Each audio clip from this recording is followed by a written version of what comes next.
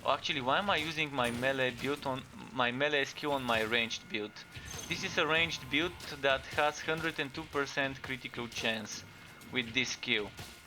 This means I'm not stacking crit chance from my items, I'm stacking crit damage from them, from wherever I can get it.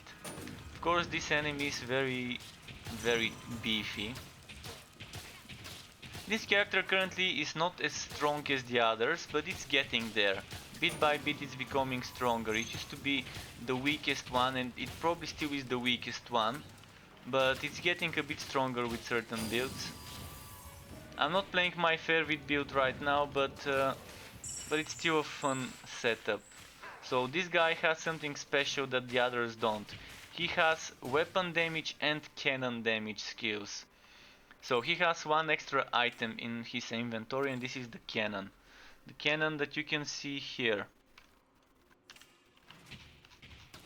Look at that thing popping out from his belly. This is his cannon.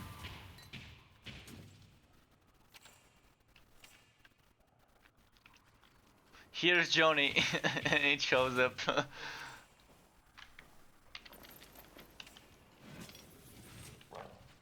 But yeah, and you have some skills that some skills do cannon damage, other skills do weapon damage. So if you're doing a cannon damage build, you don't need to worry about your weapon damage, and I strongly suggest using a shield when using a cannon damage build, so you can have some extra survivability, some extra defenses. And you can see the cannon and weapon damage have their own crit damage and crit chance. This is crit damage, crit chance and damage. So this at the top is my weapon damage, and if I scroll down, this is my cannon damage. Higher crit damage than the weapon, because I've got crit damage in my TLF lead manifold cannon. Pretty lead weapon.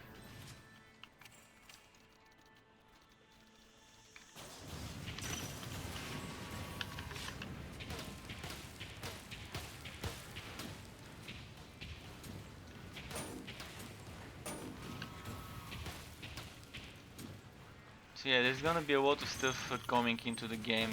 So stoked about the update that's coming. It's gonna be gnarly. Definitely an update to not miss out on.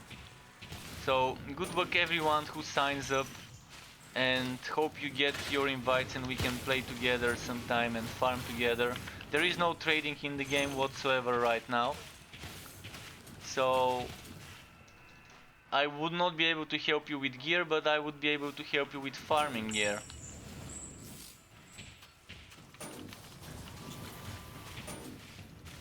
Wait, what's with my pet? Pet, something's missing with you. It was my aura, it was missing my aura. I can see it now. Guess it was far away from me, so I couldn't see the running partner. And yeah, pets can give you auras, and there's 4 types of auras, but you can only have one at the same time. So it's good to have different people in the team using different pet auras, so you can stack them. You can get up to 4 people in the team. That means 4 auras, 4 different auras can be stacked. You can get the defense, you can get the crit chance, you can get the block chance, and the other one, what was it? The movement speed. I'm currently using movement speed because, as I said, I don't need crit chance on this build, because it's always critting the skill I'm using as my main damage dealer. But on other builds I actually use most of the time the crit chance aura, because it's 15 crit chance. 15 is a lot for a crit chance that just comes from a pet aura, as long as the pet is near you. The pet, you can use him to send him to sell items in the town. So I can tell my pet, go sell, bring me the monies. Money, money, money. So he has those items, and I'm just gonna click it and tell him to go sell. He's gonna go and do it. It takes 2 minutes. When did you get your key for the game? I got my key for the game, well, it wasn't me who got it, it was my brother, and I'm playing his account. But he got it around April. The key was activated on the 1st of April. I think I might have started playing on the 10th or 15th, something like that, I can't remember. So, what, 10 months ago roughly? I think it's around 10 months ago. Then 2, 3, 4 weeks after he gave me his account to play it, I got invited on my own account, but since I already had some progress on this account, I kept playing it. And now people already know me and have me added to their friends list on this account. I'm probably even after the wipe gonna continue playing with it.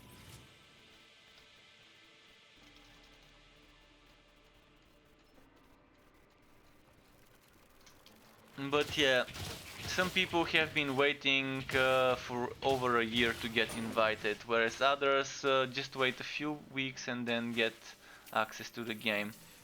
They used to send keys via your emails, but now they don't sell keys and they don't send keys because people used to sell them online, and that's illegal, selling keys for a free-to-play game for its alpha.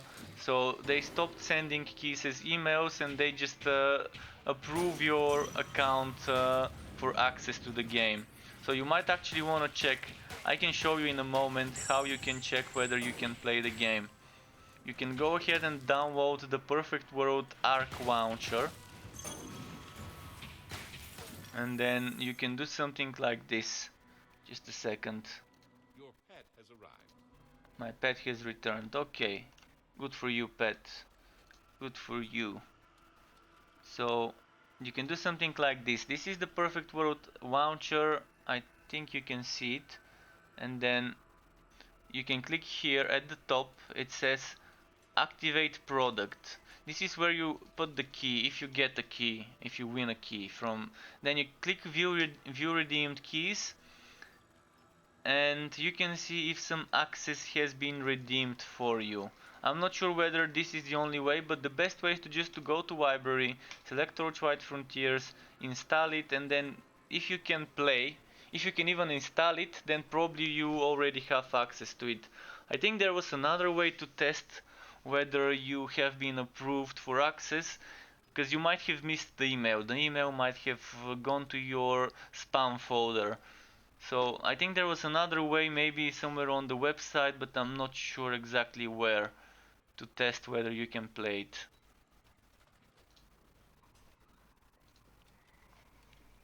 So yeah, there's that. The Arc launcher. And they're using the Arc launcher at the moment because it's much more convenient for them to handle different builds of the version and to do the testing before releasing it on Steam. But this game would most likely be on Steam because the other titles, Torchlight 1 and 2, are on Steam as well.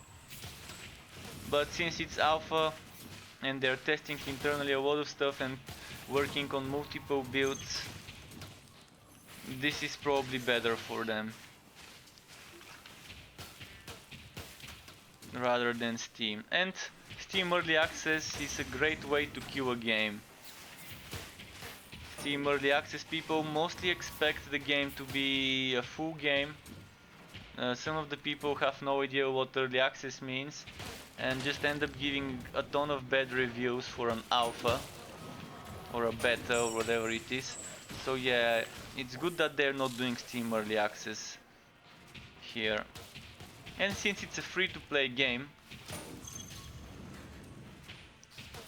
it's good for them to take their time, make sure everything is perfect, so when the game launches it's not gonna get bad press, and bad press can be very negative and very bad That for a happened to game Olsen. at the launch. Yeah, it did happen a bit to Wolsen, but Wolsen has been in early access for a long time.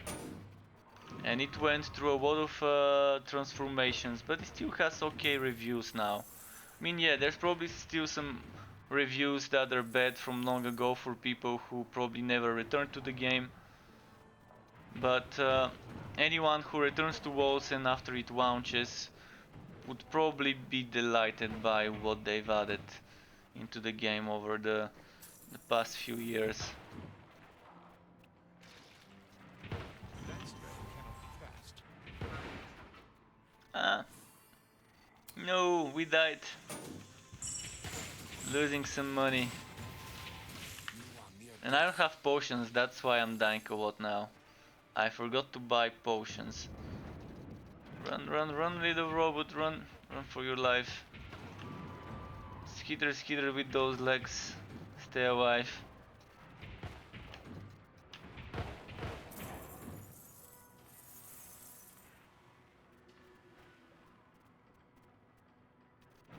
Alright, we've still got a boss fight to do. It's gonna be a tough one. Again, cause of my 0 potions left.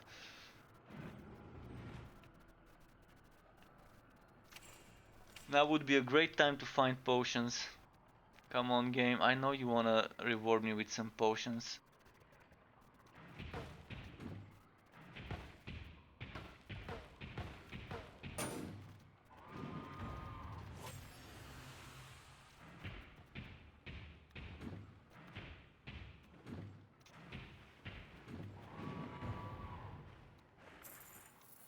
Oh, and that's the boss.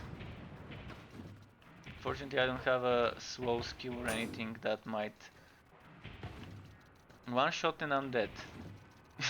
This is how tough it is right now, without the potion. No, no, no, no, no, no, no.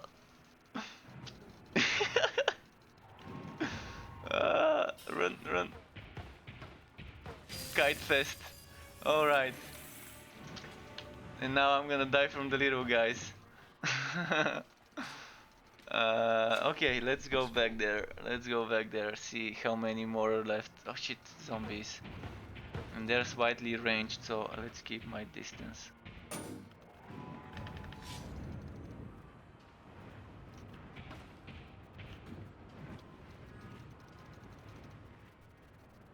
Okay.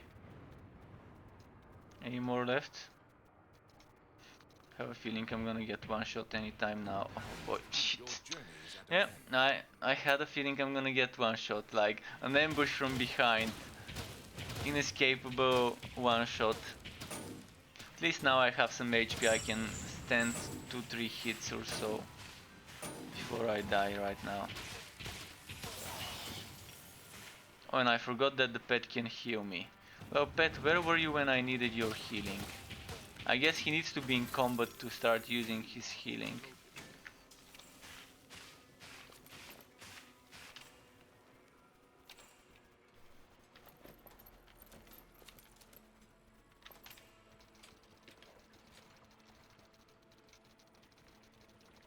I can't pick this up. It's too far away from me to pick it up. Well, so be it. One item less.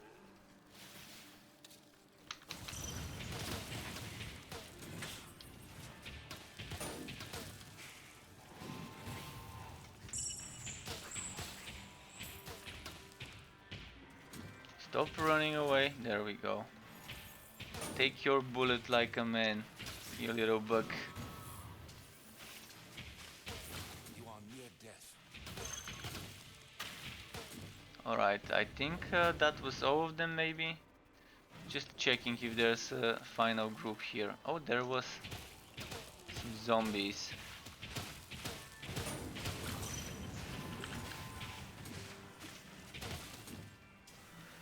Okay. Well, let's go back to the fort and then I'm gonna take a very short break to make myself some coffee. And then when I return, we will be doing some Dusk Mage stuff. So I do hope you're excited about some Dusk Mage stuff. Things are gonna be a bit more dynamic with the Dusk Mage, cause mine currently is on a very fast clearing build. I'm not saying I'm not gonna die on it. Yes, I do play currently on the final difficulty on ridiculous, and those are the difficulties here.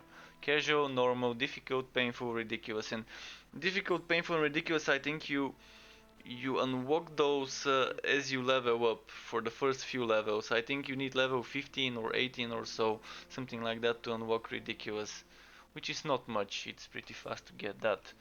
So I'm gonna start a BRB screen for, I'm not sure how long it would take the coffee machine to make coffee. My guess is if it doesn't need to heat up, just a couple of minutes or so. But I'm gonna start the BRB screen in case someone joins and is wondering what's happening. I might actually even, I'm gonna do this. No, not this.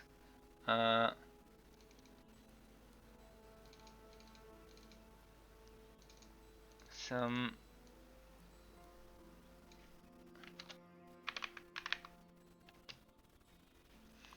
making some coffee. Let's say 4 or 5 minutes maybe. So if anyone needs a smoke or anything, probably it's gonna be less, but just in case I'm gonna write 4 or 5. So yeah, if you're on Twitch I can start some ads for you to watch, but I can only go up to 180 seconds, and that's it. I'm gonna try and make it quick, but be right back folks, and thanks for being here folks.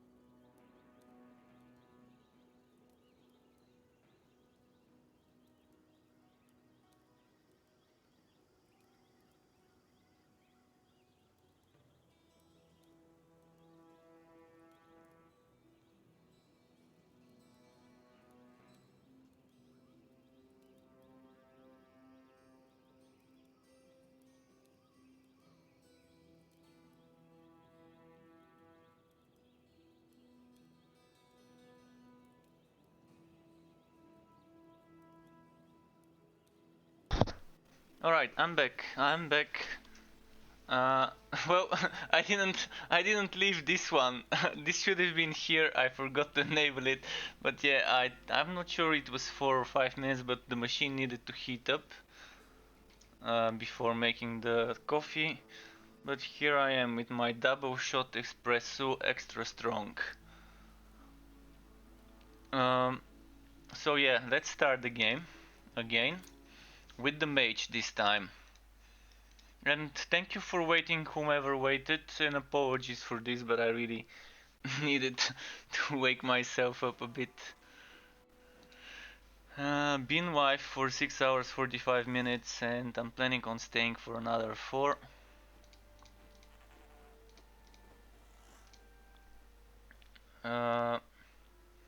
Where are we? Let me quickly check if everything's working the way it should.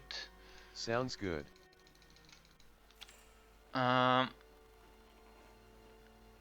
Yes, okay.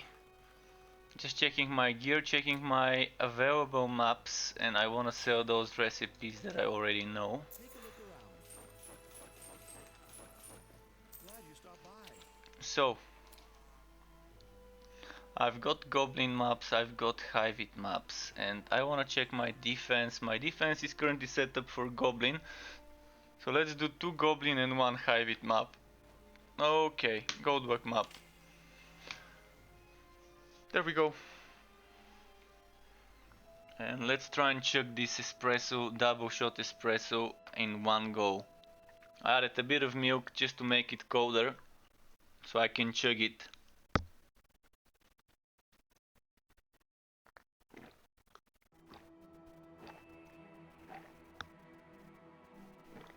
Alright, chugged it.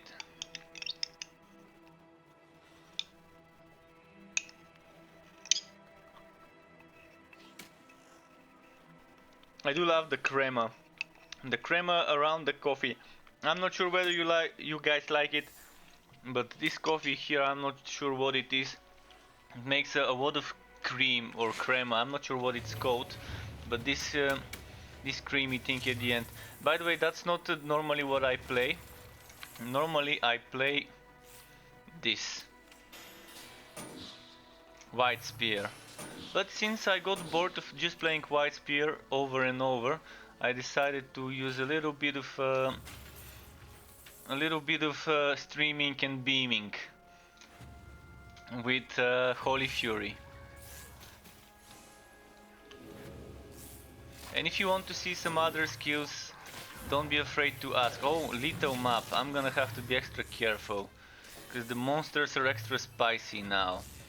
They do increased critical chance and damage in this map. That's what little means. I'm wondering if you're hearing my pet. I just gave him some food and now he wants to play. And he's calling me or whatever else can play with him. Unfortunately, there's no other pets here to play with him, so it's just him.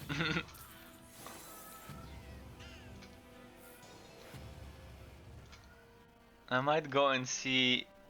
Maybe he wants me to open the door to the other room so he can run from one end of the apartment to the other. Just a moment.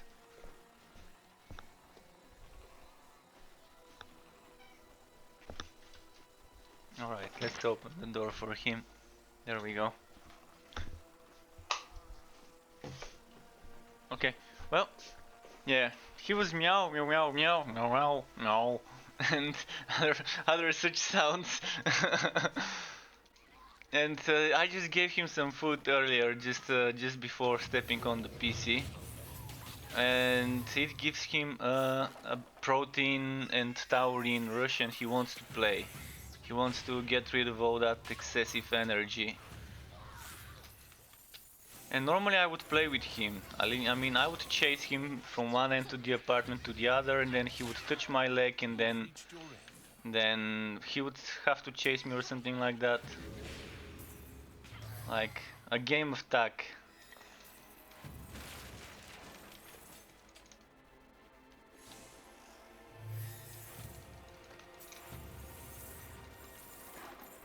But it's a weird animal. I mean, he kind of wants to play like a dog, because we had a dog before.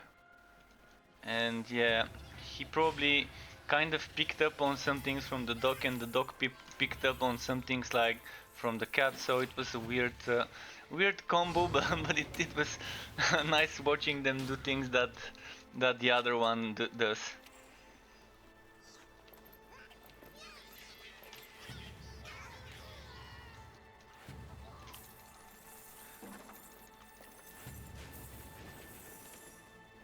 Okay, yeah, those goblins could hurt a lot on a little map. Look at my pet. My pet is healing around himself, not me. And my pet is never around me. If I could set my pet to defensive, then there would be probably something like the pet staying next to me and only attacking enemies who hit me. And that would have been perfect for a healing pet, because I would know that the healing would be in me. But the pet system is in its early inception, and it's only gone through one update, through one major change in the pet system. So there's definitely a lot of things that they're thinking about and doing with the pet system that we would either be seeing with this or with the next update, or both. I really hope they add pet stances, so defensive, aggressive, and neutral stance would be nice.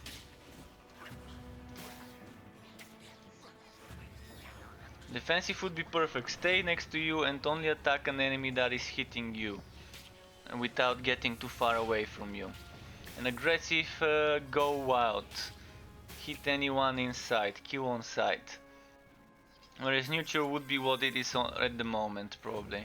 Although the thing at the moment seems kind of like a kill on sight stance.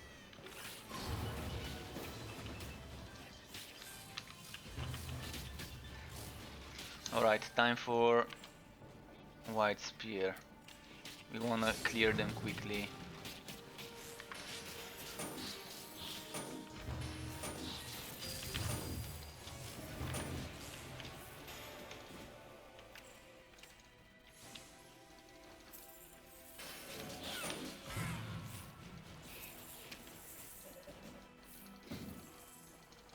Come on.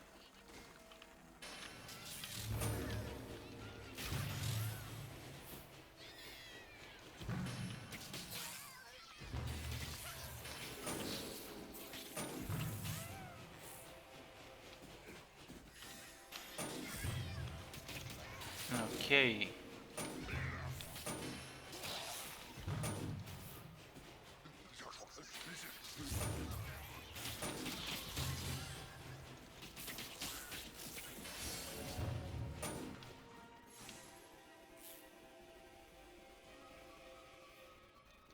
Some skulls. Let's see the secret room.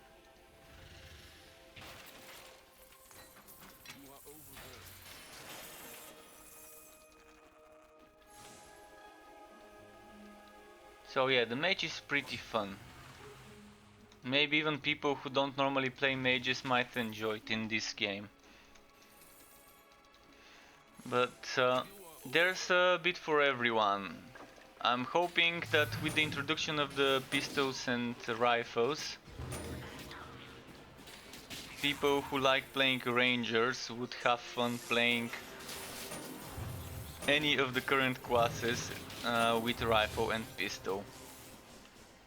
And there's gonna be items centered around increasing the basic attack. So maybe making builds around basic attacks rather than skills would be a fun way of playing. Having super fast basic attacks with shit tons of damage would be perfect. And I've seen already some teased items that are basic attack dependent or basic attack boosting, and can't wait to test some of those. I also would like to hear more about the fourth character. They've already said it's pretty fun to play. And they've already confirmed that eventually we would have different genders, so even though they teased a female one as the fourth character, a braided girl, eventually it's gonna have a male version too. Only the robot wouldn't have genders, cause he's a robot. He's like fuck. Like fucking Borderlands 3.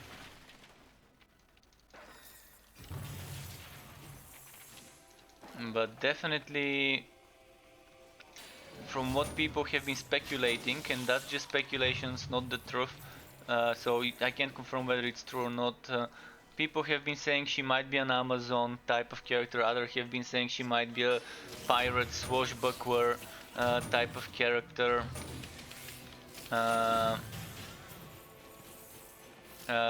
Some have been saying she might be similar to the Outlander from Torchlight 2. Others have been saying that the fourth character might be more of a someone with using harpoons and things like that. That was actually one of my guesses. Not guesses, but one of my hopes for her to be sort of like a swimmer or diver or whatever that uses some attacks that kind of like the Realm Master summons a hammer when he's using his skills, but he doesn't necessarily have to use a hammer. So I was thinking of a character that maybe uses some sort of harpoons to fit with the artwork of beaches that they've been teasing, some beach artworks, and someone that might be like something like a naval-oriented class. She also could be some sort of a Viking type of a wild tribal warrior or something like that. Similar to an Amazon, but more of a Vikingish type, because mountains and everything. Because I think the new frontier is somewhere in the mountains, high up there. From what we've seen, some of the things look like a dwarven or Viking-looking art. Even the icon of the new frontier that was leaked some time ago looked like a Viking arm. And one of the relics that has the same icon, the shock relic I think,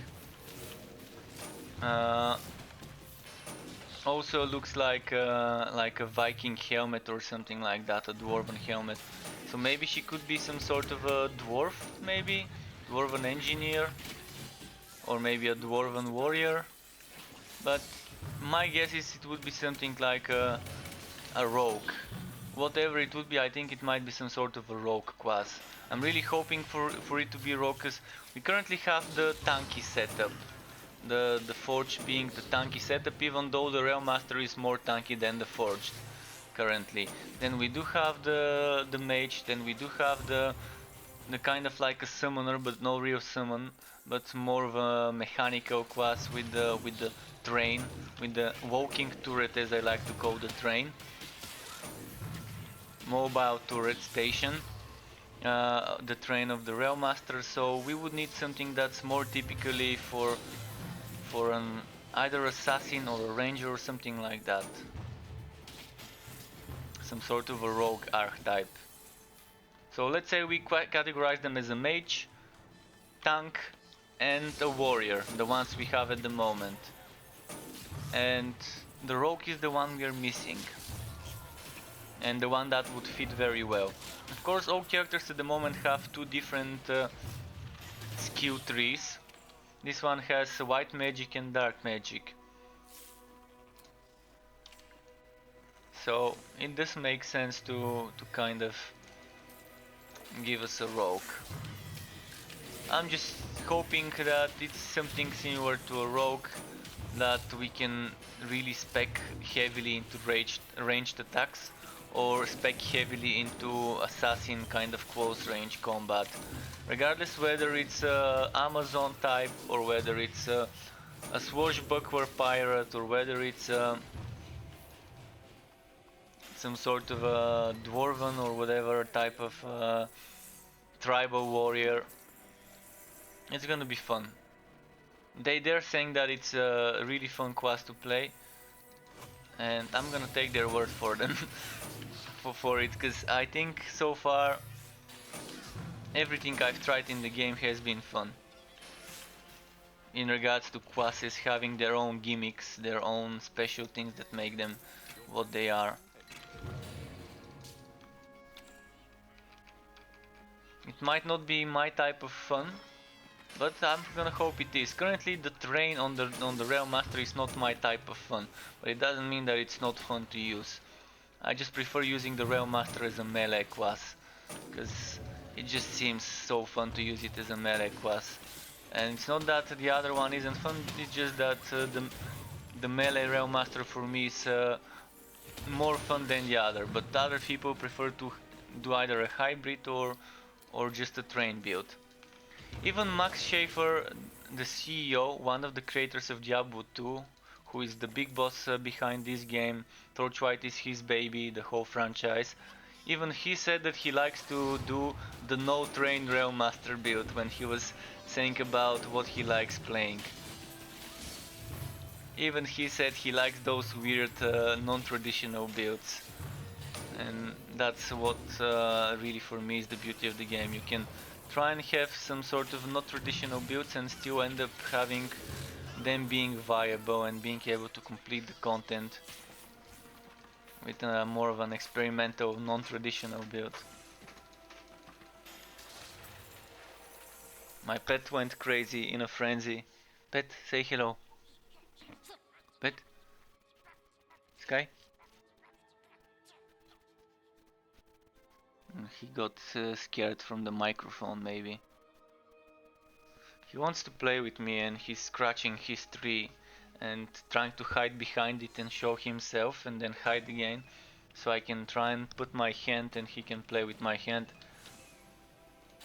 thinking it's another cat. That's how he likes to play. Like, I make my hand, like, I raise my little pinky finger and the pointing finger, and then the two middle fingers, like the middle finger and the nameless finger, I forgot what it's called, and the thumb I make like to look like a cat head, and the other two fingers being the ears or the hands of the head, and he likes to play wrestling with my hand as if it's another cat.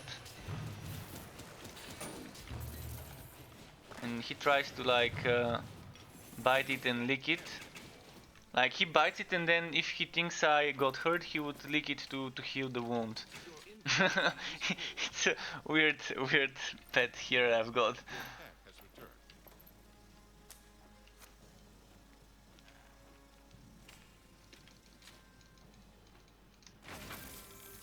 You are overloaded.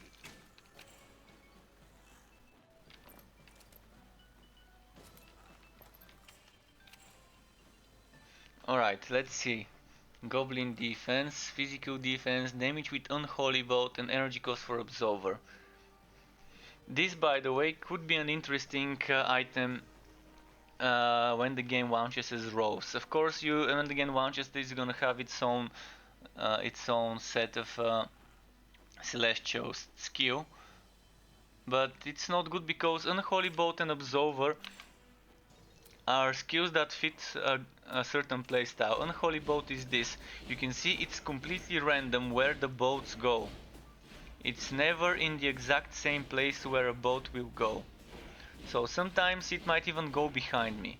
I've seen the boat go like this. Phew, like this. So look at how random they are. Of course they go towards the front, but sometimes one would decide to do its completely different thing and go backwards. It's weird, but it's nice. It's some sort of randomization you have.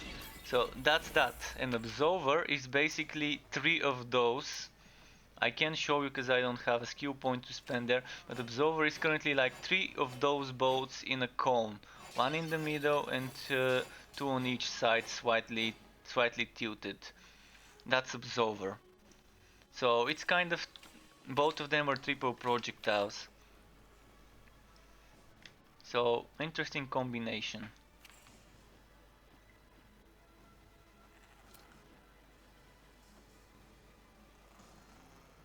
Right, let's do this again.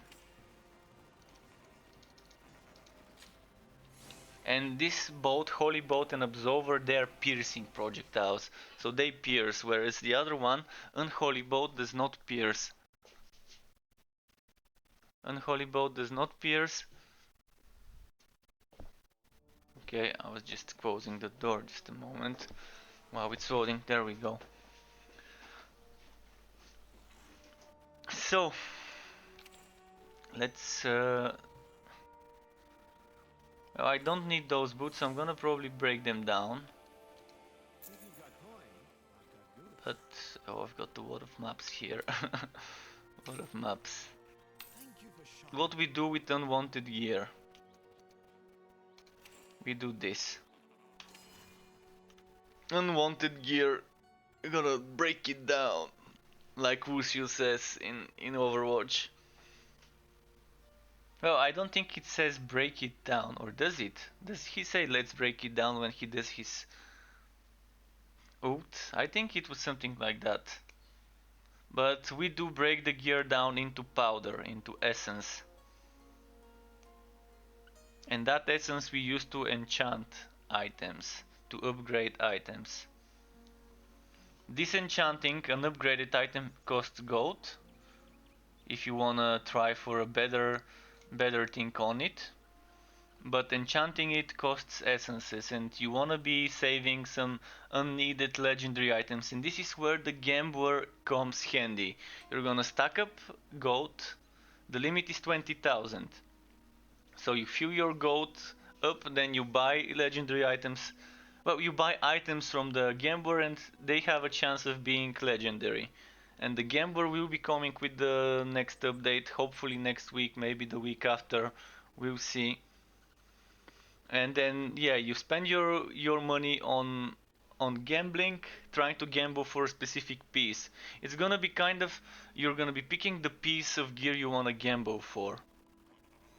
So let's say you have good items for everything except the helmet, and you want a good helmet with maybe gear luck. So you're gonna be rolling for helmets. Eventually you're gonna get a legendary one. Maybe you're gonna get a shit legendary one that you don't need. Then you save the shit legendary one and use it to break it down like this. This gave me one legendary essence, and you can see my essences here at the top. And if you want to see how much it costs to enchant a legendary item, well, that's how much.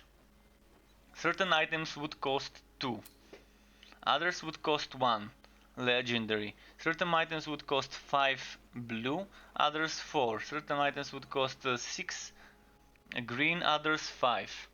So disenchanting this, you can see, would be 1,000 gold to disenchant.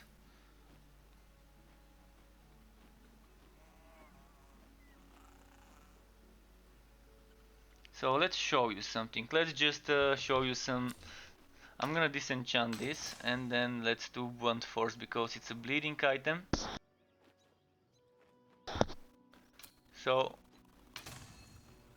chance to bleed. Okay, let's try one more time. I'm trying for crit here. Crit versus bleeding, it's not too bad. I mean, okay. That's not too bad. I wanted crit damage and crit chance without having the thing being versus bleeding targets. So it can give me 2 times less crit chance, but it would be only crit chance. Something like, can I even show you an item with only crit chance without the 2 bleeding? This crap still in alpha, surprised face. Yeah, this is still in alpha, and frost codes. Welcome back, Jude. And by the looks of it, soon it might be getting out of alpha. Maybe this would be the final update before it goes into beta. And maybe after 2-3 months we might be able to see closed beta. We will see. The rumors are that it's gonna be update 10, then update 11, and then it's gonna be beta, closed beta most likely. So let's say maybe at the summer, maybe after the middle of the year, the second half of the year maybe would be the closed beta. But I'd rather not try and guess too much. because yeah, it's pretty difficult to guess for this game what's gonna happen when, but at least we know it's gonna release on unleash sometime this year. And the update that is coming is huge. Huge update. Just read here. If you wanna know what's coming with the update, https://trello.com/b/@xfwe/torchlight-frontiers-roadmap, official TLF roadmap. look at work in progress for things coming for coming. KTNX. So whatever, when it says work in progress there, that means it's coming with the next update, which is update 10. So look at work in progress for thing. I'm gonna write it just in case someone ends up seeing the message without hearing it. But yeah, there's big bet, revive all party members, new weapon type rifle, new weapon type pistol, new skill for each character class. New legendary specific items for each class. A gambler, war objects to find around the map. Port out to party member, holding out for nameplates. 2 new relics, and I know there's a third one that they've already teased. And I can even show you screenshots if you want me to. So there's 3 new relics, maybe one of them would come later and just 2 would come with this update, we'll see. There's gonna be damage numbers, a new frontier and skill respect system. There's so many things coming, and that's not all. There's gonna be some things that are not listed there that they're currently working on. You can bet that's how it's gonna be. But yeah, too much things are coming, and that's why the game is gonna get a wipe. Well, probably that's not the only reason why, but the things that are getting reworked is the whole progression, the whole leveling system would go through big changes. Currently, each level in a frontier gives you a total level here. So you have level 50 goblin max, level 50 Hivit max. And level 100 is the max, so you have 100 skill points to spend on passive skills. But with the introduction of a new frontier, things are gonna change. Maybe level 50 would not be the maximum. Maybe leveling up in each frontier would still give us a level, but once we reach 100, we're gonna stop getting total levels and only get frontier levels, and then frontier levels would only decide the item level of the frontier we are doing. Maybe the max frontier level would be lower. I'm just gonna guess here and just say my guess is this would be separate. Than the frontier levels. So frontier levels would level up separately than regular levels. Is one of my guesses, and my other guess is that this would be separate, but still leveling a frontier would give us XP for this one until this is 100, and then it would be just frontier XP. We'll see. But it makes sense to want to keep the total level 100 to avoid too many skill points and no variety in the builds, because everyone would be maxing every skill. To avoid that, because there's gonna be 16 skills for each class, they would probably want to make sure that when there's a new frontier, the 50 extra levels, if it's gonna be 50 extra levels, would not affect the current system. So that's why it needed to change. They needed to do a major rework of that system, I think. We'll see. I mean, I can only just guess here. Soon we'll know.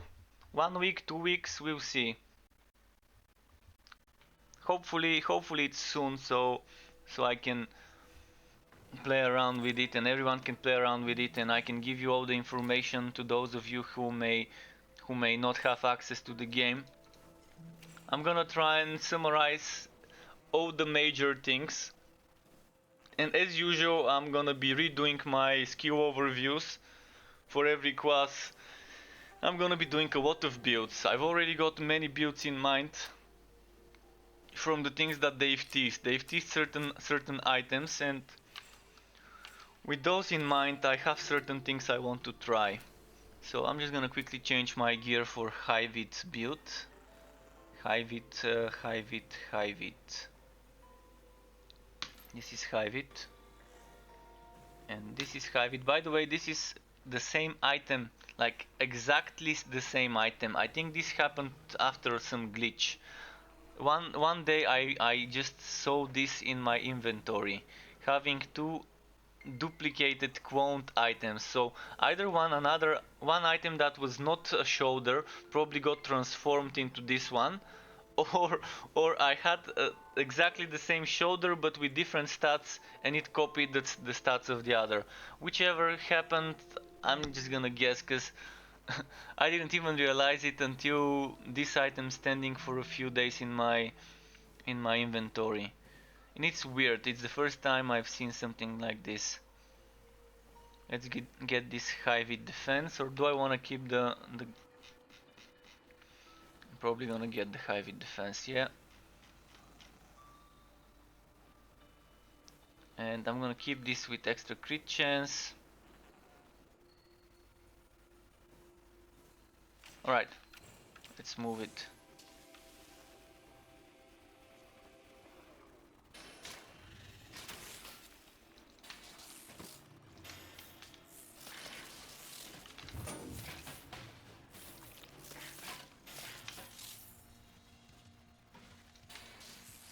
You can see I'm trying to line them up and kill multiple enemies with the piercing. I'm trying to use the piercing ability of this kill to the best I can. Nice. Skittering crowers. Solid. Faster cooldown for Luminous Run. Oh no, Gearwork. If it only had Gearwork. But it's nice. It's good to get the legendary drops, because that's some powder. Sparkling powder essences. Legendary essences. Oh, this is just one essence, but the more the merrier. But yeah, once the game wipes, I'm gonna try and push quickly one character, probably a Dusk Mage or a Realm Master, to the max, or not to the max, but to a certain... I wanna have one in each skill. So that's gonna be my main goal after the game wipes. Get one character, unlock each skill of the character. Like, I want 1 point into each for YouTube purposes. Then I'm gonna go on another character and do what I did in the previous updates when there were new skills added. Rework, update my skill overview. And this time I'm gonna not be showing just myself using the skills in the town, but rather using them on enemies. Because I wanna be showing the damage numbers. Although it wouldn't matter, because I'm not gonna be max level to be showing damage numbers, and I'm not gonna be using some specific builds. But I wanna do that. Then I'm gonna start doing builds. And the thing is, I'm gonna be busy with this game and Wolsen. And if Warhammer Chaosbane decides to around the same time release the new character, then I'm gonna have to clone myself.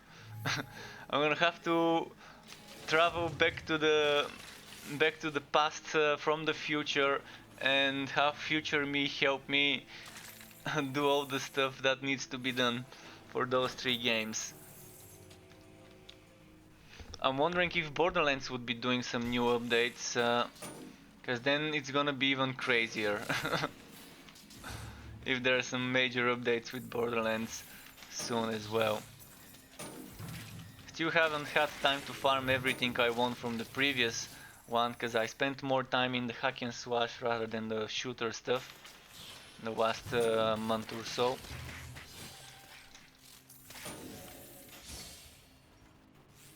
But yeah, I'm definitely planning a lot of stuff for here and for Wolsen.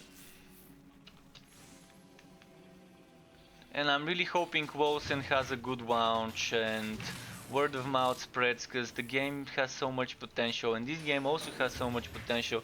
2 games completely different, yet so similar, because it's the same genre. And I think Torchlight Frontiers and Wolsen would be attracting different types of people. There's still gonna be people that are overlapping like me. The more casual players that think Wolsen is a good experience and that Torchlight Frontiers is another good experience. For me, Torchlight Frontiers would be my chill bay when I wanna be chilling and killing and farming, and Wolsen would be my slightly not so chill game that still has easier difficulties. If I wanna do it chill, I can do it chill. I can go to a lower rank and just do the lower rank there. But Wolsen is the one with a little bit more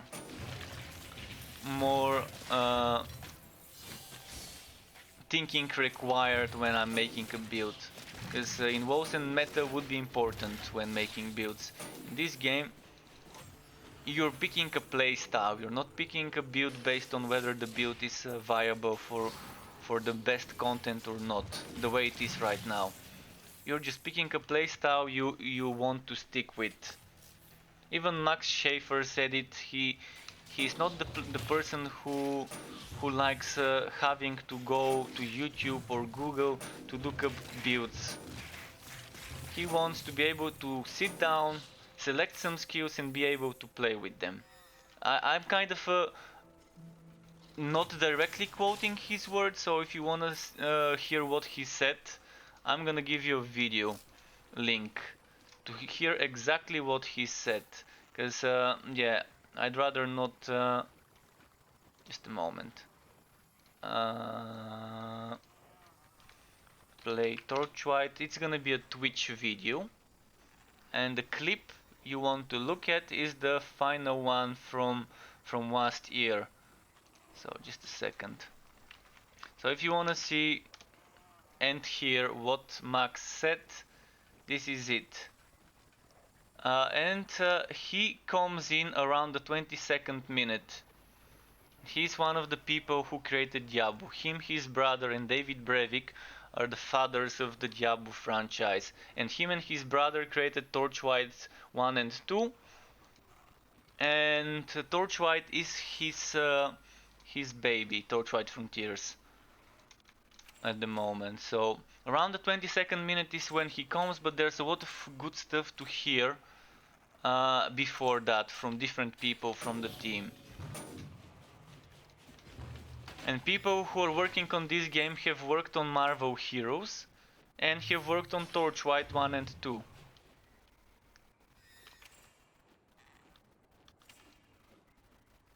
So just to give you an example of who is behind the game.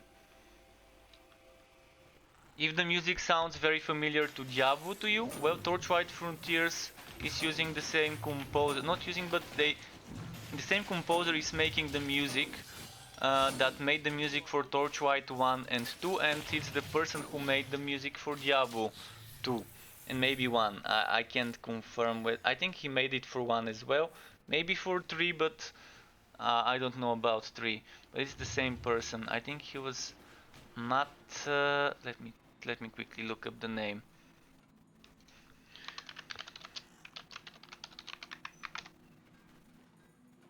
Matt Wellman should be the person that's doing the music. Yeah, it is him.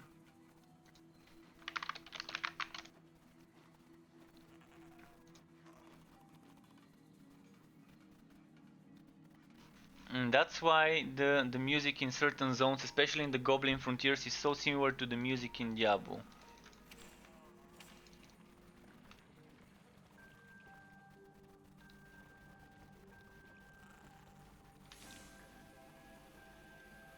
I think my game is slightly low on the sound. Or maybe the music is slightly reduced. I'm gonna fix it.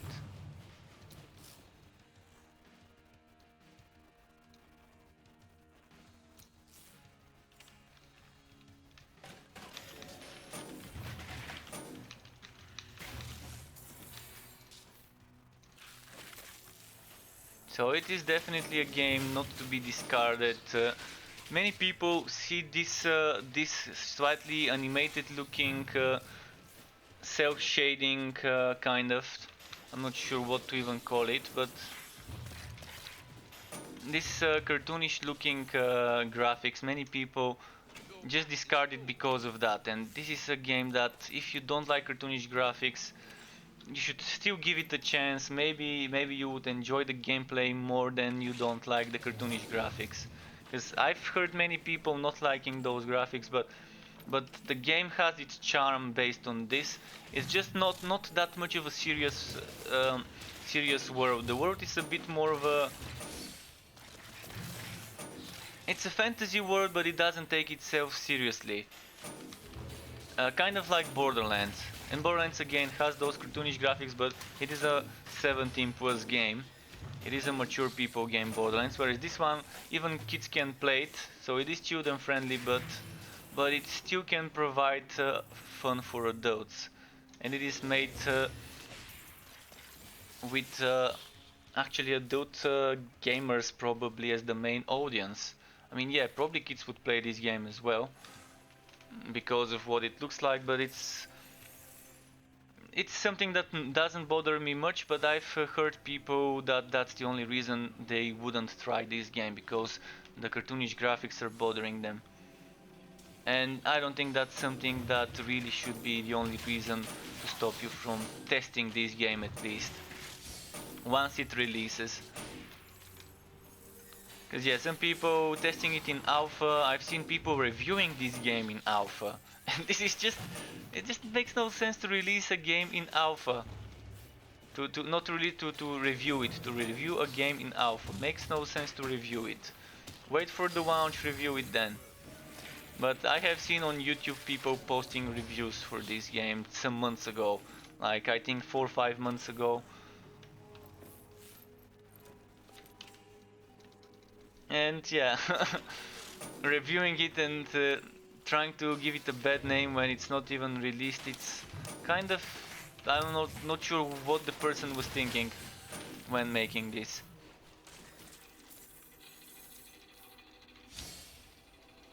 Because since then, since that video a few months ago that I watched, and now the game has changed so much.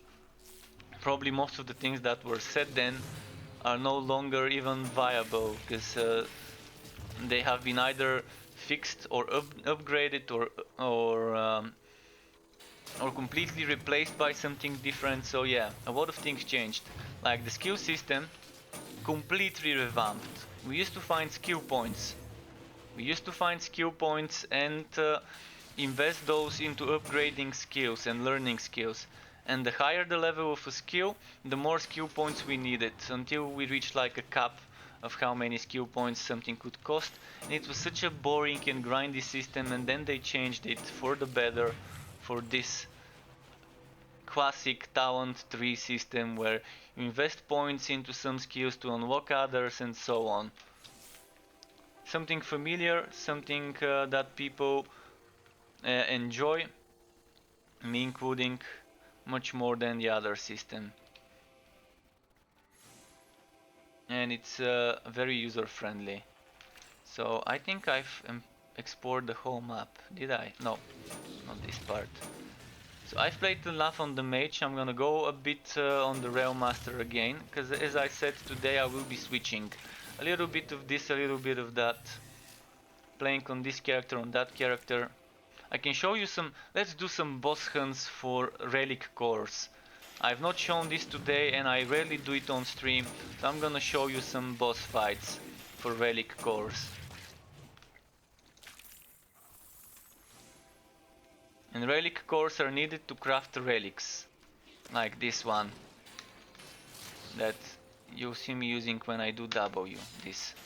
Now we've activated the Bane. You see that miasma around me, and my poison chance gets increased, and other things that I've leveled up. And those spiders running around me, those are from my the little spiders are from my relic, from my, I can have up to 12 spiders. When I kill a poisoned enemy, there's a chance to spawn a spider, and this can be done via the relic weapon. This is the skill, I've maxed it out. I've maxed the chance to 90%. The default is 90% minus this one, which is 50, so 40% is the default. And the default is 2 spiders with up to 10 more, so up to 12. So you start with 40% chance up to 2 spiders and go up to 90% chance up to 12 spiders. So you have to kill a poisoned enemy. Then there's this one. When you hit a poisoned enemy, there's a 45% chance to spawn missiles from the target that do 45% damage. So my guess is it's better to not do this maxed out on the chance. This probably 60-70% would be more than okay. Spend some points here to increase the chance of spread of death. Or if you want to use this venomous maw, more points here. Maybe only 5 points here would be fine.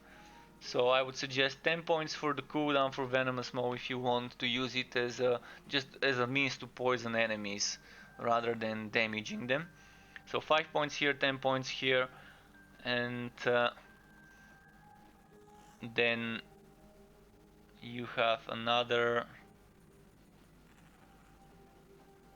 let's say 10 points here, then another maybe 6-7 points here, and then the other 3 points, 8 points actually. You can probably spend some more chance for this one, and maybe for the damage. Ideally I would not need to put points into this one, but the way this system works is you need to spend 5 points into this one to unlock spending points into this one. To unlock this one you need to spend 10 points total. So 5 points here and maybe another 5 here, or maybe even 10 here and 0 here, depending on what you want. If you're not using this one and you're using basic attacks, something like this, or another skill, of course put 0 points into this and just put 10 points here in one of those two to unlock this. But I think they need to change this completely, and to, instead of require points spent, to require levels gained. So that way you can even put 20 here and 20 here and 0 here and 0 here and have some more freedom. That means I'm not gonna put any points until I hit level 20. When I hit level 20 or 15, let's say, when I hit level 15 I'm gonna be able to spend points here. When I hit level 20 I'm gonna be able to spend points here. This is how I think this should work, how I think it would be more user friendly and allow more freedom and more diversity in the builds, instead of restricting people into putting skill points into things they may not want. So I'm gonna wait and see how it is on the launch. I've already given this feedback 2 or 3 months ago. So hopefully they maybe may not do it like I suggested, but maybe something similar, and I'm sure probably other people already suggested it, because Extra have been saying that they want us to have more freedom, and what I've suggested goes totally together with their policy with what they've said they're trying to do. It's giving us more freedom, eliminating some annoying restrictions, and it's still allowing you to have some sort of need to level up the relic weapon before you can get certain skills. And imagine just the possibilities that would open up for builds when those changes are done, if those changes are done. Okay, we got some stuff to sell. So I've been playing the hybrid Railmaster for a bit. I'm gonna go back to, instead of the hybrid Railmaster, my regular build, which is purely lineage. First of all, I'm gonna check my defenses. I'm set up for Hivit, so one more Hivit map, and then maybe 2 Goblin maps after that. Boom.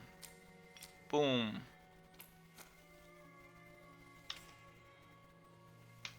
No, shit. Okay, 1 Hivit map and then I'm gonna do bosses. I forgot I wanted to do bosses. So I will do some Wide World and then the other boss, which was Kronk. to show you the big bosses that drop the relic cores for Frontier number 1 and Frontier number 2.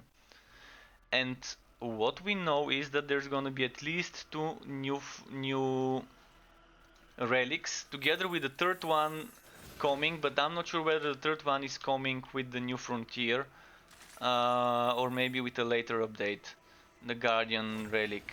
But we know about the Electrode and we know about what was its name, just a second.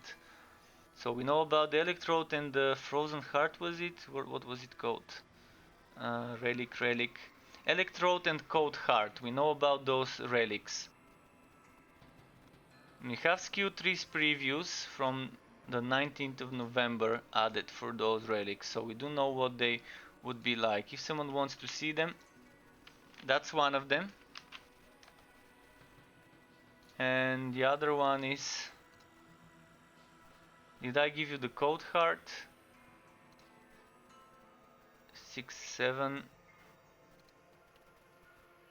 Okay, this is the Cold Heart. So those are previews from November.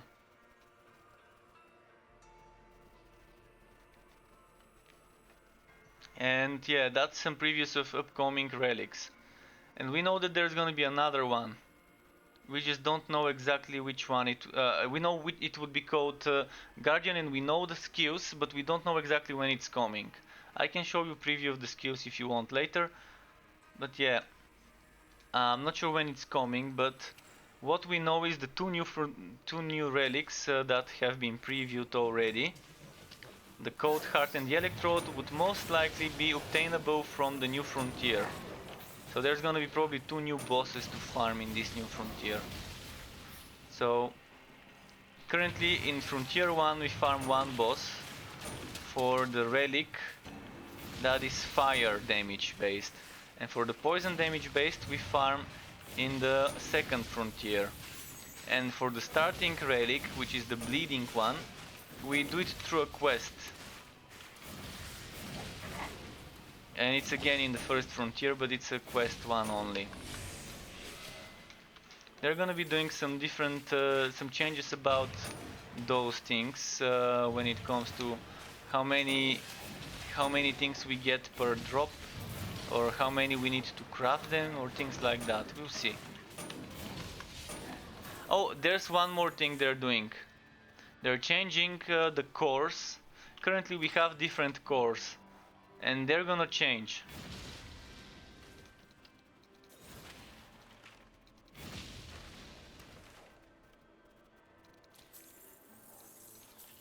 So currently we have a different Flaming Destroyer core and Bane core, but what's gonna happen is when we are farming a boss, we're gonna just be getting a relic core, and then we're gonna be using this relic core in any relic we want. So if you wanna be farming Frontier 1's boss, because we think it's easier to do, we can just go ahead and farm that one and just do a few hours farming him and get enough cores to be able to craft any other relic we want, even if it's not the goblin one. Or we can just farm the third Frontier and get enough relics to farm enough relic cores to craft relics from the first or second Frontier. So that's a good thing. Definitely good to generalize them into relic cores instead of different relic cores for different types of relics.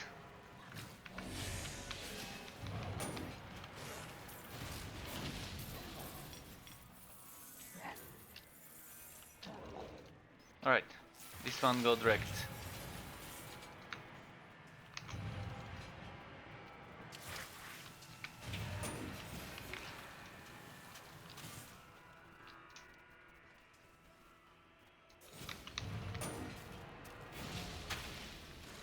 So I will be showing you the bosses in a moment.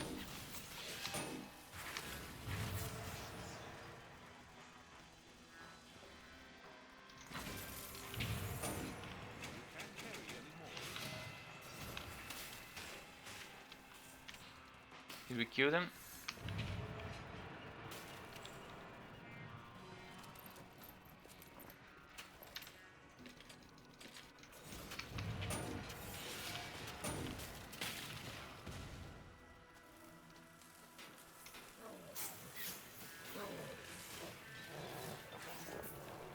Don't kill my pet. No, no, no.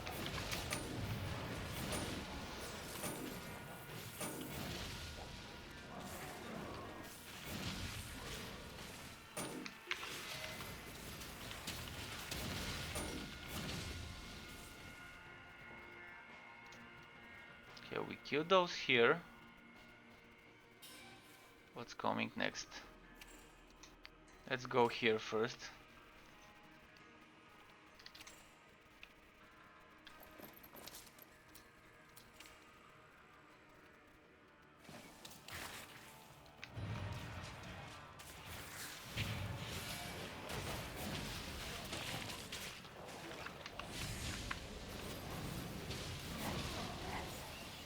Look at all those melee attacks proccing recast, like getting endurance charges back.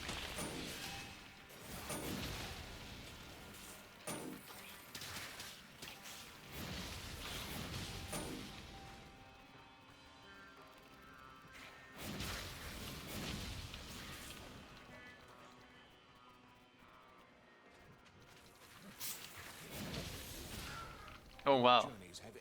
I left myself to get one shot, eh? But they're damage enhanced, so they do double damage, the enemies.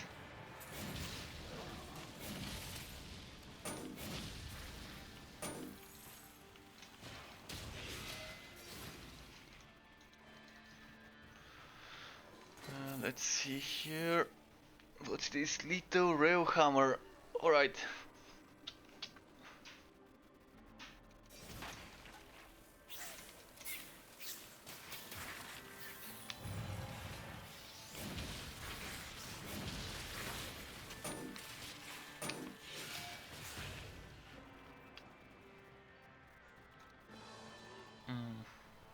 Maybe some undead from the ground, let's see.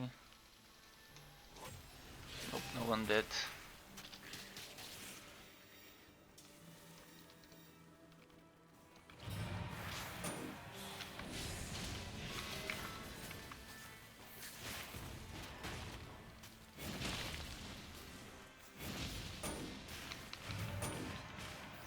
What? I didn't hit it?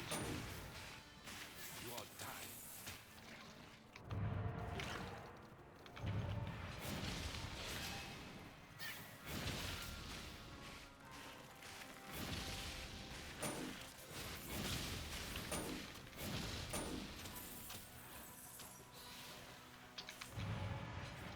This one got missed.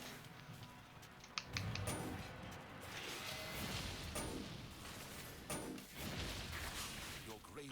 Oh, no, no, no.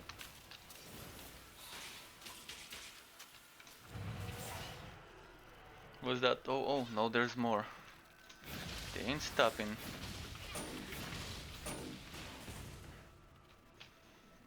Maybe that's all of them? In this map? Yeah. So that's all of them in this map. Let's do some bosses just to show you what I mean. With those relic cores. Do we want to do White Vault or do we want to do the other one? Let's maybe show you White Vault first. And then Kronk, I think, was the one we needed to farm for the other relic core. And when we farm them on the launch, as I said, the relic cores would be generalized.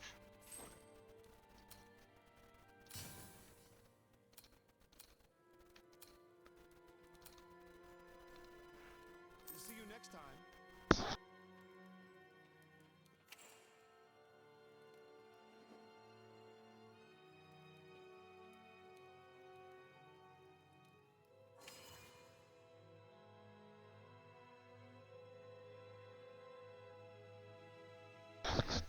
So I think the Goblin Stash was where White Vault is. I'm gonna go there and I need to reach the end, the very end of Goblin Stash.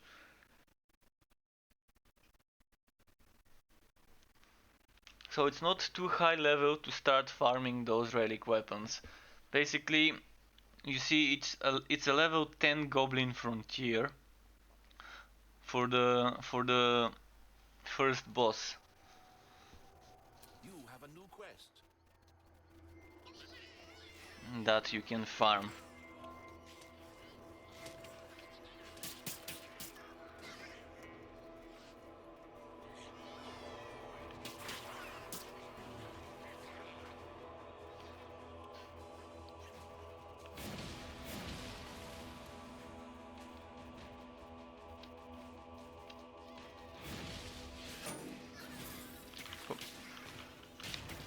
Okay.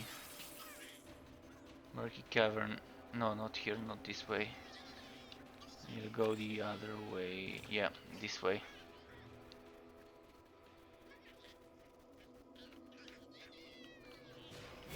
Boom! And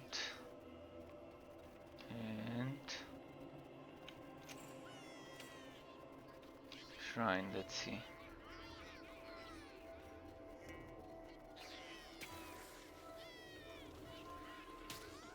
Okay, this way. Why can't I go up there? Okay, screw it, I'm just gonna move. Not gonna go around for this one. So it's somewhere here. Somewhere here. And we are there. Oh, and it's a goblin frontier enemy, so I need to change my gear for goblin fighting. Goblin and fire defense is what I need. Because the boss is both the goblin and this fire damage. So goblin and fire would be giving us defenses against it.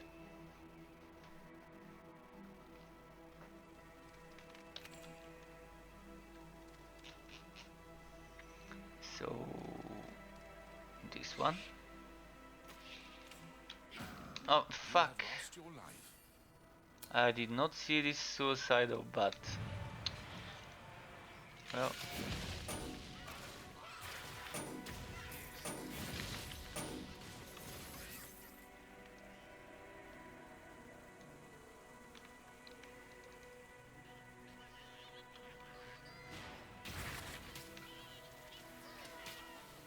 Okay, come on.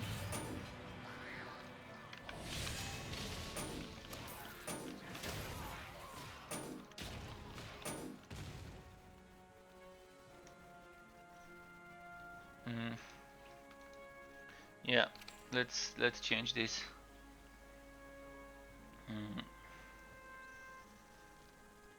This one. The stats are very low because it's converting stuff. It's converting the stuff to around the level of the zone.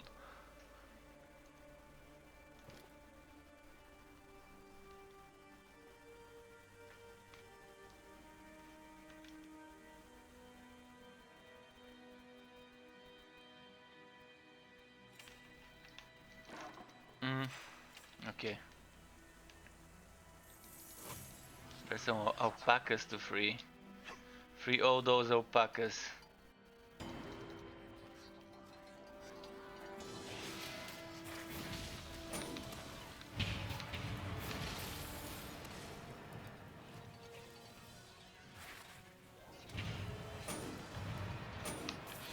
Wow.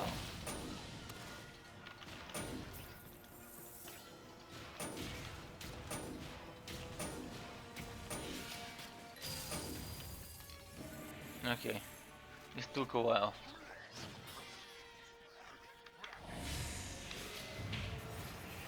I'm gonna try and run.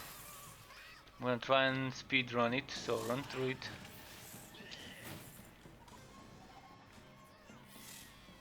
Hopefully I don't get disconnected, 'cause normally when I try to do a speed run and whatever, and not kill enemies on the way, I end up getting disconnected because I'm probably triggering too many enemies to follow me. So maybe I should just group them up in big batches, kill them, group them up in big batches, kill them.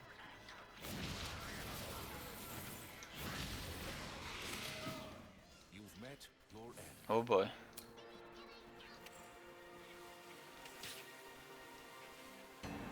Yeah, pretty close.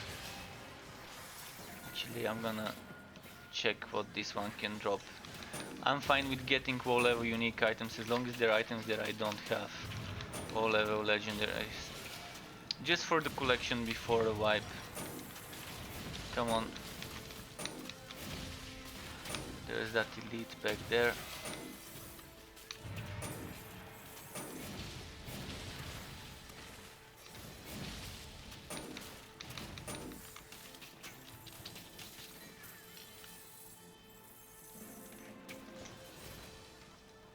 Oh wow, there's one still alive.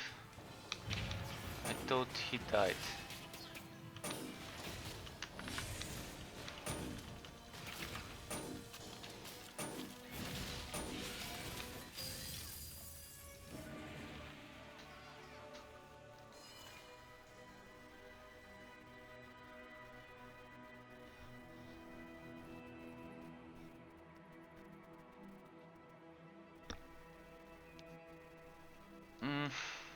No.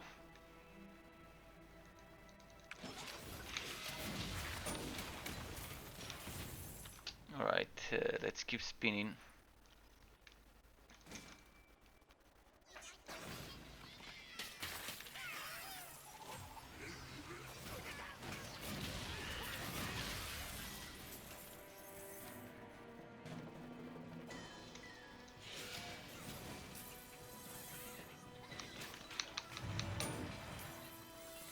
Okay, this...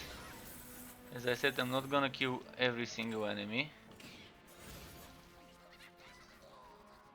Not sure why I'm not seeing the map though.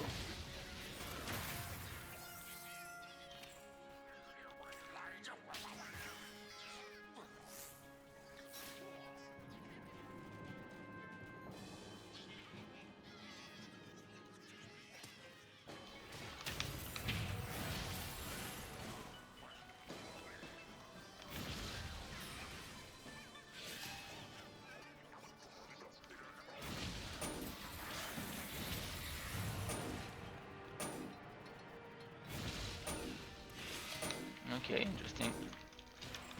I'm not seeing the other alpacas on the map, so probably I'm not gonna be able to complete it. But by the way, this one only requires me to do 4 out of 5. Then eventually it's gonna complete itself. I think someone mentioned something about completing it with just 3 of those found. If that's a thing, then pretty strange and weird and good maybe. For now. So White Vote, boss fight. I'm gonna show you the cutscene because you might wanna watch it if you've never seen it. It would have been nice if this goblin eventually every now and then appeared during the fight and maybe hit us with some sort of attack. Or maybe different attacks, like he can be shooting through the cart and then maybe throwing bombs, or maybe even the cart itself could be able to hit us.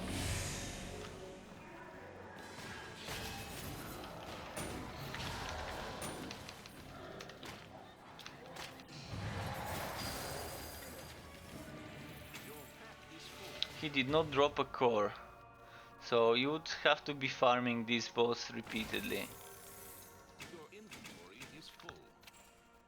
You would have to be farming this repeatedly, and yeah, it's definitely not an easy task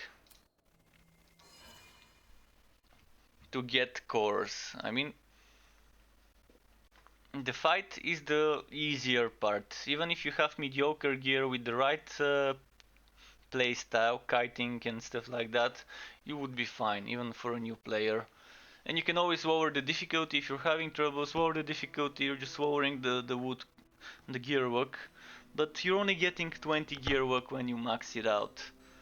And just by going to difficult, you're still getting 10. So you're only losing 10. With enough gear, even this 20 you don't need, even this 10 you don't need, with enough gear work on items. So this is one of the bosses. But the drops are rare. Really rare drops.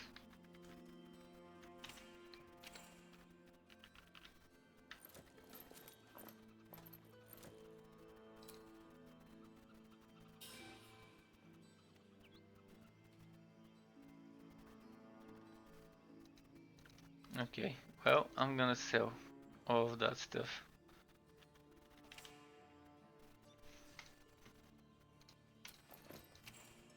Wondering if I should try and reroll something. This is a very good example of very nice rolls. Crit damage and crit strike in the same item. Of course the crit damage is very low, it could go up to 50 something, close to 60, but the crit chance is a good roll.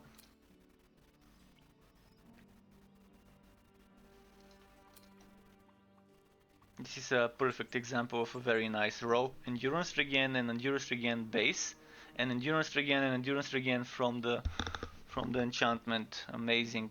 Only the chance to fear is ruining this item.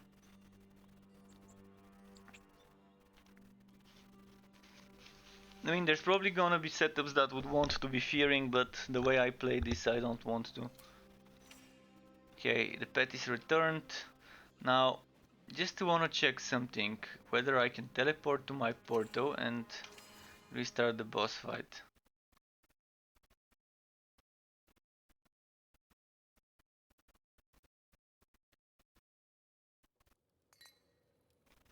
Wild World Slayer, he's still dead.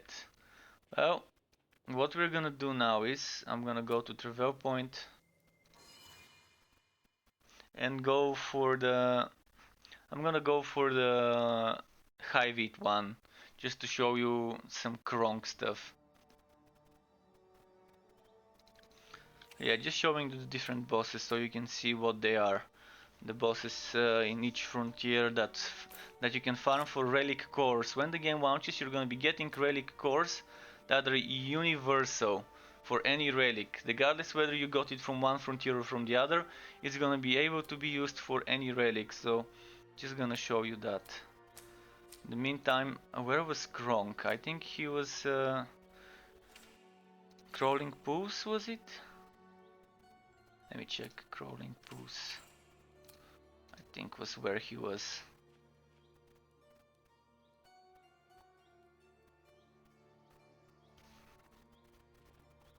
No, it was level 16 each zone. So maybe the Shady Retreat. Shit, okay, I'm just gonna check from the fort. I don't wanna go into the wrong zone and end up wasting time. So I'm gonna check it from the description. I can look it up into the Discord as well.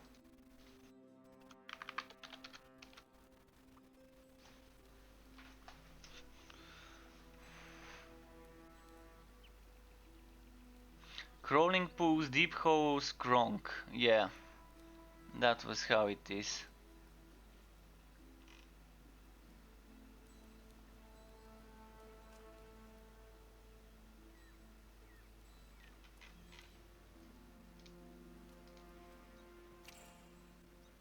Should have just googled it. So, okay. But I didn't even google it. I looked it up into the official Torchlight Frontiers Discord. With the search, it's showing me what others have been typing, and yeah, just looking up Kronk is more than enough.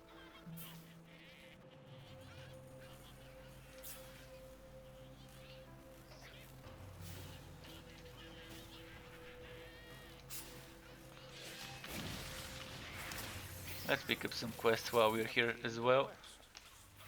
So I wanna change my gear for a moment, so just give me a second. It's gonna be a quick change. So we're changing this, stop, stop hitting me. Chill monsters, chill.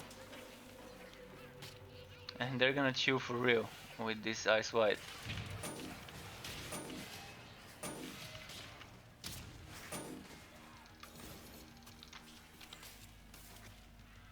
So poison resists. Stay put. Why are they respawning so quickly? Can't change my gear in private.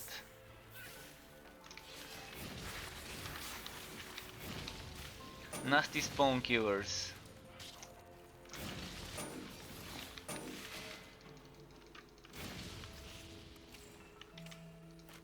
Okay, now we want this. I think I've equipped all the poison stuff I can, except this one, but the other one is still poison and gives me gear work. So yeah, let's move to the crawling pools, which is there. Oh, look at all the elites here. I want me some of that wood that they can drop. Of course, they might end up killing me if I'm not careful. Even though it's low level enemies, my gear is getting downscaled. So this is how currently it works in this game.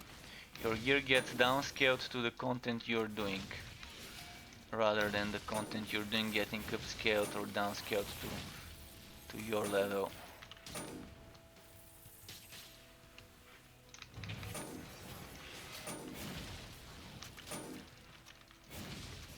Psycho.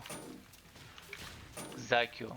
I'm not sure how you even pronounce that. Zyko? Hikyo?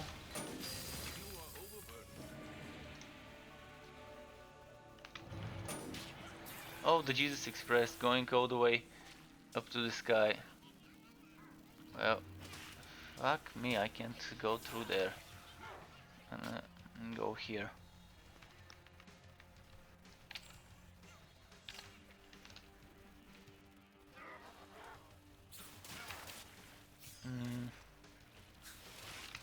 Move. Just go pick this one up.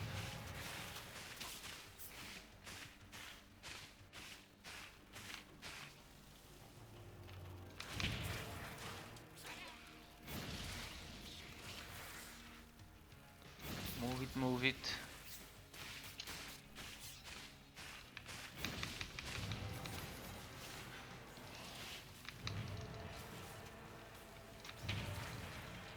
Okay, good.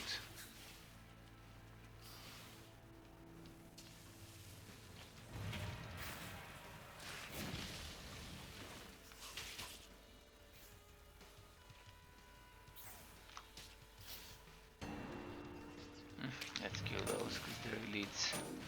Never know where the legendary is hiding. Come on, elite. Drop that good stuff that I'm missing. Although, am I missing stuff from the Hivit? I think I was missing mostly from the Goblin and Celestial set on this guy.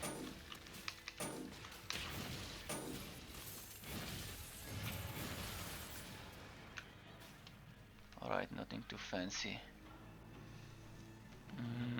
If only this was a speed shrine. 100 fame? Really? Very quick?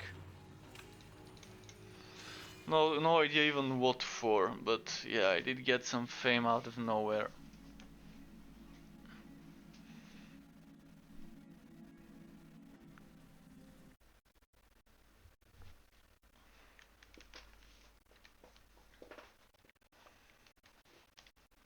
Let's see.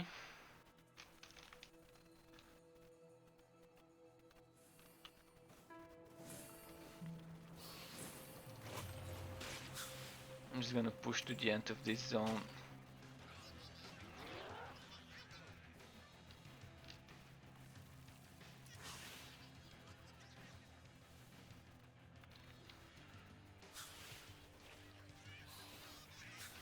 Oh, it's not here, it's down there.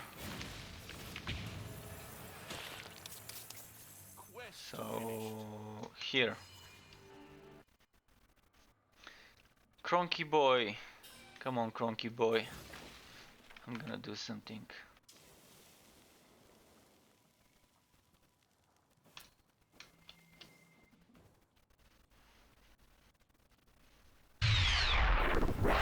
Hello DZ Games, welcome to my Twitch channel.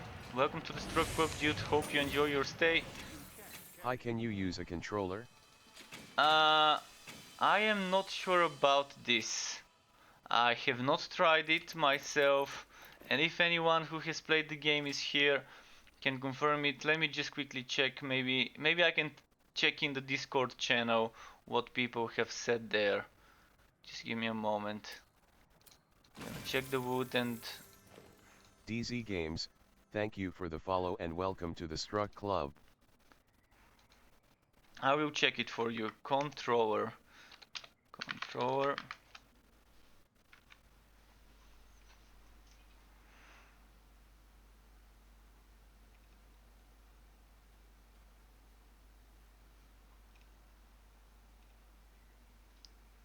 Probably things should be rebindable, but I'm not sure. Just a second.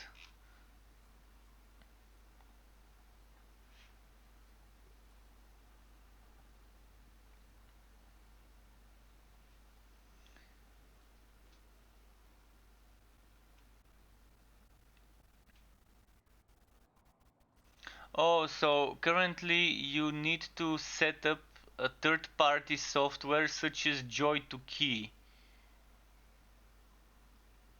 Or that's what I'm reading. I'm not sure whether this is for Torchlight 2, because it seems in off-topic. I'm just reading some stuff here, so it might be about Torchlight 2, but yeah, there are tools that can allow you, even if the game doesn't have controller support.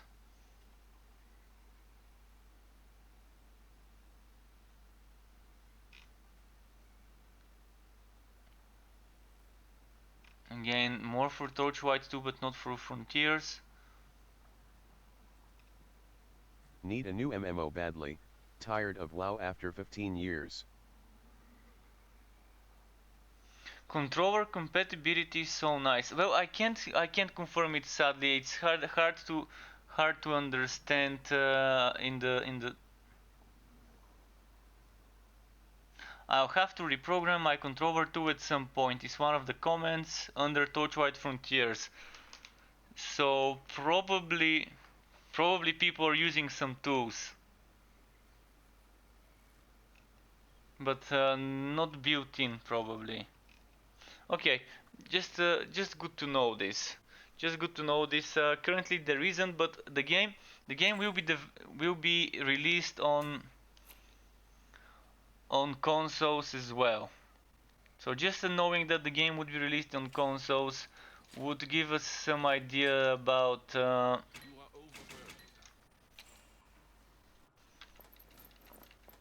overburdened. controller support being Your attack is there probably on the launch. As for needing a new MMO, this is not Diablo an 4 has MMO. controller support now.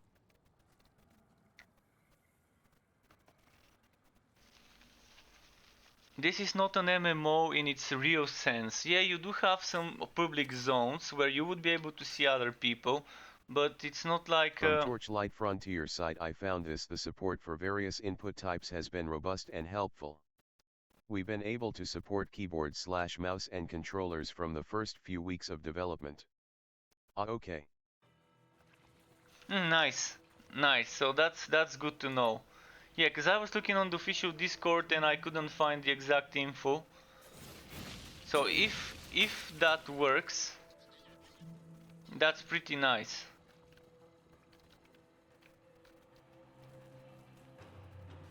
That's pretty nice, but yeah, they're planning on releasing on console, so it makes sense to add controller support into the game, because later on when the game launches, there may not be crossplay, but there at least would be the game in different on different platforms.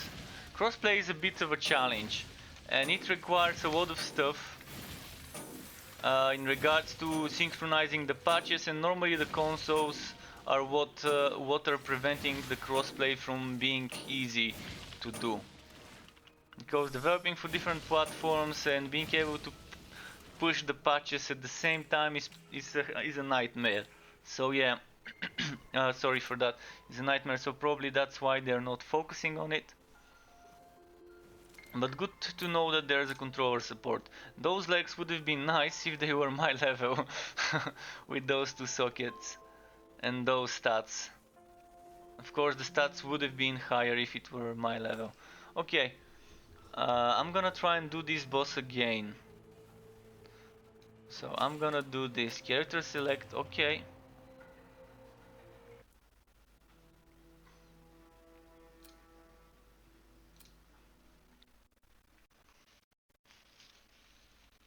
So the thing I'm gonna try to do now is to get some cores to drop.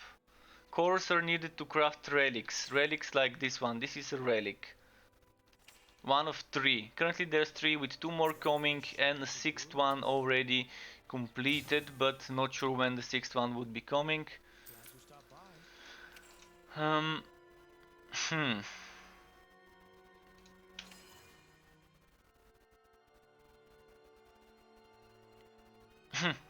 Why is it giving me this loading screen? It should be in the Hybrid Frontier, not in the Goblin. And maybe because it's a boss room, that's why I'm seeing wide vote.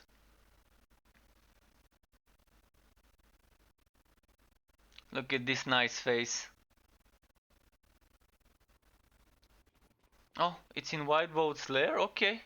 I'm fine, I left my Porto in Kronk's lair, but it's giving me a wide vote lair. Fine by me. Just that I don't have my Goblin gear equipped.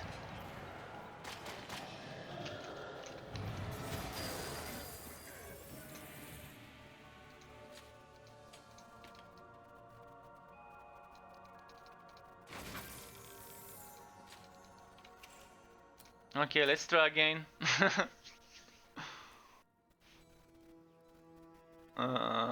Where is it? Puffing Billy, Puffing Billy. Choo choo.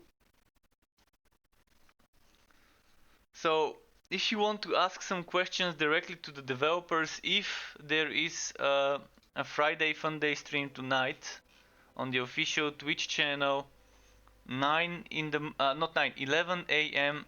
Pacific time, 7 in the evening United Kingdom time, 8 in the evening Germany time on twitch.tv/play Torchlight. So you can try and catch the official developer stream if there is one today. Normally it's at that time. https://www.twitch.tv/playtorchlight official So, TLF Twitch. 2.5 hours from now, if there is one, I would raid it with all my viewers, whomever is watching. I would redirect them to there so we can watch it together, because if there is one, I really want to watch it myself. I want to get the extra info.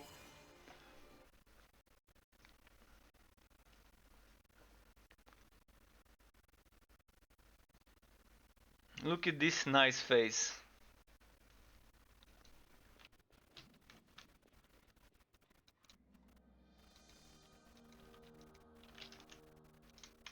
Alright, White Vote. Your turn to... Oh no, we can't. We cannot. Quite unfortunate. Let's see if I'm at the waypoint now. I should be at the start, so I'm gonna do something else now. I'm gonna try to teleport to my portal, but from the Hybrid Frontier rather than this one, because I think it's making separate ones. And that's why when I selected it, imported me to Wide World. So character select again. But yeah, he didn't respawn as quick as I thought he would. Takes 7-8 minutes or so for him to reset and respawn. So let's see if it will teleport me to Kronk if I select the Hybrid Frontier here and select my portal. No, it's porting me to Wide Vault again. Weird. I had my portal at Kronk's lair. Pretty sure about that. Strange. Well, I'm gonna have to. There we go. He's back here. Or maybe not. Just the cutscene, not the boss himself. Okay, I'm gonna have to go myself. Oh no, shit. Sorry guys, I accidentally pressed quit. Damn. I'm gonna have to start the game again. I didn't want to press quit, I wanted to do character selection.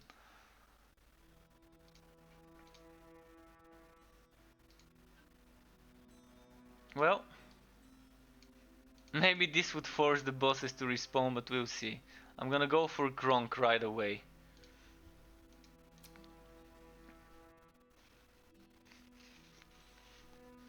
Come on, come on. Vote up, vote up.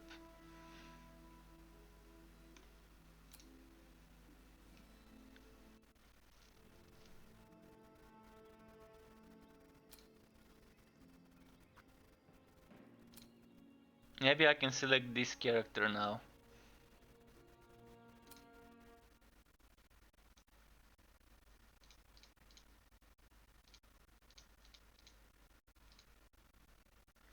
And we're gonna go to the High-Wit frontier again and try and kill Kronk. Kronky boy. Come on, Kronky boy. Crawling pools. Here in the crawling pools, come on.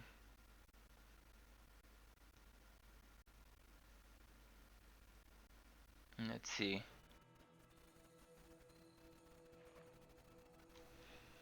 So we need to go there in the crawling pools. That was not the way, if I remember correctly. I need to go this side first.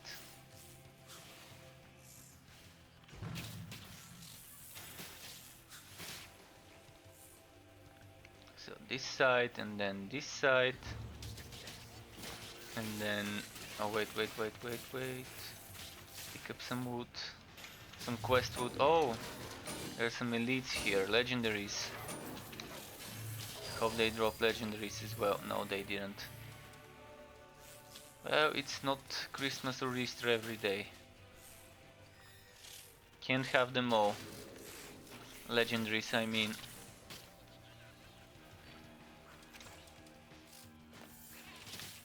Where am I now? Okay, I'm getting there.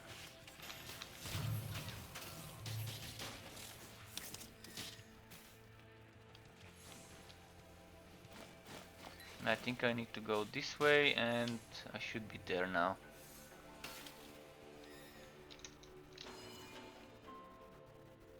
I'm gonna make sure I open my portal at his lair this time.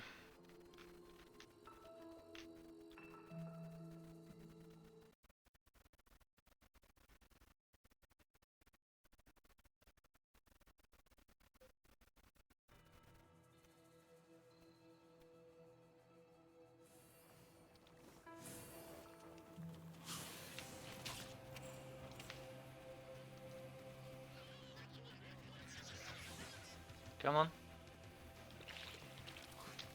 No elites? Okay, I'm gonna be skipping them if there's no elites.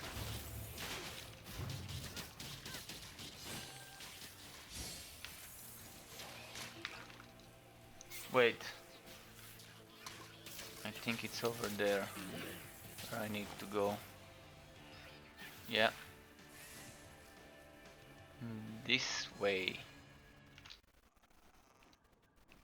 So let's do the portal now to my fort.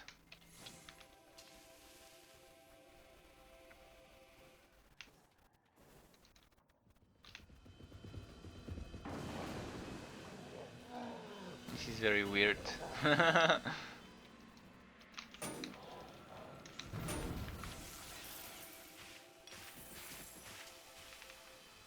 Sad we couldn't one-shot him, we had to two-shot him. And no core drop.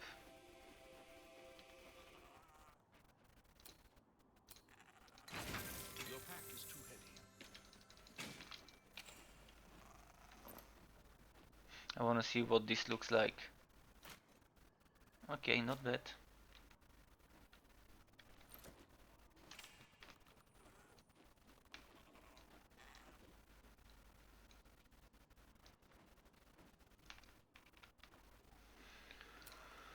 Now we gotta do wide vote again.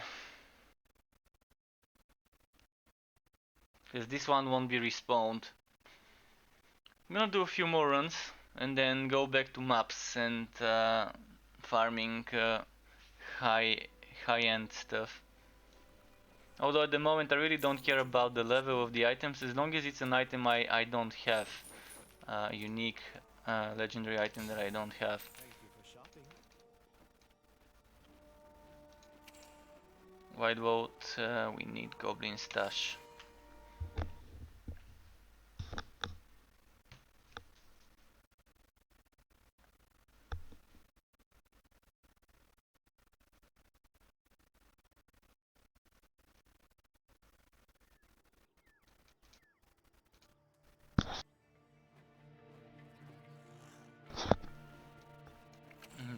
see. Goblin stash is this way.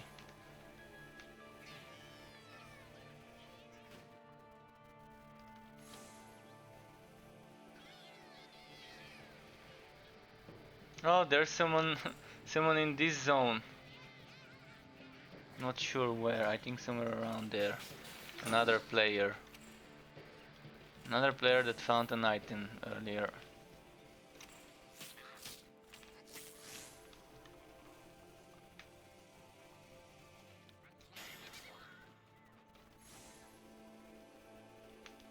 Come on, come on.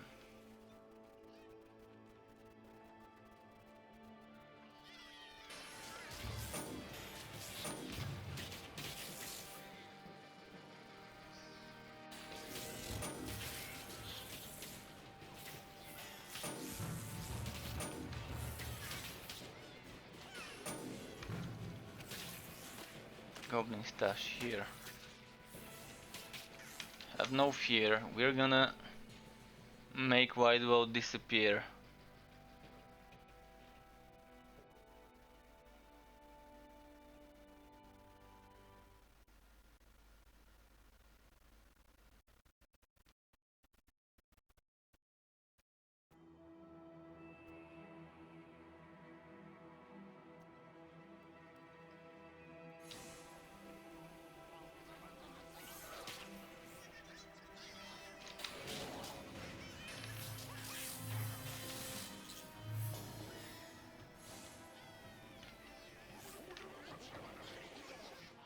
If only this was a movement speed shrine.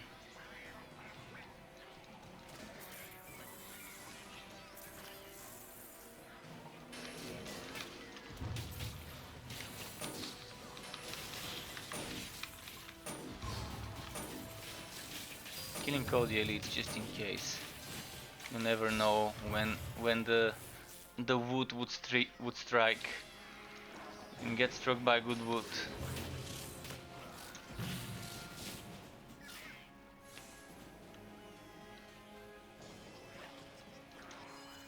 Okay, Goblin Cache and then White World Slayer.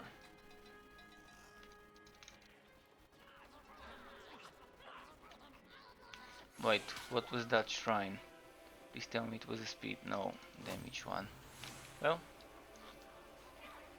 can be lucky every time with shrines.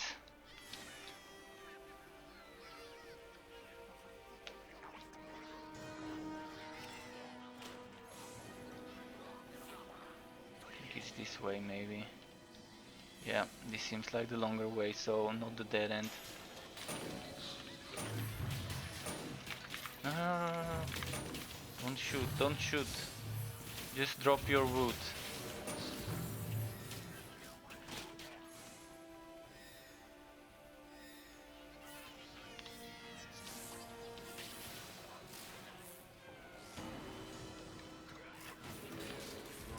Oh, fuck. So much damage at once. And there's White Wall Slayer. Let's free the alpaca. Let's free Alpacuraban. I'm gonna name my alpaca Alpacuraban if I get one now from the boss.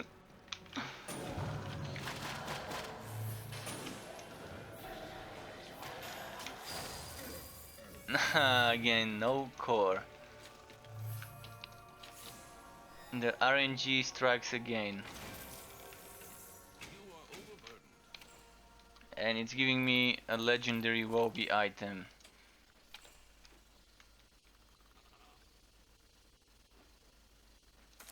Pet sale item time, yay.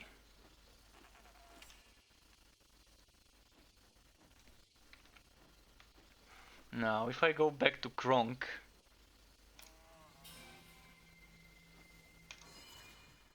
what would happen? Would he be respawned already? Did we go past 7-8 minutes or whatever the respawn time is?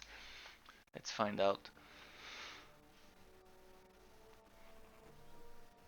I'm gonna go kill Kronk. If he's not there, I'm not gonna kill it, and then I'm gonna do maps if he's not there. So just one last check for Kronk boy. See if we can get a kill and maybe a relic core. It's not like I need relic cores, but I want to show you guys a relic core dropping. That's the main reason I'm doing it. I've got plenty of relic cores in my warehouse, which I don't really need right now, because everything is going to get lost anyways.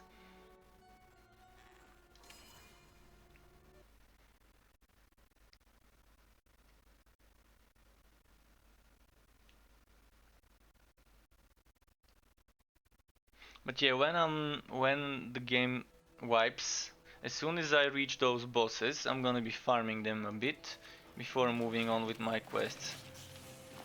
It's gonna be some extra XP as well, so not that bad of an idea to try and farm for relic cores as soon as I can. Especially knowing that any boss would be able to drop relic core that is universal for all relics. Totally worth it.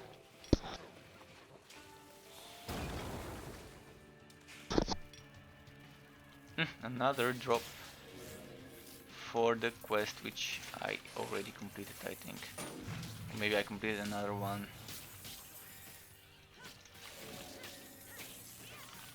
Stop standing in... There we go. Yeah, they're standing in the way of my wood, my quest wood. Oh, look at how much quest wood there's here. Holy moly. Alright, this one as well. Oh, and there's some here. Nice. So I've been killing those on my way to that place before. And they've been dropping it.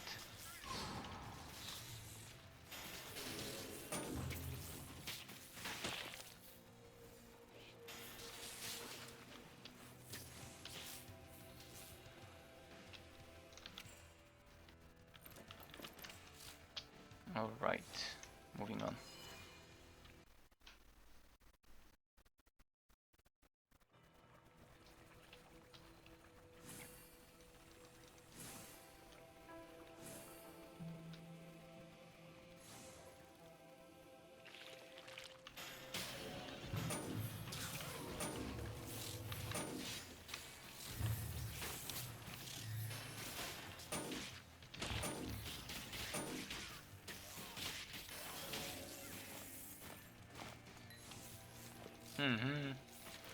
A lot of that stuff dropping.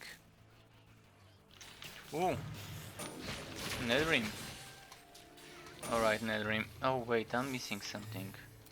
Why am I missing this here? Okay.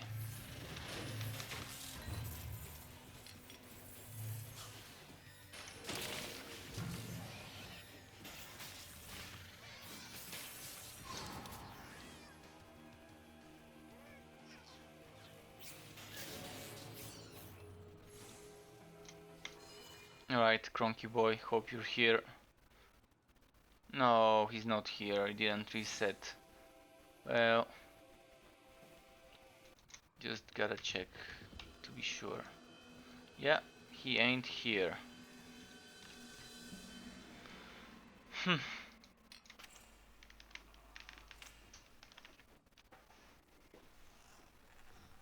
So I'm gonna go back to farming. Which character do you guys want to see? Mage, Forged, or Realm Master? Who do you want to see farm some max level maps? This, or this?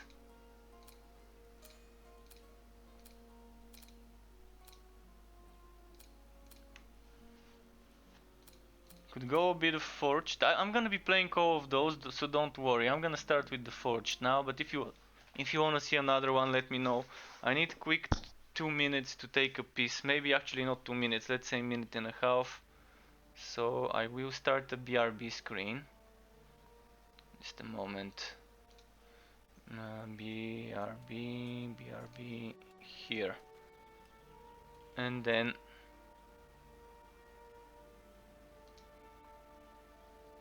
then if you're on Twitch, I can put something to watch.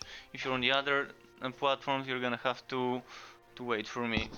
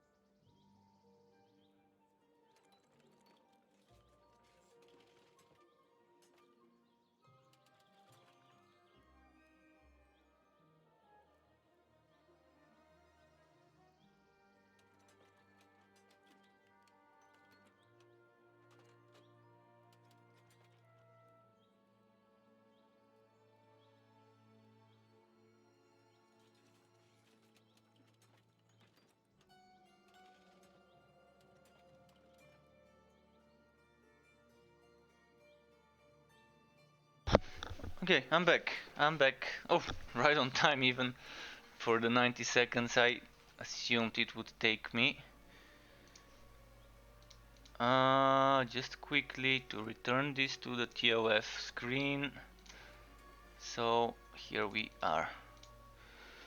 Forged. What's here? Quest that cannot be completed. And someone called Gordy Bueno with a brown alpaca. Chocopaca. The Chocopaca. Not Chewbacca though. Oh, let's sell those. Let's sell those, and I need potions. Good thing I opened my inventory. Was gonna start without getting pots. We need some pots. Need some pots. Honey pots, health pots, all sorts of pots.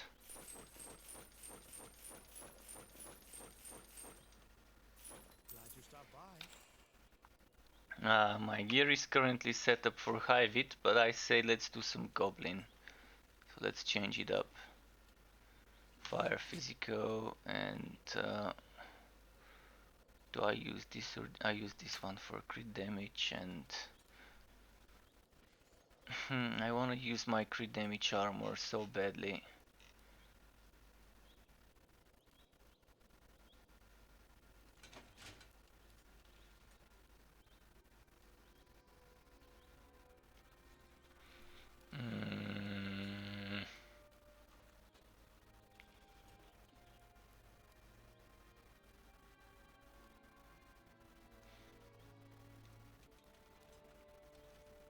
I might use this one for the crit damage, even though it's not goblin, and then that's a lot of crit damage here. Gonna be a bit more vulnerable though, a bit more vulnerable than I can be, but so much crit damage. Let's give the pet immunity to fire and change my potion like this, and then we're good to go. Not yet, not yet. I need to buy a map or a few. Goblin. Okay, 3 maps.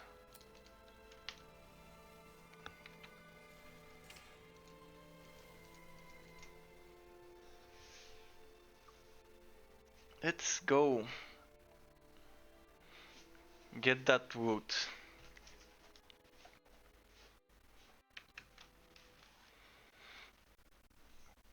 Kill some goblins, kill some Hyvid. Get that wood and shoot, shoot, shoot. Or maybe shoot, shoot, shoot and get that wood. Because there's gonna be a lot of shooting with this. Bit slow, but...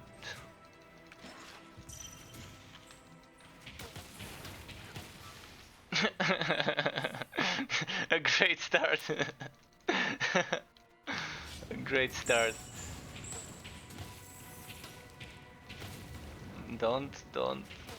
Ah, there we go. Yeah, lethal map. So they have increased crit chance and crit damage.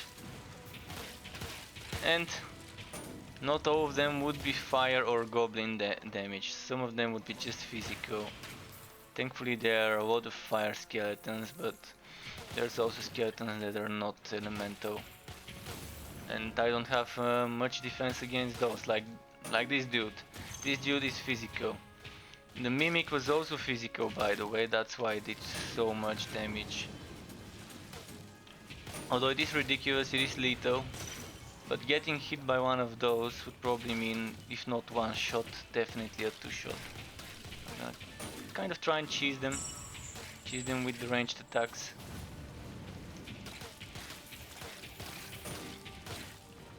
Cheesing since forever.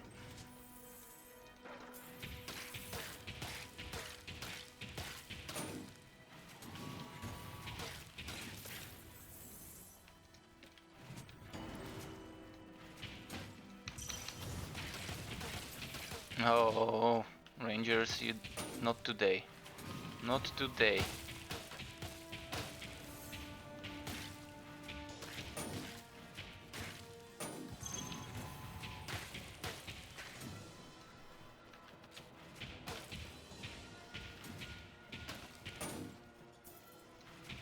Oh, look at the gold he dropped. So much gold. Oh, there's a ranger behind me, never mind. First get him.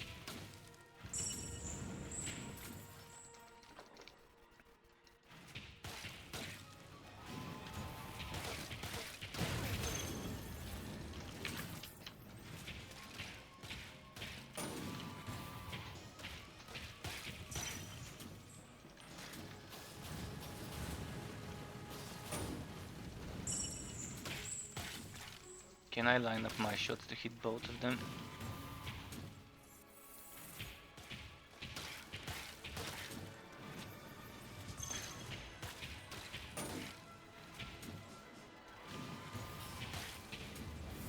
No, don't hit me.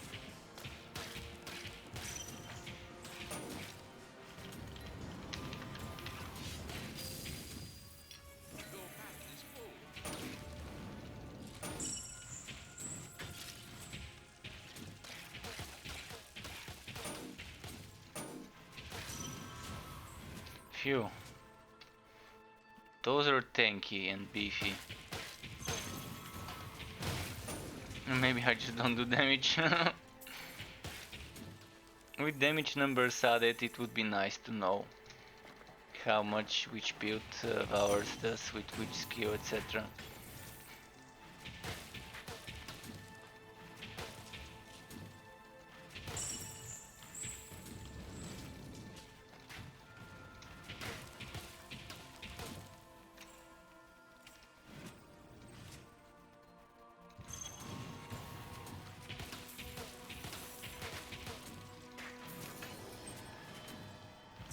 Can't cast that here.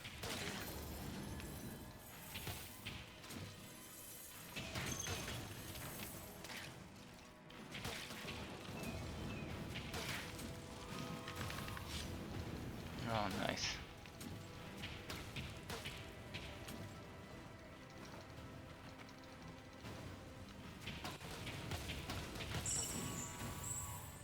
What was that shrine I missed? Generation shrine. And there's some stuff over there. I'm gonna get it. Oh, there's the VJJ, what's it called? The VJJ dead end. That spell cannot be cast. Looks like a children's drawing. This part here. Kind of.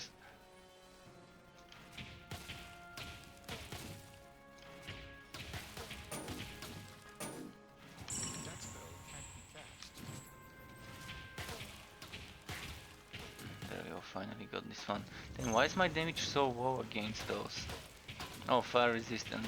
But not everyone is fire resistance in this map, and I've been barely doing any damage, even with a high crit damage slug shot. Only 7,000. Oh, it's not showing my real damage here, because it's not. It's only showing my weapon damage, not my cannon damage, which is kind of a glitch, because it should be showing my cannon and weapon separately. Hopefully it does it later. Staff of Shadows. Ooh, I think that's another stuff I've not shown. I've not recorded myself with. Perfect, perfect. One more for the collection. So I've got already 3 or 4 more items to add to my collection for YouTube before the game wipes. 3 more to the ones I've recorded 2 weeks ago. Or was it 1 week ago?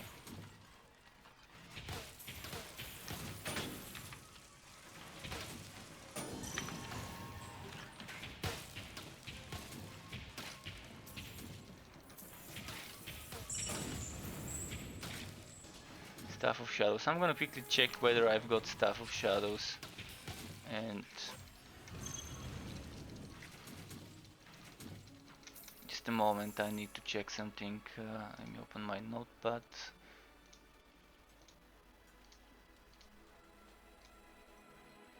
It's not 42 items, I need to count them.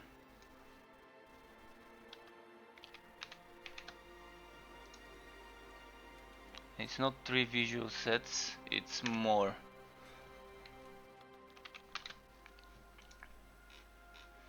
Staffs.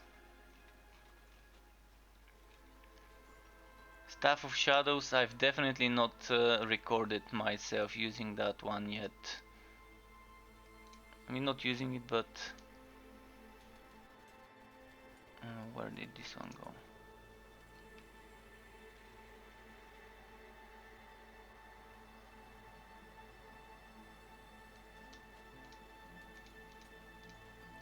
So yeah, it's good to get things that I needed, even in this this little amount of time left before the wipe. I mean, I know I'm not gonna get every single legendary item there is, but I'm gonna try and get as many as I can before I upload the video. The videos, it's gonna be too big for one video, so I'm gonna split them by types.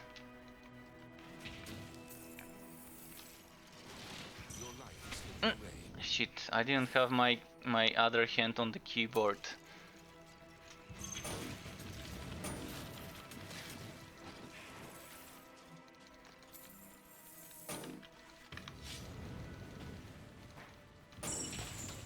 No, don't die.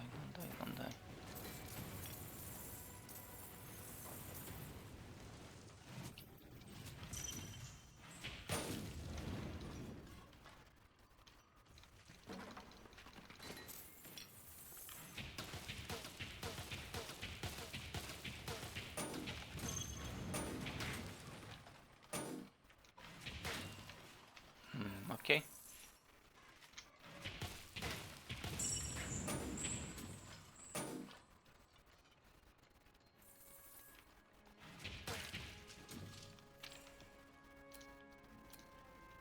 Why can't I disable this?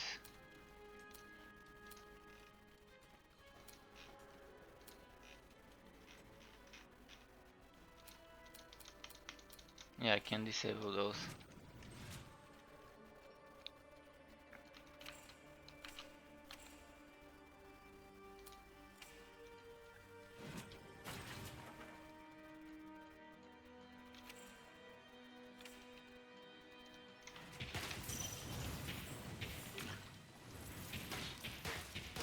Many archers and more, even more coming from there.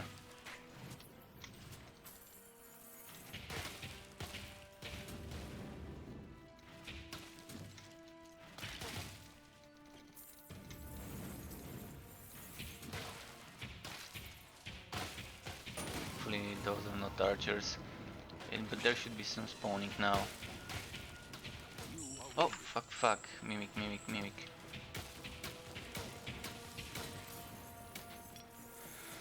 Okay. Here.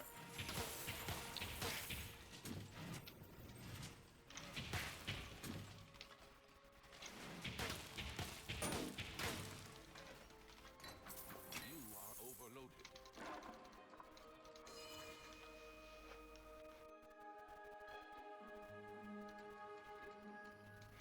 Speed shrine. Never when I need it though. When I'm trying to speed through something.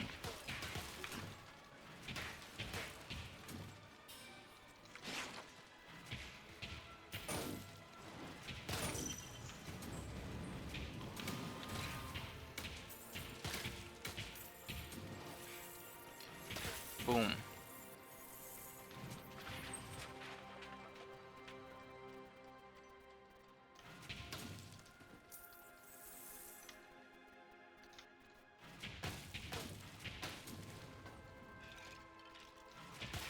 Couldn't trick shot them. I tried to kill this one while killing the other one.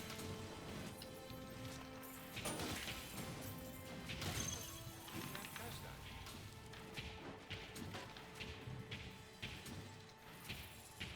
that. That other one doesn't want to spawn.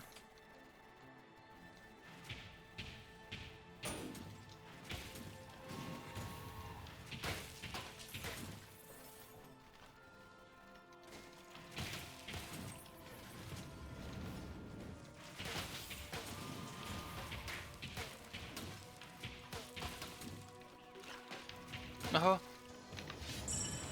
where did he come from? Fearmaker, Snapfin the Barbaric. Okay. A lot of things, a lot of names. A long name.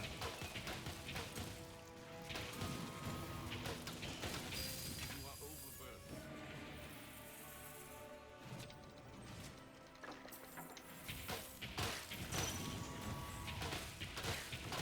Yeah. Fearmaker, Snapfin the Barbaric. we can say that about my, what's it called? My mage and my Realm Master. With those chance to fear stats that kind of end up messing up with the combos.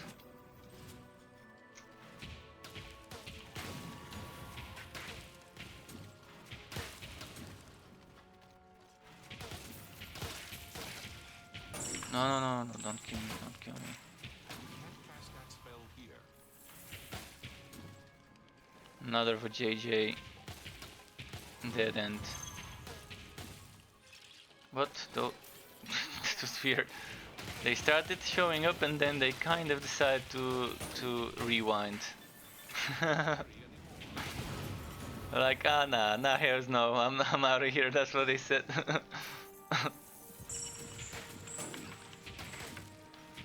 They saw a forged waiting to spawn kill them and then, no, not today. You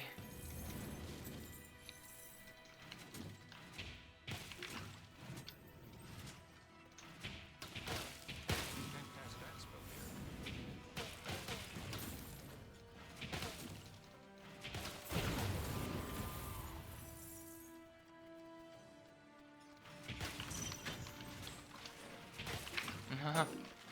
Almost got myself gift, and this is damage enhanced stage.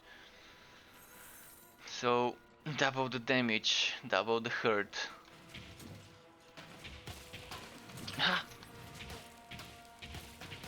See, one shot and almost got killed by this basic scaly man. Tiny Tina's favorite word. Or maybe it's not Tiny Tina's favorite word. Wonder what Tiny Tina and what Tina's favorite words would be. Rowan?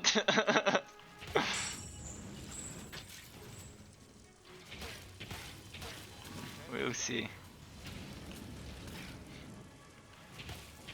I wonder if Borderlands would have a Tina DLC.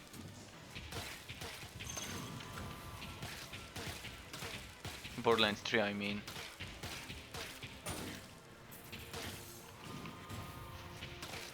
have to blow up.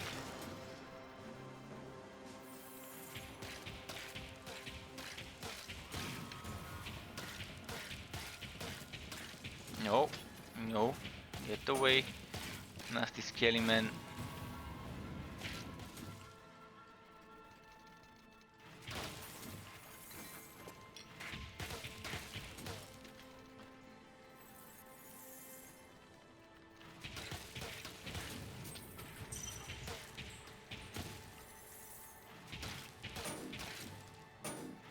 No, no, no.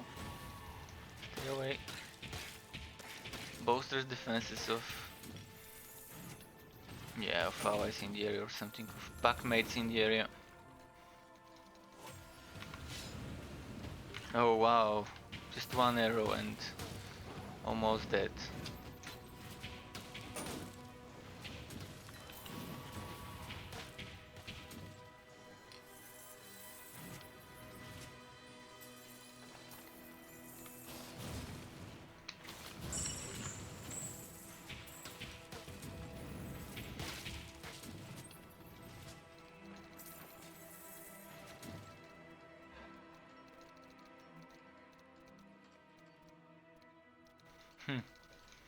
Okay. Thought more would spawn if I go there. Guess not this time.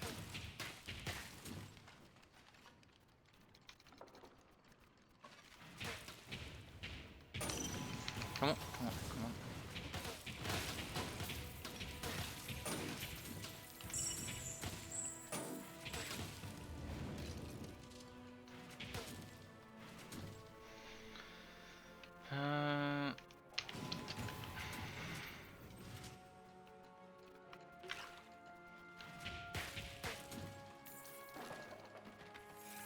Let's do some shooting.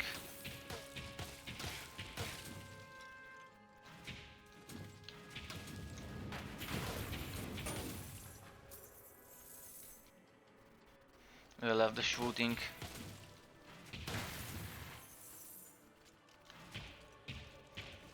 No. Oh, no.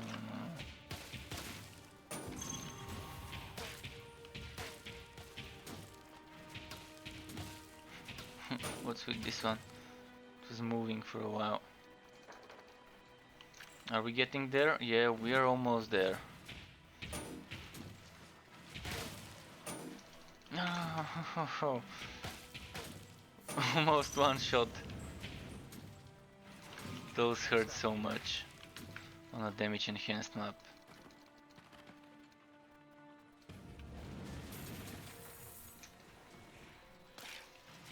Ah.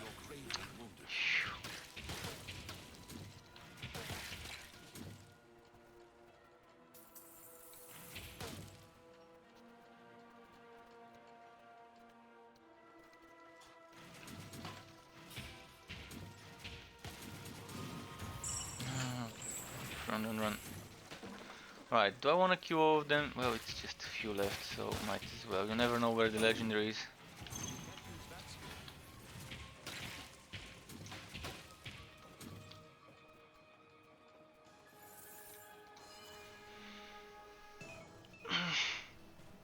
Spiral of Sadness.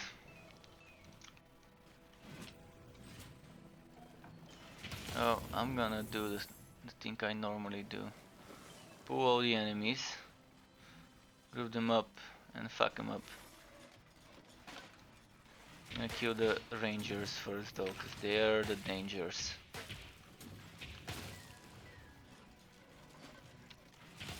No! Not so close, not so close.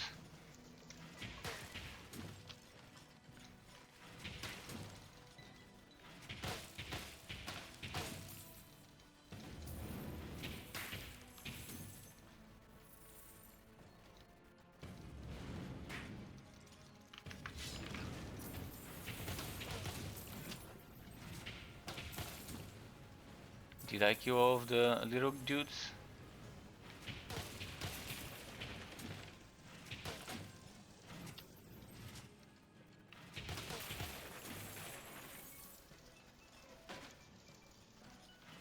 You're close to dying.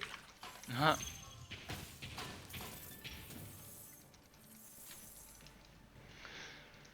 Okay, around little less than 2 hours. 1 hour 50 seconds roughly until the normal time when the front day stream starts. So if there is an official one, we will be watching it together.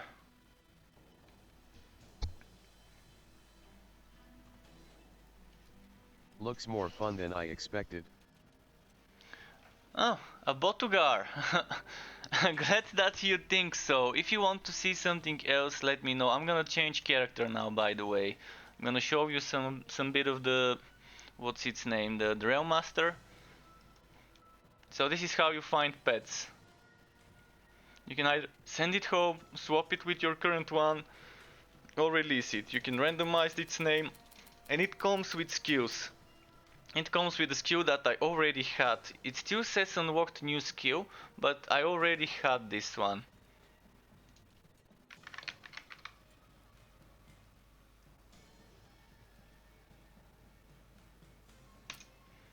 So when you have a pet, you can pick all the skills that you've unlocked. So it doesn't matter whether the pet comes with the skill you wanna use. As long as you already have the skill unlocked, it's fine. If you don't have the skill unlocked, you need to find it by finding a pet with this skill. Eventually you're gonna collect all of them. There's gonna be more added, probably even with this update, but I can't confirm this. They've not said anything about that. But most likely, if not with this, probably with the next update, there would be some more changes for the pet stuff. So let's go play a bit of Rail Master and then more Mage and so on. So a bit of Choo Choo.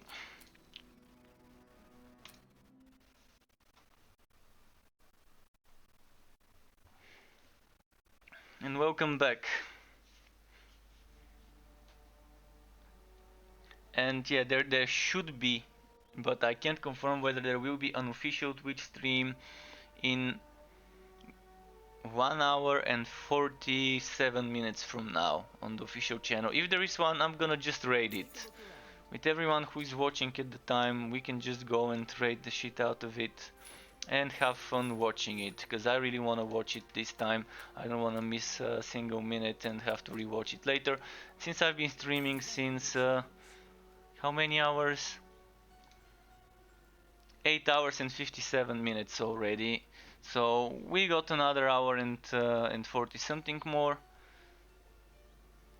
until the stream. So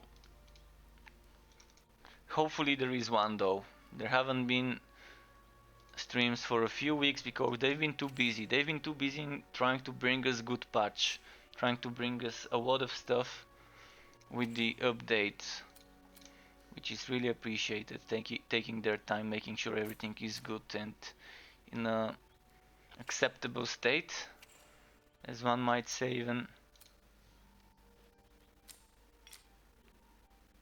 Wait, I'm gonna be doing Hive It, right? Hive It? What's my defense? Yeah, Hive It. Hive It is. Boom. Boom.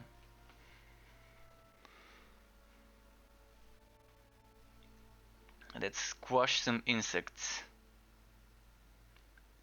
They make a nice squish sound when you stomp them, bug stomp them. Squishy squish.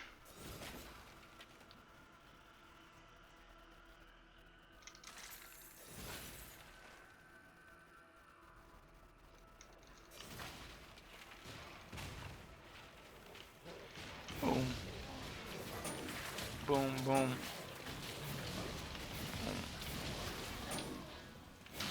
Boom. I can't make the sound that they make, but it's like something like that when they burst.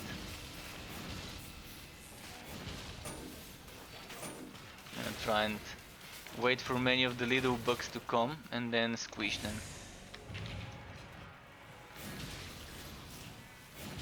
Thing is, my skill sound kind of deafens the squishing sound. Oh, look at that big fat ass spider. He's got a lot of pus stored there. Doesn't he?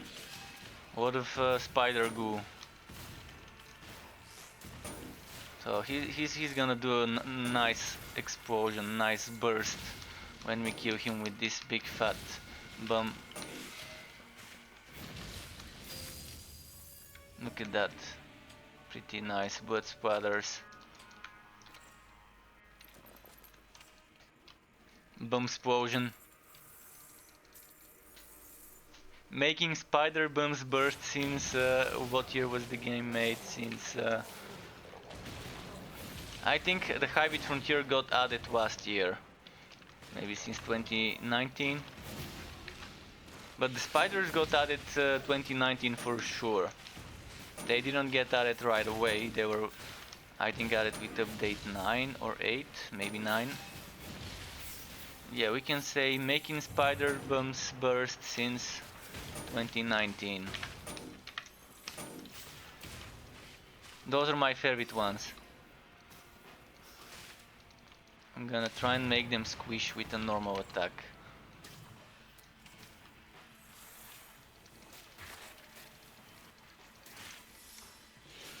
Give me one of the Warvy, little Warvy. I want those.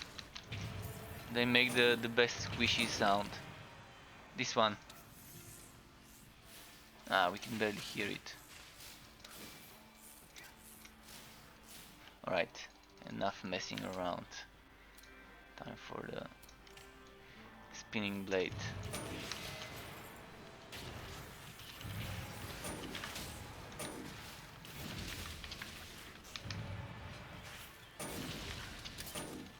Boom, boom.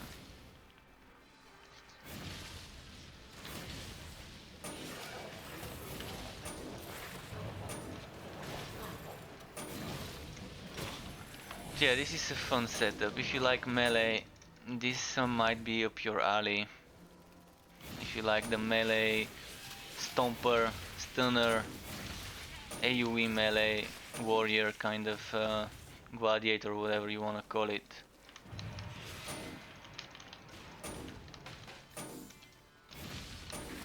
Knockbacks. I'm gonna do something for all of you by switching up things a little. Let's do the stomp. Double stomp. 4-2. Boom. 4-2. Boom. Oh fuck, fuck, fuck, fuck, fuck. Fuck, fuck, fuck, fuck, fuck, fuck. Or maybe 2-4. 2-4. Or 4-2. 4-2. Fortuna. Where's the tuna? Let's see. 4-2. Ah shit. 4-2. I'm actually gonna do it differently. Like, let's switch things up a little. It's gonna be 1-2. So what we want is, with this combo, what I would wanna do would be starting with the dynamite, following up with a lantern flash, maybe a bit of bleeding, and then 1, 2, boom.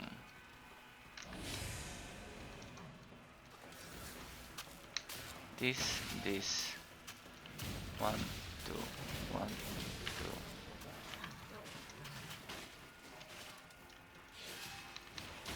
2. 1, 2, 1, 2. There's gonna be a unique synergy from some special item modifiers that would allow us to do this. I'm actually gonna show that to you. I'm gonna show it to you because it's gonna be a shame if I don't. Was it Berserk Crusher? Just a second. This one. I'm not sure whether you see it. Just a moment. If you don't see it, I'm gonna make sure you see it.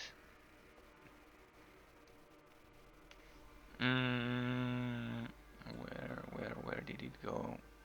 Here. You're not seeing it. Well, you're gonna see it now. So, Pound deals 100 more damage.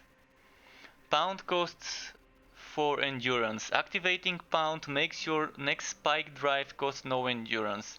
So basically, what that means is, this skill of mine, Pound, would cost, instead of 1, 4 endurance, but it would do 100% more damage.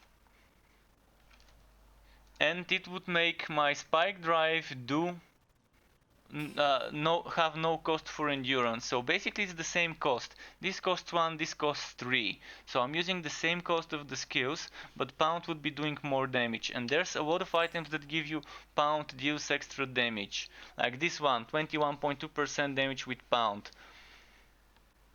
And then there's other items that would be great additions, such as, where was it? Was it this one? Just a second.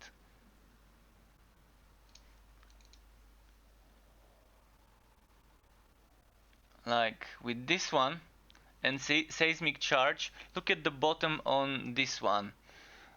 Hit with basic attack, gain a seismic charge, wow at 10% seismic charge, hit with basic attack, consume charges to send a shockwave dealing 400 weapon damage, and with +3 celestial items equipped gain twice as many seismic charges. So that's for a basic attack stuff. And then the one at the top with the conductor mastery, definitely interesting, but that's more for trains. So maybe if this is boots and I'm not sure what the other ones where I didn't screenshot it properly, but the boots I'm probably gonna want for this sort of this sort of setup, and I'm probably gonna want not those two here with the conductor and train, but the other ones. The other types. There's gonna be 6 pieces and you're gonna want maybe 3 pieces combined with 3 pieces of another set. Definitely fun stuff though. Another thing I'm probably gonna want is this one. But I can't have this one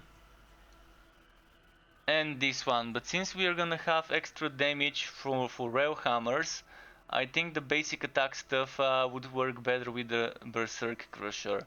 So this one would be the pounder, the pound stuff. Of course the attacks here, block, attack speed, chance to bleed probably would be different. But the one at the top would be kind of what we are seeing. So this is perfect for what I'm just testing. Not testing, but fidgeting with right now. This one. The 1-2 combo.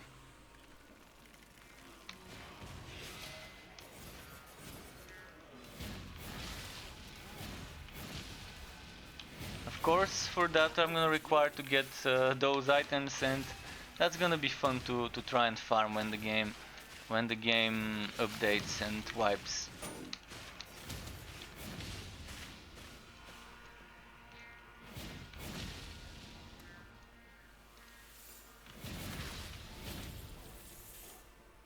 Okay, going back to what I had before.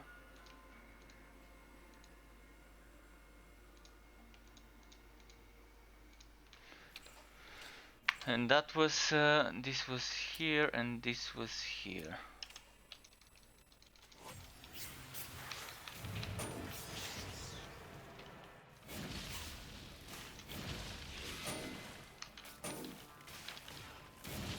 So in a way the skill modifiers in this game, unlike Diablo and Wolfsen and Warhammer Chaos Bane, where you have skill modifiers in the skills where you pick up the skills, here the skill modifiers would come from items.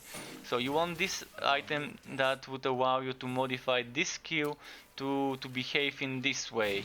Like the item that lets me throw 3 of those dynamites, one next to the other in a line. So I'm throwing 3 dynamites, but the skill doesn't cost endurance and has a few seconds cooldown. Pretty solid, pretty neat. Not having to consume and throwing 3 of those, so being able to cover a wider area of enemies. But that's from a one-handed mace, so I won't be able to use the two-handed rail hammer together with the one-handed mace. So I'm gonna have to make some choices. Do I want to make my pound spike drive setup, or do I want to make blasting charge as the unique thing about the setup, the triple blasting charge that doesn't cost endurance? And not costing endurance would open up a lot of opportunities, because this 2 endurance could be spent on spamming more spike drives. or Ghost Train.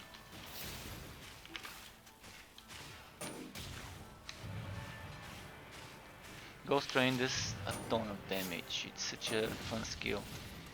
And since it can hit through walls, like it doesn't stop if it hits a wall. Like, look at it.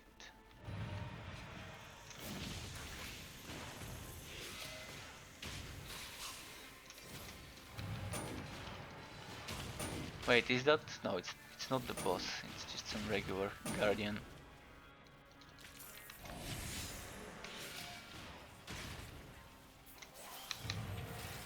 I like lining up the enemies when using this Ghost Train. Whoa, I took a lot of damage. A lot of damage.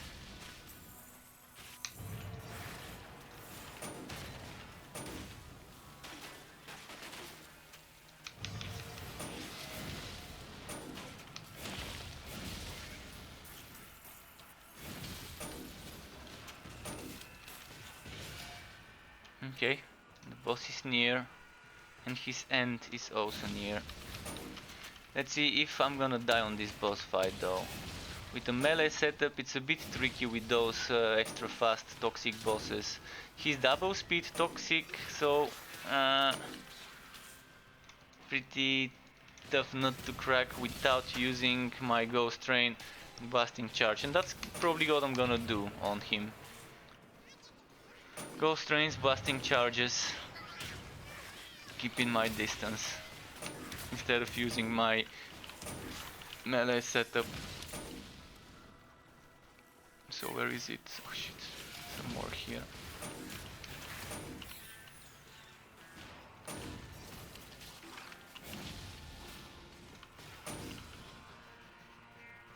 Okay, the boss, I can see it on the minimap. I'm gonna try and pull all the ads before it. Or maybe just go for the kill.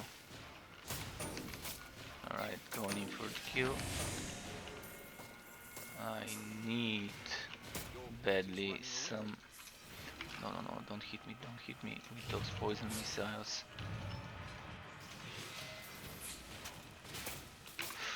One of them hit me.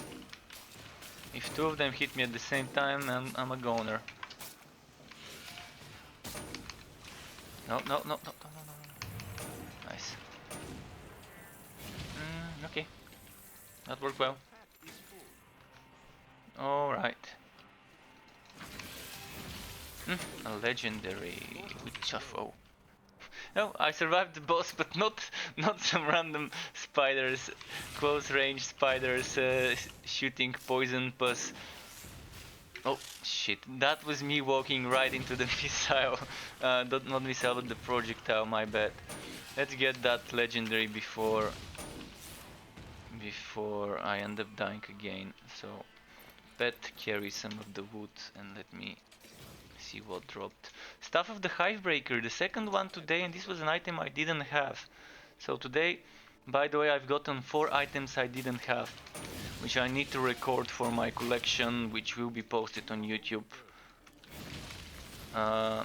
Either shortly before update 10 hits or after update 10 hits. Just waiting to get some more news and trying to get some more items for that collection. I want to just showcase the many items that Torchlight has visually, the many skins, because all those skins later would be transmogable if a word such as that exists. We would be able to transmog certain skins or certain looks, as they're calling it in the travel, and put those looks on other items, similar to how with Javu you can change some items how they look and make them look like others of the same type, and the same way with Grimdown you can do the same thing. And in other games, I mean, probably the first game I played with something like that was Aeon or Ion, I'm not sure how to properly pronounce it, but the MMO, the Korean MMO, Aeon, Ion. That's the first game I played that had such a remodeling or transmog system, or whatever you wanna call it. Reskinning system.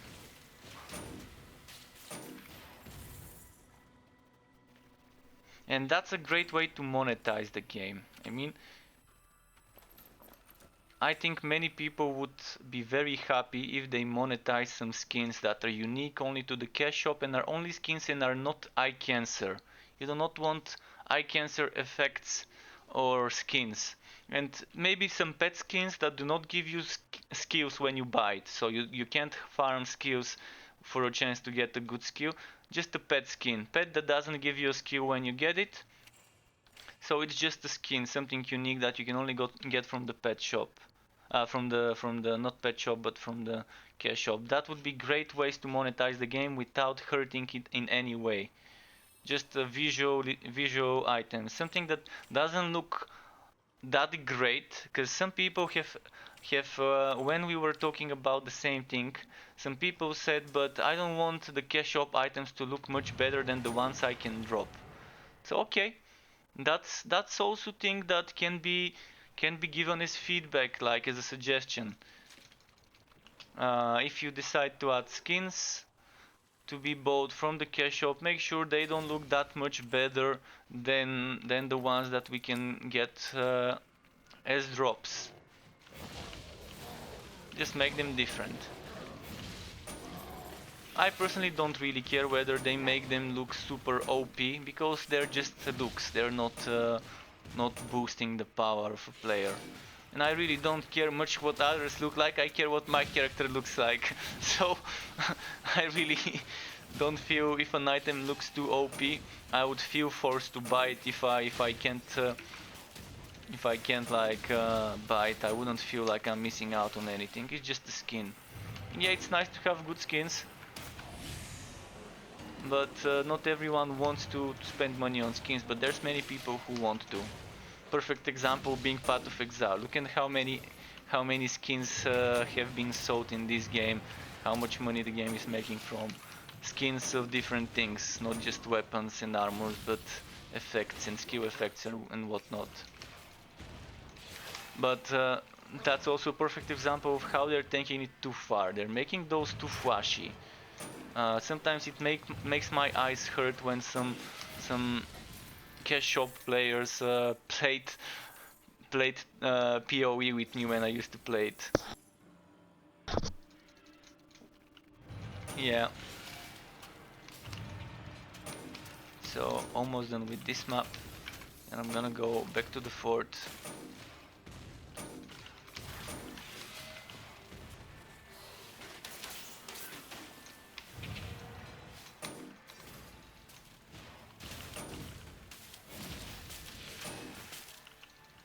Wait, don't charge at me, don't charge at me.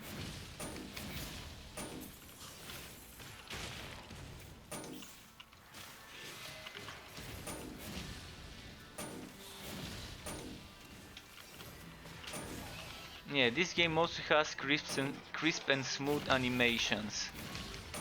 Also has very nice combat, and this game keeps getting better and better with every update. So I think definitely not a game to discard just because of its animated cartoonish shading. Definitely something I would suggest testing and see if you like it once it launches, or maybe once the beta hits. Because currently it is an alpha, so there's gonna be things that maybe a lot of people may not enjoy. But I've been liking it for what, 10 months already, since the beginning of April, so I always come back to this game. Maybe I can spend some time on a different game that got an update and I want to cover it, and I want to get some builds done in another game, but I'm always gonna be coming back to this one. This is the game that made me want to come back to streaming and to start making content on YouTube. So it's the game that gave me that motivation. So it has a special place for me. Okay, let's go to my fort.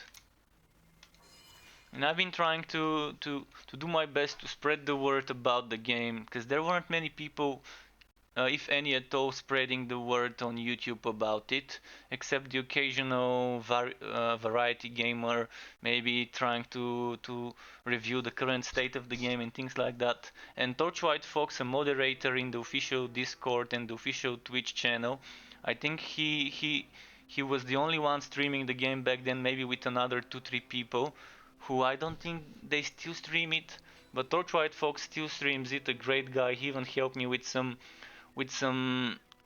Photoshop stuff, like templates, designs, things that he cut out from the game. I never got to use them, but it was nice to know that he offered to share that with me.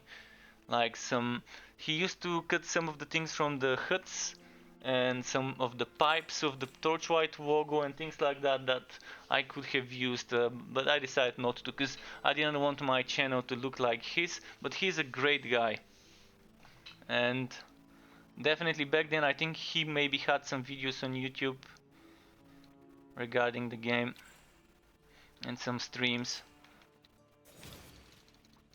So he was probably the only serious ambassador of the game, together with few other people back then streaming it when I started. So let me quickly get my pet to sell. And then, do you want to see the mage? We just did some forged, and then this was the Rail Master. Do you want me to show you the mage, or do you want me to show you a bit of playing with the train? I can show you a bit of train play.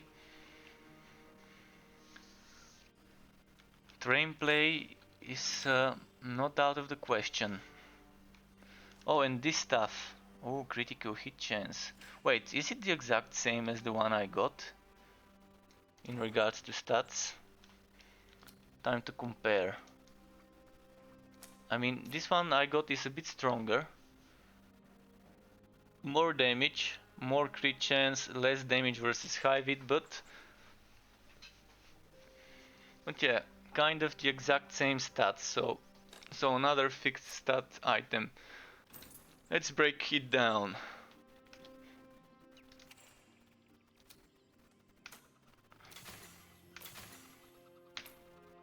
If those were level 51s, they would have been an upgrade to what I've got. So the items I need to remember to cover are this one, the Staff of Shadows, which is in my forged, this one and this one. Definitely good looking items. By the way, if anyone wants to see some items, let me know. If you want to see some models, I can try and show you the ones that I've got here on my, which I had a WSAD shit. I can try and show you the ones I've got here on the wardrobes quickly on the different classes. There's some very interestingly looking ones. Just look at this one here. That one, right, the purple. I can't show it. Let's do this. This one, this is an amazing one. This one too. Very good digiti, maybe it's the multiple, the plural. And then the forge has some weird looking stuff as armors. But yeah, let's do another map quickly. I may go and take a leak. Then this coffee. This coffee is just making me piss all the time. So just a moment. I'm gonna start a new map, which would be again maybe Hivit, or let's do Goblin. Let's do Goblin this time. Just a bit of variety. I'm gonna switch up my gear for Goblin stuff. So this is Goblin stuff. Although I would probably want damage when near your train. Well, unfortunately, if I'm doing Goblin, I'm not gonna do that. So, I'm gonna do this. No, never mind. Better keep this. That's a lot of defense I don't wanna miss out on. This one also gives me crit damage, but I'm gonna keep those because of the duration for major shield, but from shield car. This I'm gonna do as it is. This one, well, I don't need the poison defense, so I'd rather get at least physical. Damage when near your train, no. Oh, there we go, fire and health and crit chance. This one.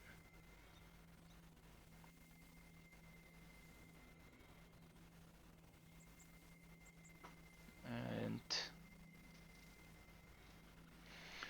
Okay, quick BRB. Quick BRB. I'm just gonna start the BRB screen. I'm not gonna play anything on Twitch for you, so it would be quicker. So give me a minute and a half, and I'm coming.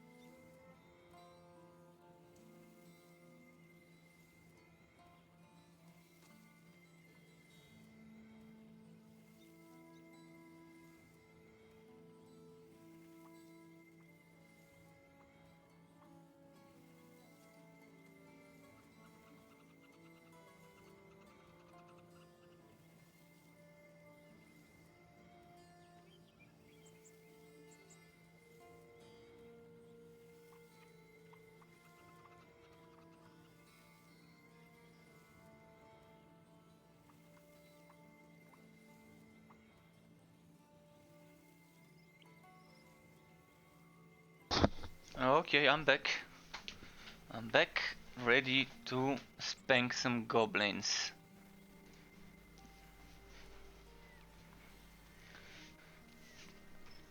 Goblin spanking specialist, Puffing Billy to the rescue.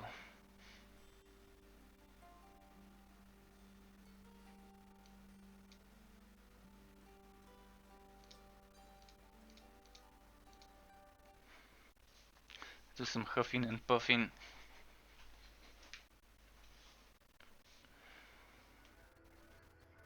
Oh, a graveyard kind of map layout, alright. Okay.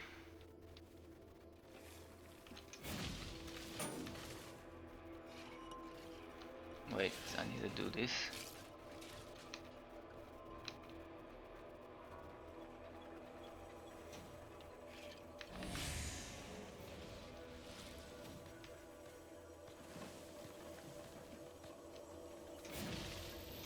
I'm gonna cheese it and do this, so I don't accidentally stop my trucks.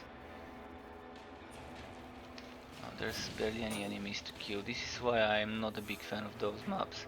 It looks great, such a nice layout of a map, but this slow spawning of the enemies and this low density of enemies is just killing me. Softly. Come on. So this is what I like to see. See how many enemies there were here. But there aren't many of those how do I call it even, monster questers, mob questers. There aren't that many of those. And just it makes me wanna just speed rush the map and just stop for when I see those questers and then all the way to the boss without even going to the side zones.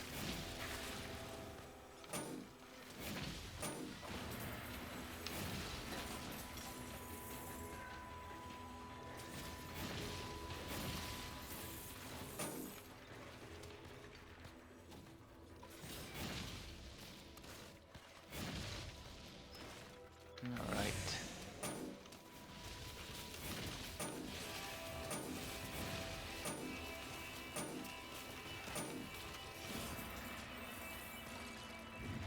So this is the hybrid setup. I showed it earlier today and decided why not show it now as well before switching to the mage again. Just trying to show slightly different variations of the builds I do. Because I can't respec. I mean, something happened and my account is bugged and it's not allowing me to respec even though I haven't used my free respecs that the developers have been giving us every week. My account has been cursed. Maybe because it's not mine, maybe that's why. I don't know. But yeah, this character and all the other characters just cannot respec, even though I've been able to do it for weeks and not using it for weeks.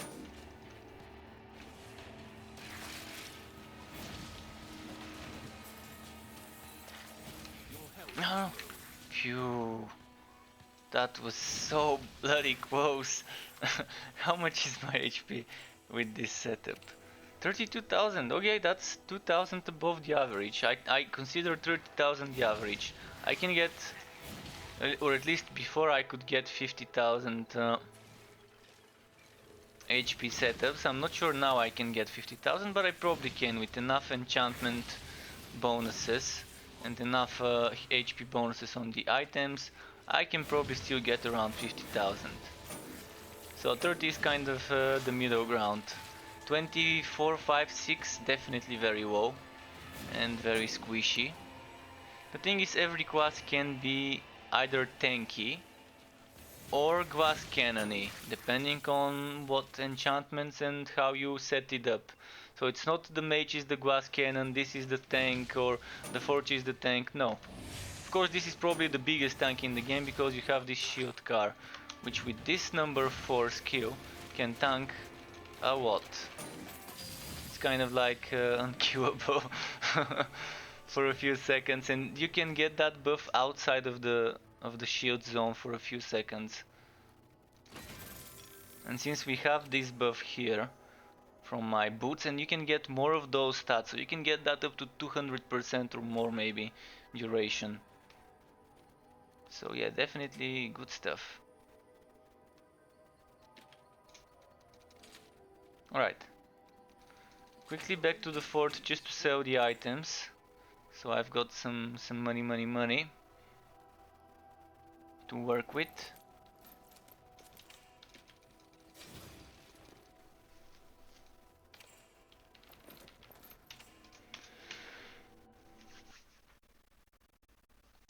Blink. He's not blinking. Oh, there we go, he blinked. Magic made him blink. Again. Ah, he doesn't want to. This is the guy that's kind of grounded in our fort. He did something bad and now it's his punishment to stay in our fort. Here in this corner, you can see him. Sad little man sitting there. Where is he? Here. Sergeant Quive. Come on, Quive. Yes, may I help you?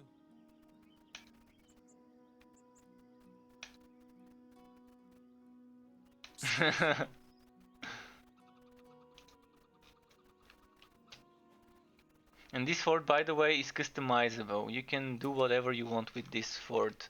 You can decorate it with certain items. There's a lot of different items that you can use.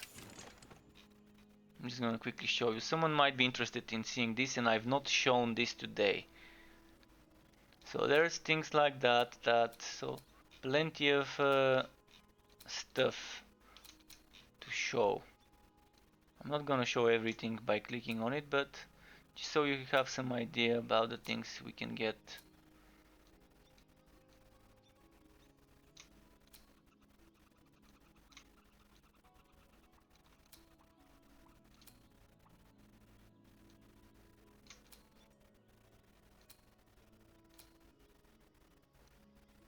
There's drugs, a lot of stuff that you can put there, and the limit is 1000 props. I've only got 2207, but it's still taking a lot of time for me to vote. Maybe if I had it on an SSD, maybe it would vote faster, but I think it's server related stuff why I'm voting slower, either server or engine related things. I'm not convinced it's me, because sometimes it's faster, sometimes it's slower, and I'm always doing the exact same things. So I'm gonna find out when I get an SSD and move some of my important games, my main base. When I move them to an SSD, I'm gonna know whether there's gonna be any improvements. This is a huge tent. So yeah, there's a lot of things to do, and there's also storage, which is the wardrobes, which if you saw what they do,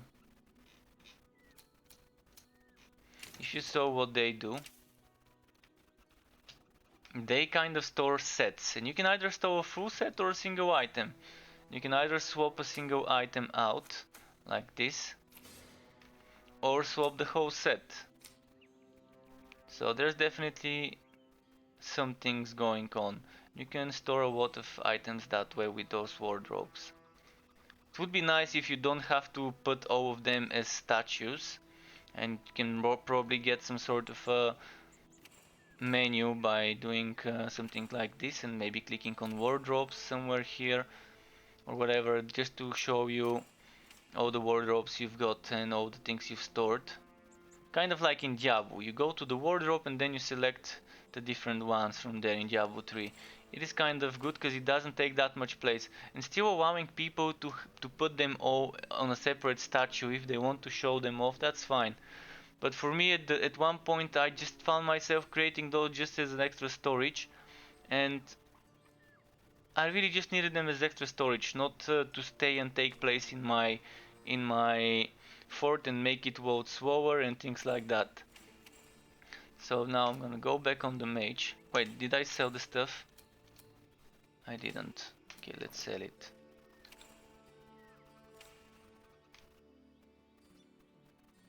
Three, two, one. Boom. Your pet is back. Right, mage time. Mage time. Poison.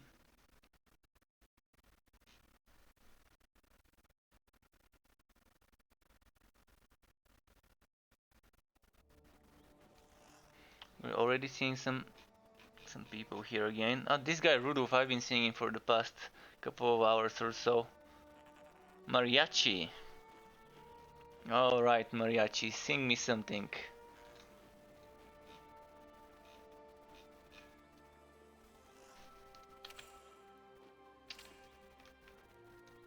What can I get for you?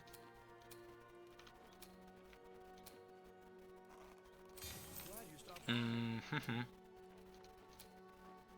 This I wanna sell. Thank you for shopping. So we did a lot of goblin, not a lot, but we did some goblin. So should we do some more goblin or hive it? Guess my gear would decide it. Oh, and 1 second. I'm gonna have to go through loading screen of the fort again. I'm going to dismantle, not dismantle, but how do I even call it? Break down some items. Sorry, I scratched my microphone with my sleeve by accident.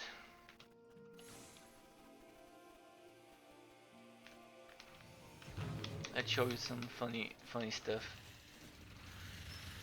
Pay attention to the cooldown here. Let's break the game, break the server down.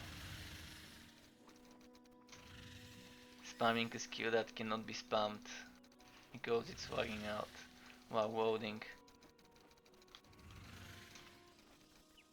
Okay, it's good now. So break it down, boom. Break it down, boom.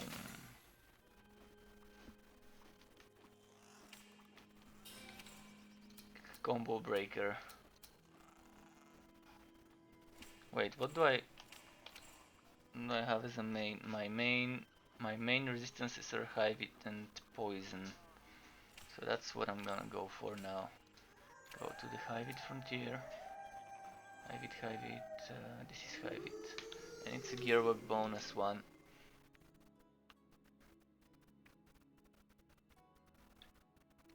So roughly around 1 hour and 5 minutes until the usual time when there are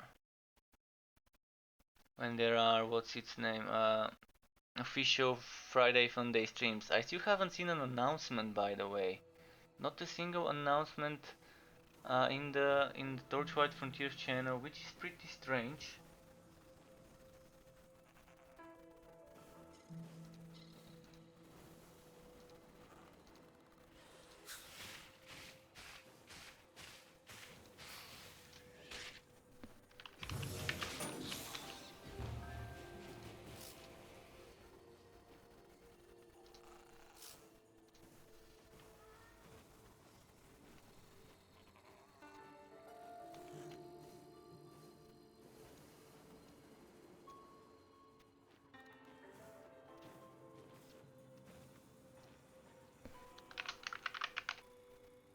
a moment.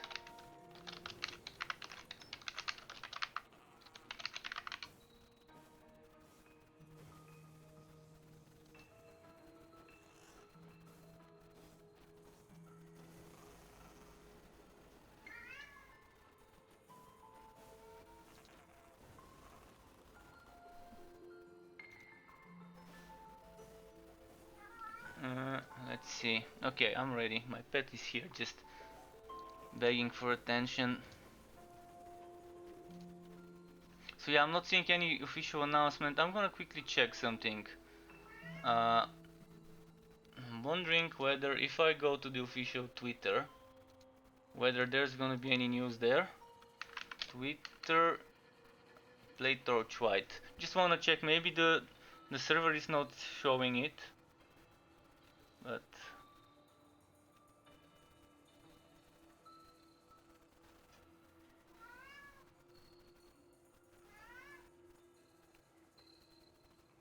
Oh, so they've uh, they've decided to again make someone else do the stream. So if you want keys, you can probably go to Amimazy. So they're always going for American streamers, unfortunately. So that's how it is. But we can rate her when I'm done with one or two more maps. It's gonna be 8 p.m. PST. Oh, that's gonna be way late. Way late. So 8 p.m. PST.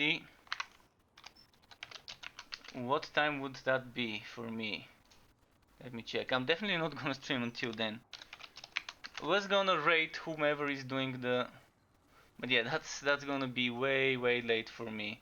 So they decided again not to make a official stream because they're probably very busy.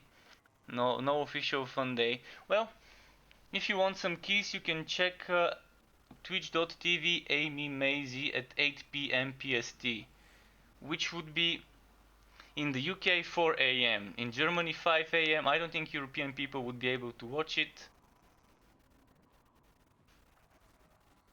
but that's fine.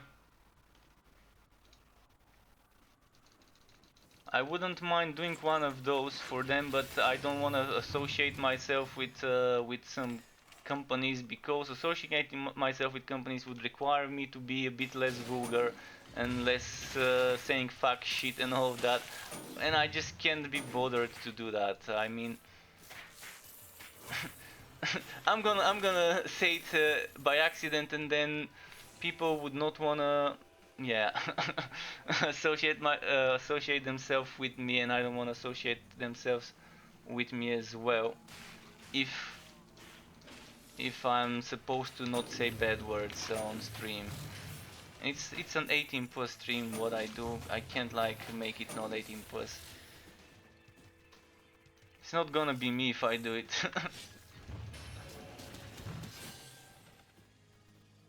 But at least I can stream for a bit more. Another hour from now I can stream, and then I'm gonna probably go have dinner. We'll see, depending when I get tired. I was planning on raiding and throwing all the viewers towards the official stream if there was one. So does that mean another week delay for the update? Interesting.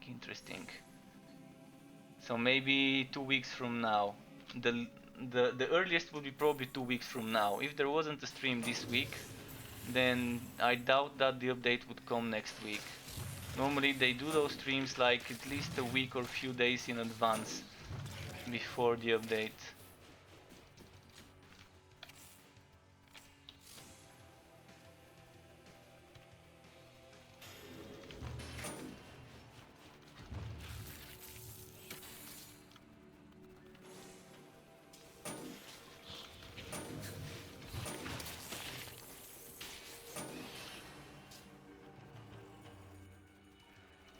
But yeah, if you guys want keys, do make sure to check her out.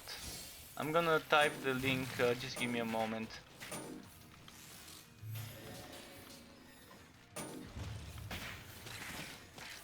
And I'm gonna type the time. I don't have time zone conversion though, so you might have to convert it to yourself, to your time. But I told you it's 4 in the morning UK time, so if you're in Europe, probably you may not be able to catch it. It's gonna be 6 a.m. here, so I'm definitely not gonna be able to catch it. But it's not gonna be official dev stream, but it's still gonna be a fun day stream, and there's still probably gonna be some keys to be given away. So if you're from the US, maybe catch her streaming. I've never seen her streams, but I've seen her posting in the Torchlight Frontiers channel that she's streaming. So I have no idea what to tell you to expect, but it's stream and it's Torchlight, and there's probably gonna be keys if it's endorsed by the developers, by Extra.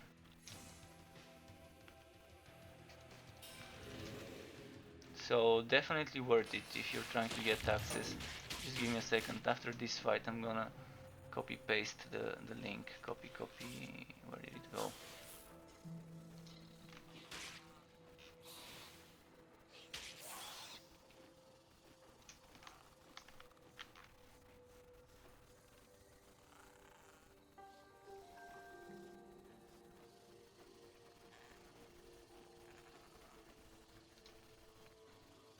So this is what they're saying. Hashtag Fun Day is almost here and it's gonna be great. At Amamazy has the torch, check out her stream 8 p.m. PST tomorrow, http://twitch.tv/amymazy.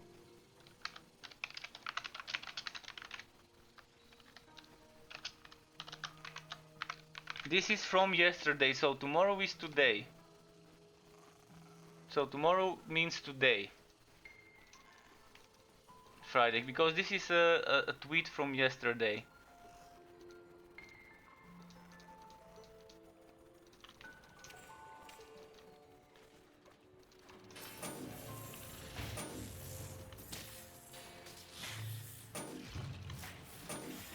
So yeah, unfortunately another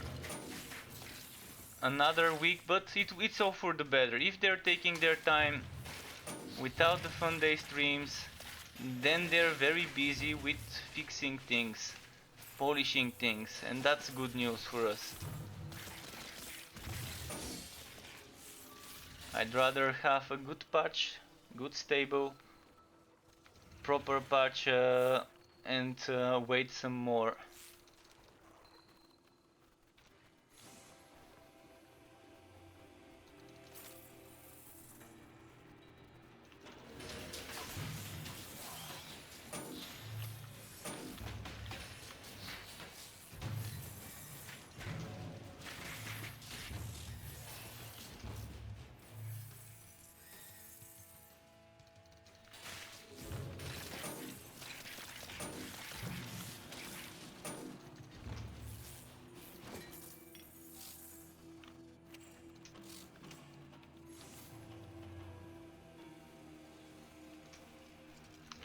Oh shit, I forgot to switch my browser page, and it's so white that it's just painful for my eyes. Okay, let me quickly, because it's hid at the background. I've got a browser going. I had Twitch open, then I closed it and it opened a white page. Just a moment.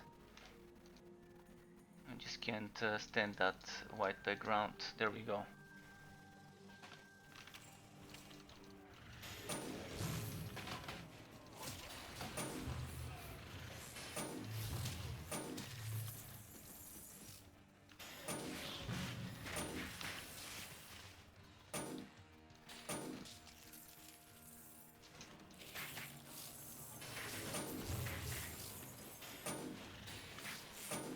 Alright, now,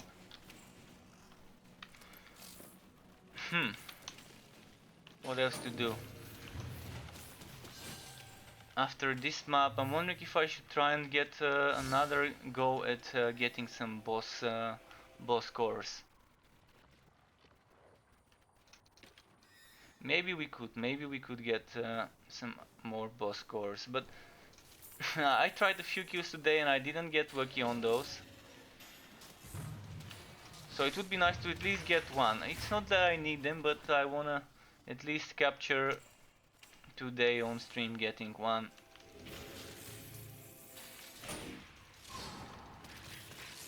And maybe even get one of those uniques I'm trying to hunt down. Not uniques, but legendaries.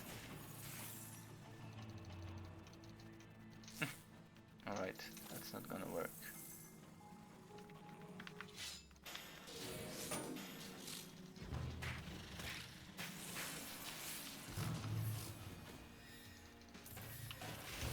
Boom. Boom.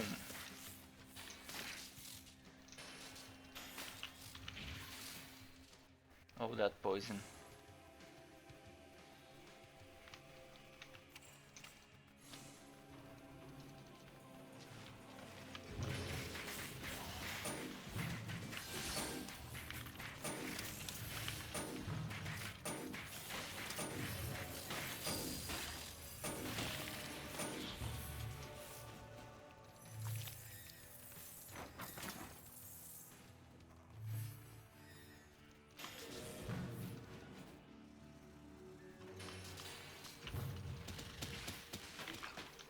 No.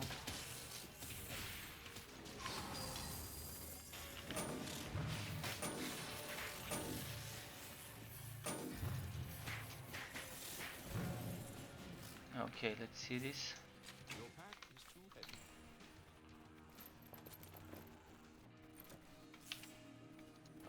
What about this? Ooh, that's juicy. Likey. Of course, the one I've got is a bit better because it gives HP, but that doesn't mean this one wasn't a bad one. My bad, I just said it wrong. It doesn't mean that this one was a bad one. This one's also nice because flat damage is flat damage. It scales off well. Of course, crit chance is better because the percentage based stuff when you drop down to a lower level zone is still gonna be decent, whereas the physical damage would get scaled down as well. But it's still a good one for a blue one.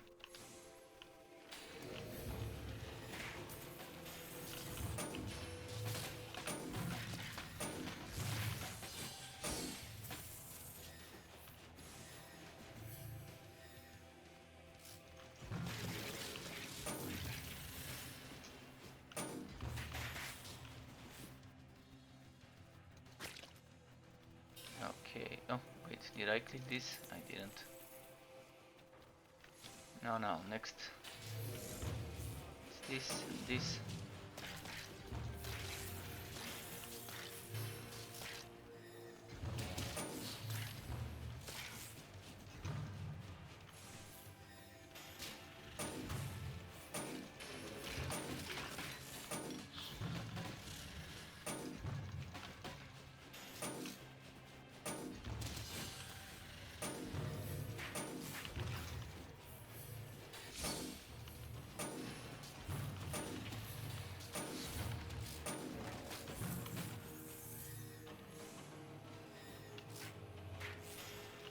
Let's see.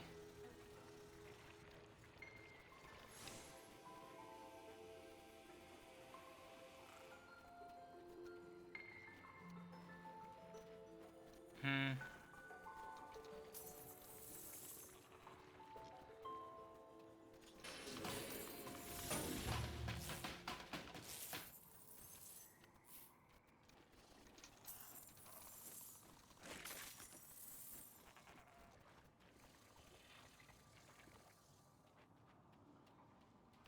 Well, that was it for this map, I think. Should we do another one?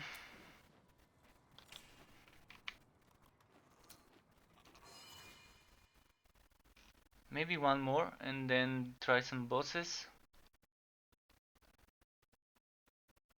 I'm wondering from which map do I need wood more on this character? I gotta remember, do I have all the high vid settings on it? I'm gonna check quickly. I'm gonna go and check the wardrobes.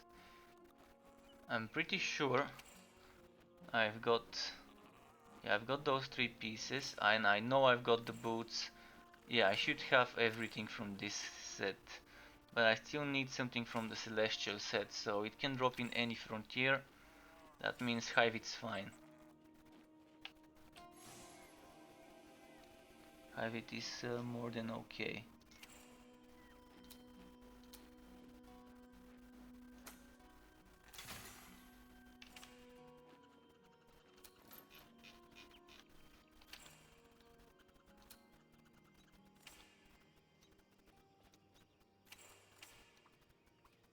Your pet has returned.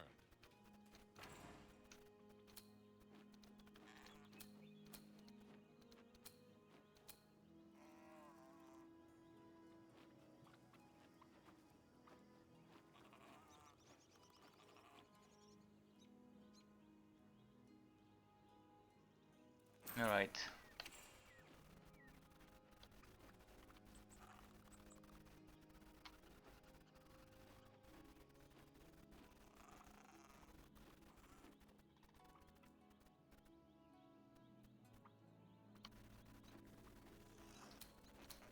Where did my maps go? There we go. One more of those, and then probably I can try and get another core from any of the bosses, but yeah, it's not been dropping the last few kills, so not that I need them, but yeah, it's gonna be nice to see drops.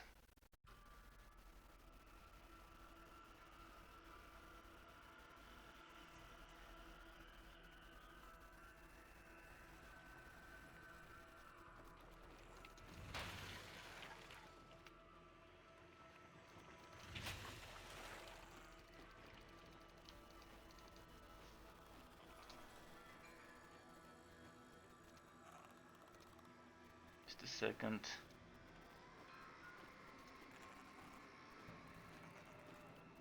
Okay.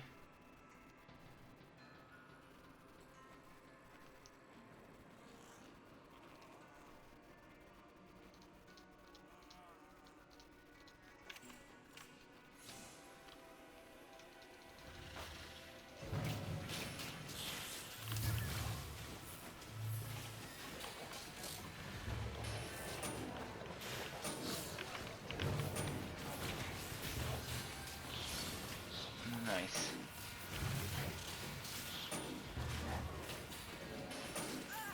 Oh wow. Wow, all the You're damage. refreshed. Let's be a bit more careful now.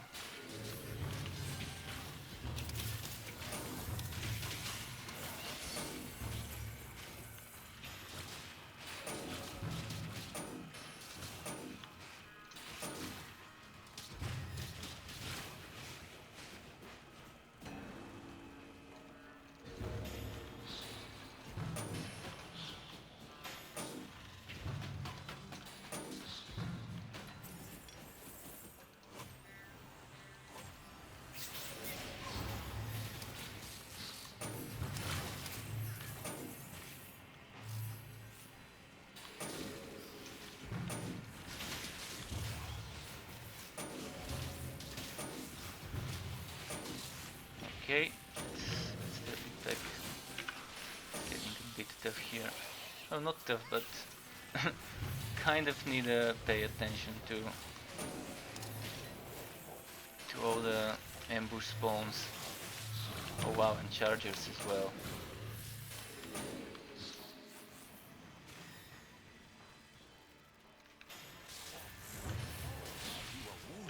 Whoa, whoa, whoa, whoa, whoa, whoa, whoa, whoa.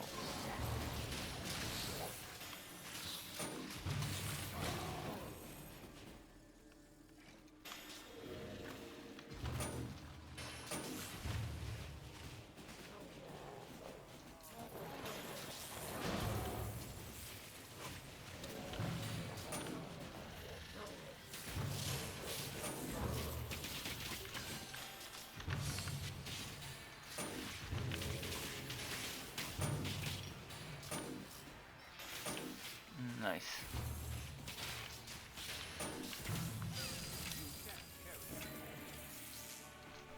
Let's see this. Wait, where did it go? Your pack is Shit, full. it went somewhere I can't see where. I pick. Oh, it's a recipe probably. That's why I don't see it. Right, I think I know most of them. Probably there's more chance there's a few that I still haven't learned. I actually am surprising myself whenever I find one that I haven't learned, but that's still fine. It's not like I'm gonna use them now.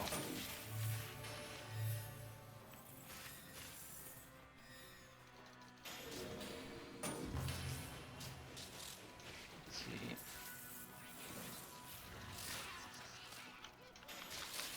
Okay, let's stay in the corner and just thumb spells. Yes, it worked. Let's do it again. Stay in the corner and spam spells.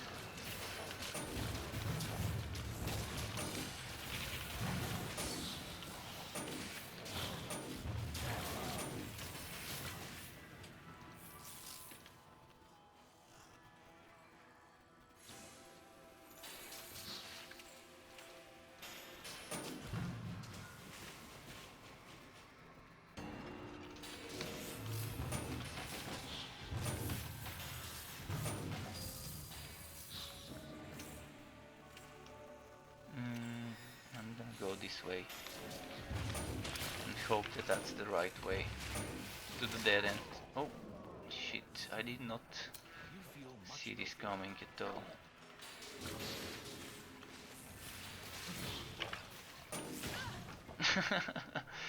Those chargers you feel healthy. chain killed.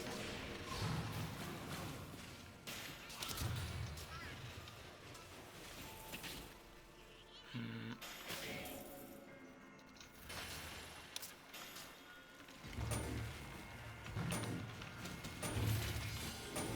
No.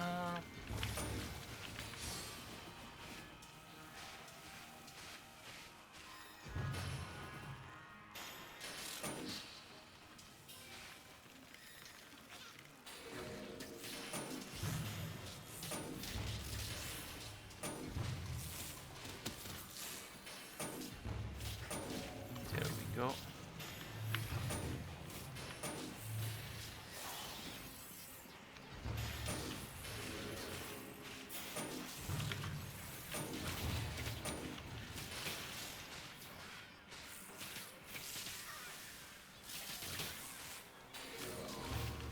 Come on, come on, come on, come on.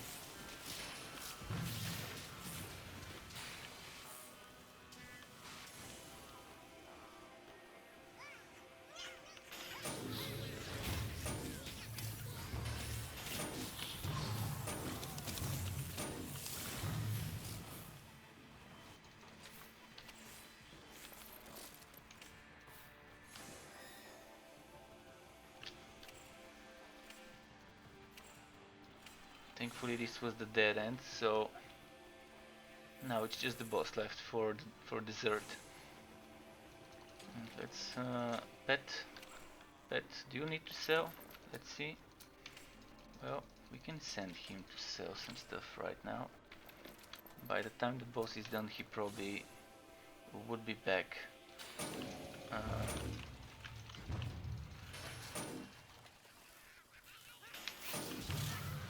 this and this and this and this and this.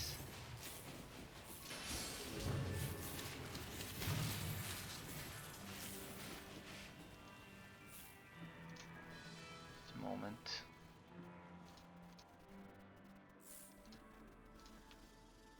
Oh wow, just a second, I've noticed something. The chat is so badly placed. Or is it? Maybe it isn't. Maybe it isn't. Yeah, actually it's better to be there. I'm gonna move it around here maybe.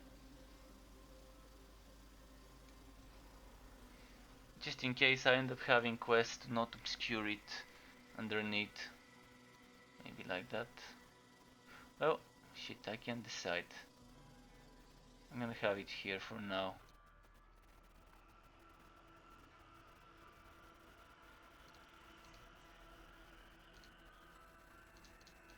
I just noticed it's a bit late, but at least I noticed it.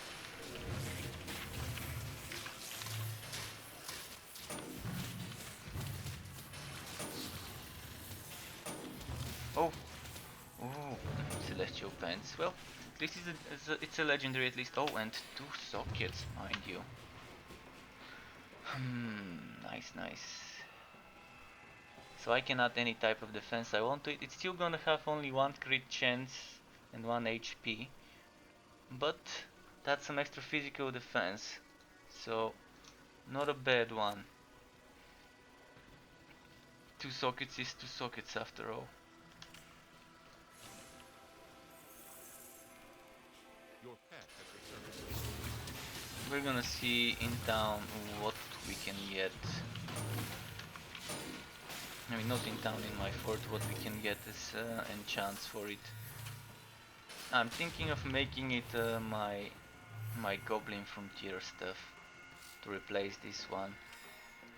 Hopefully I can get Goblin and Fire, or 2 times Fire, or 2 times Goblin, if it's even possible to get them twice. I don't think I've ever gotten Goblin or Hivit or Poison or Fire twice.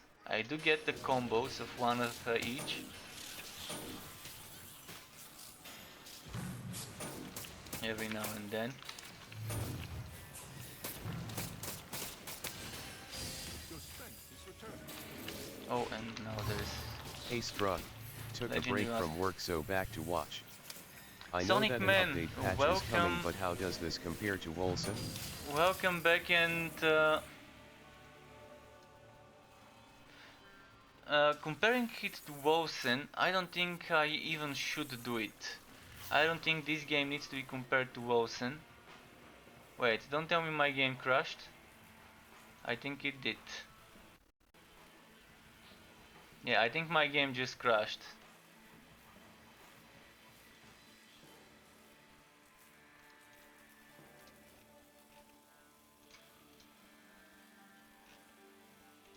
So yeah, just a moment, I'm gonna restart the game and then I'm gonna continue talking. So let's end task it from the task manager, because that was a hard crash. Basically, this shouldn't be compared to Wolcen in my opinion, because yes, it is the same genre, but it's a more casual. LOL, the game got offended by my question. Probably, or maybe by my answer, one of the two things. But yeah, the game is its own thing.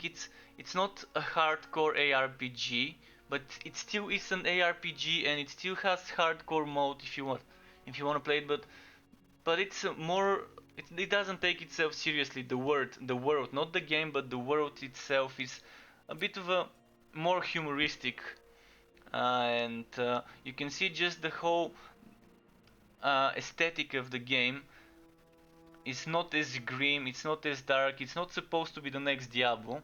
It's supposed to be a not side project, but another project from some of the creators of Diablo. The whole Torchlight world, not the Torchlight Frontiers in general, but Torchlight 1, 2, and Frontiers in general are like that kind of more playful universe, that you can still have an ARPG experience, you can still have those serious parts of the game, such as crafting, gambling, skill system, pet system, fort decorations, relic weapons, which would not be relic weapons but just relics. You can still have all of that, and then it also has something unique where you can kind of progress. You can kind of progress your acts, if you want to call them acts. I'm not gonna call them acts, but if you want to have the closest thing to a frontier would be act. So in normal games you would go act 1, act 2, act 3, act 4, etc. Here you go and do act 1, in brackets the Goblin Frontier, do a few levels there, and then you unlock Hivit Frontier, which could be the equivalent of act 2. And they're adding soon not Hivit, but the third frontier, the Voltura Frontier, or whatever they want to call it. I'm not sure what the exact name would be. But the third frontier, I'm not sure when we would unlock it, but I assume it would be kind of in the beginning somewhere. Maybe shortly after unlocking the Hivit, we'll see. But you can kind of choose how to progress, whether you want to complete this one before moving on to that one, or whether you want to move straight into this one as soon as you unlock it and maybe do some fighting here, some fighting there. So you're kind of deciding how to do the story yourself. You're not I'm going to the gym, doing leaving it my lurk. linearly. Maybe I am around or free to watch the official stream and get my key. See you later. For the official stream, just quick news. It's gonna be 8 p.m. PST. And it's not gonna be official Twitch channel, it's gonna be Amy Maisie. So they've kind of endorsed her and probably given her some keys. Because this is what they tweeted yesterday, 20 something hours ago. They said Fun Day is almost here and it's gonna be great. At Amy Maisie has the torch, check out her stream 8 p.m. PST tomorrow. And tomorrow means today, because that was posted yesterday. So it's twitch.tv Amy Maisie. I posted this message. I'm not sure whether you can see the previous messages, but yeah, you might want to check her. And that goes to all of you that are watching. And thank you, Third Letter. Have fun at the gym.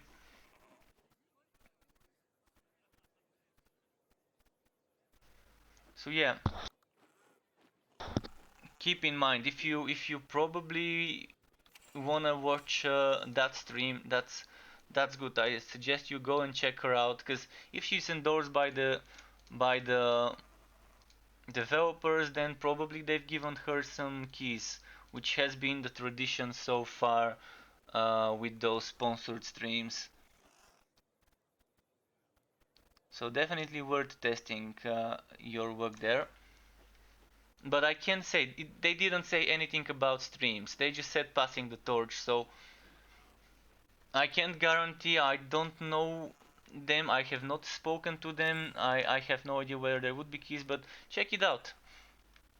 At least it's some streaming of Torchlight Frontiers. You might end up liking it. Thankfully, I didn't throw back on this item, so I'm gonna go and enchant it before doing the next map.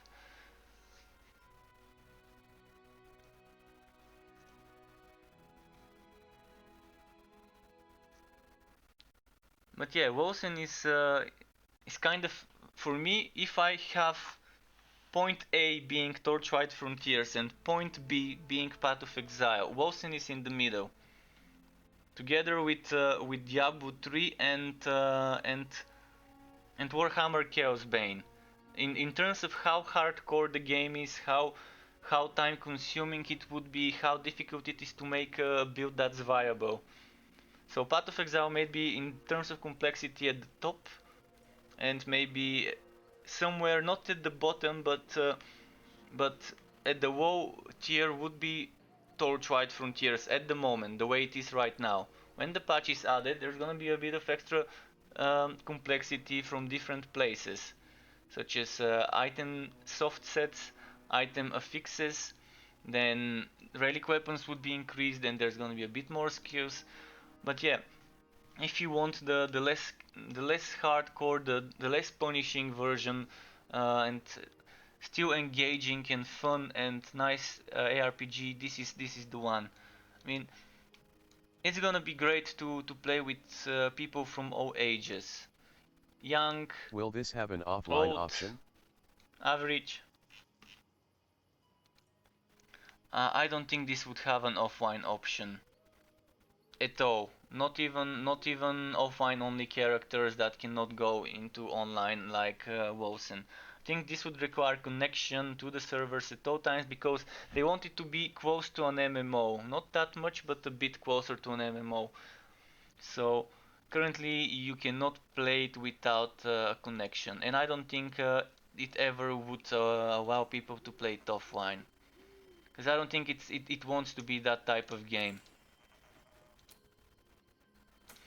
So let's enchant. Let's do it as a goblin. Fire defense, great. Undead, not so. Health, okay. Physical, no. No. One last try. Goblin, and undead. I wanted goblin and fire, but unlucky. Oh, still gonna keep it. Still gonna keep it. So I'm gonna probably replace this one. It's gonna lose me some HP if I use it, but it's not too bad. Look at my HP, it's so low right now.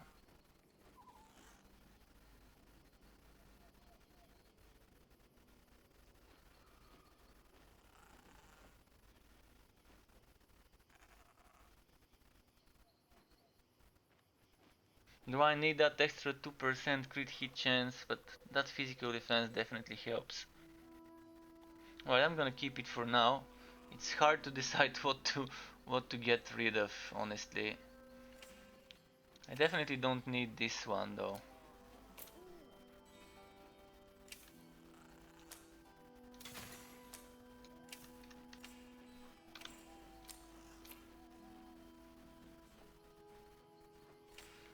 So we were doing Heavy and since I couldn't complete my previous map, I don't like leaving things like that, so I'm gonna try and complete the next one.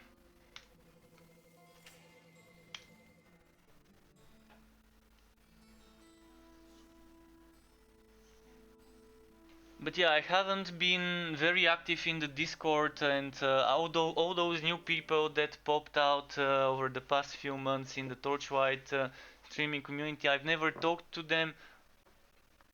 I mean, I've probably posted some things in the Discord a few weeks ago, and maybe some of them replied to them, and maybe we had some sort of a discussion, but I wasn't posting specifically to them. I was posting for everyone to just express some opinions about certain things in the game. But I've not personally talked to those new people, so definitely worth checking them out. I'm sure you would have fun.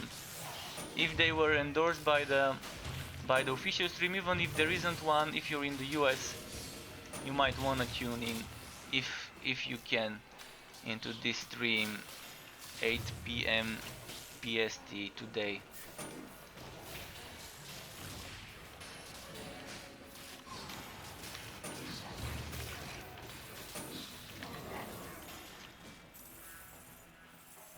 I really wanted to rate whoever is streaming, but it's too late for me. If someone was officially streaming, giving away keys and stuff like that, Torchlight Frontiers, I would have given them a rate in half an hour from now when I stop streaming this one. Because I probably am gonna go have dinner. We'll see. I might keep it up a bit longer, because there's not gonna be a Friday Fun Day official stream at 9 p.m. my time. So maybe I can just keep it a bit longer, this stream of mine, and then have dinner later. Because I'm really trying to get some specific items for YouTube purposes. I really want to make sure I have as much things as I can to make the videos as better as I can, as informative as I can.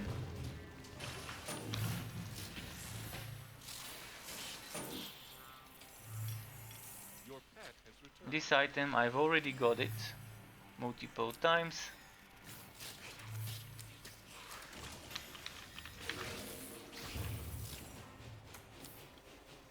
Yeah, the things I need is, I think from this set I need a few items. I think I need a couple of items for this set for the mage. And maybe for the Realm Master also need some. I know for the Forged I need quite a few things. And there's some uniques I just haven't seen yet. Today I got 3 I haven't seen, and I had one from before, so there's 4 new things that I need to record. And it's good to have something like that. Also, if someone needs help, wants to play together, I don't mind farming in low level zones. I just need the items to drop for me. I don't care whether they're low level or not. I'm just recording them for YouTube, so that's why I need the skins, the models. Would have been great if I could be granted access to an account that has all the items, all the unique items, just to record a few seconds of those. 10, 15, 20 seconds of me wearing each item, and then showcase them on YouTube, categorized per item type or per armor set, etc. And just visually, I don't want to show the tooltips, just the name and visually how the item looks.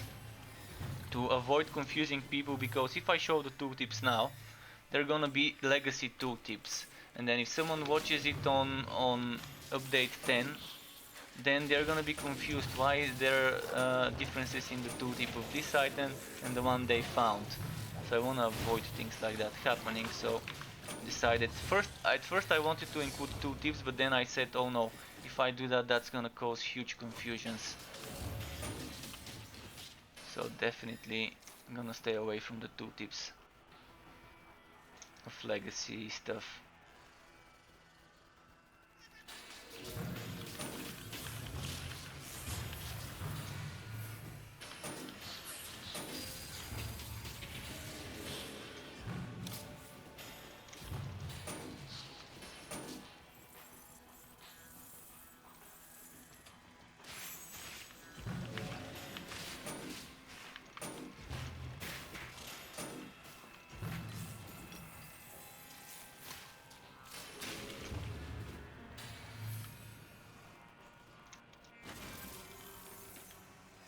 You are overburdened.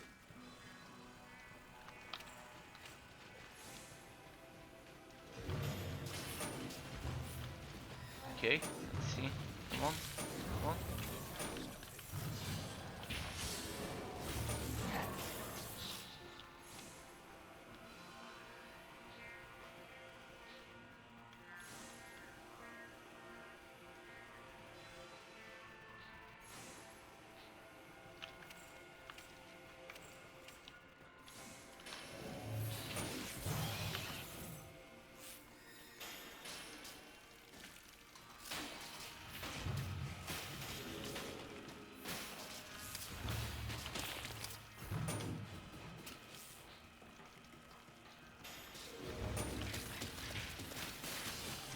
Let's see. Some gear here that I could get rid of. What about this one with the two sockets? Crit damage, energy cost for holy bow, chance to bind. Unfortunately no chance to poison, no crit chance. Even though I can get good crit damage with this item. I can get amazing crit damage because I can get another 50-ish from a socket and maybe some crit chance from the socket. There's not gonna be poison chance. That means I'm gonna have to rely on this one to do the poison. Or I can try and get bleeding or anything else for it. And it's still gonna be good.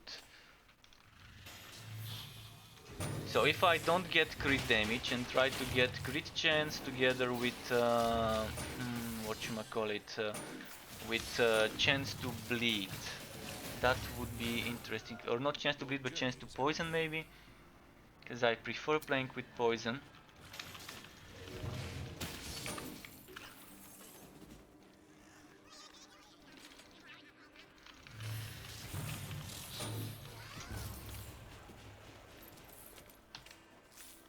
But yeah, I'm not gonna try and do anything for this item right now, I guess. Let's leave that for after update 10. the min-maxing of certain things. For now, I don't mind trying to min-max some pieces of armor, etc.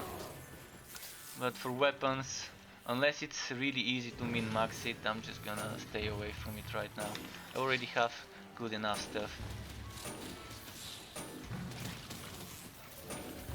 But yeah, my guess is since there isn't a Fun Day official stream today, there's gonna be probably one next week and then the update a week after next.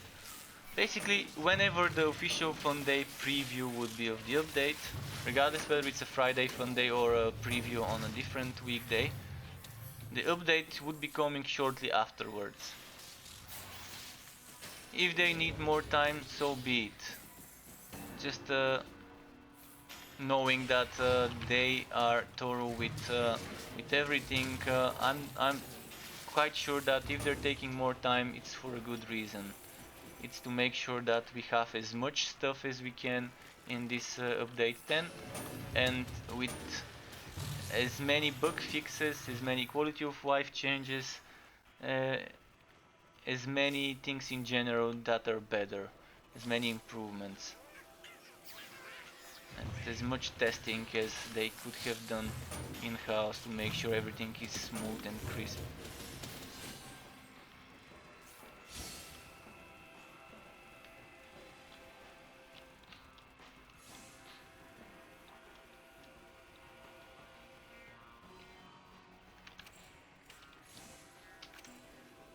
Okay, that was that map. So let's try and get a boss kill. Of who? Maybe let's do Kronk. I think Kronk seems faster to reach than Widewood, doesn't it? I guess we'll find out. Who is faster, Kronk or Widewood to reach? If you've got coin, I've got goods. Let's go Kronk. Kronk it up. So hive it. Crawling pools. And go into speedy Spelzales mode.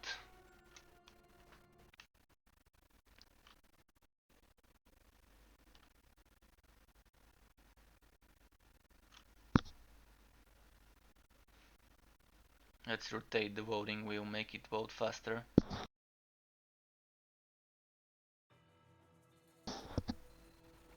And there we go. Crawling pools. And did the layout change or is it just me? I think it didn't. I think it's the same old layout from a couple of hours ago.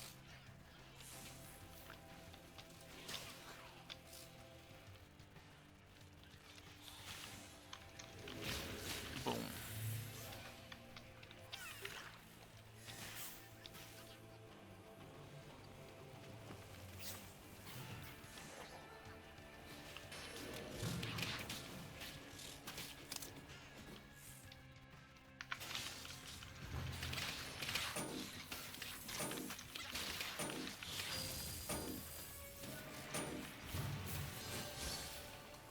Wait, is that the right way? Yeah, it is. So it's not the exact same layout, slightly different, still similar of these acrid plains.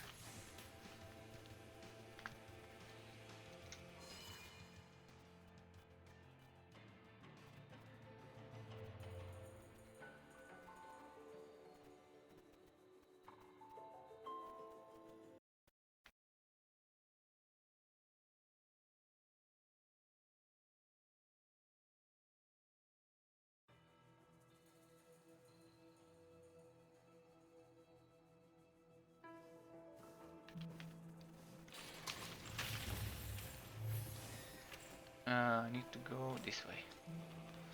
This is the way. Oh, whoa, whoa, no.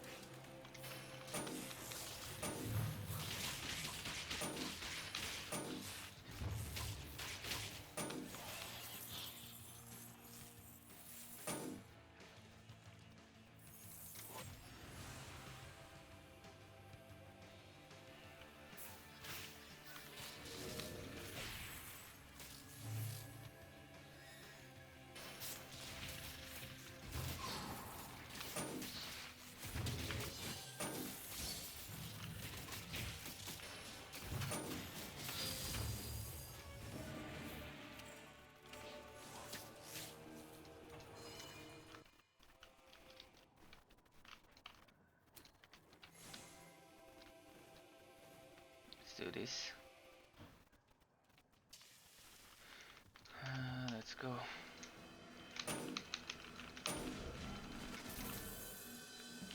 Some cores dropped, finally. How many cores though? One core. Well, one is all we wanted, just to make sure we show that core drops here. Let's release this pet into the wild. Into the wild east. Let's see here. I've already got a stinger.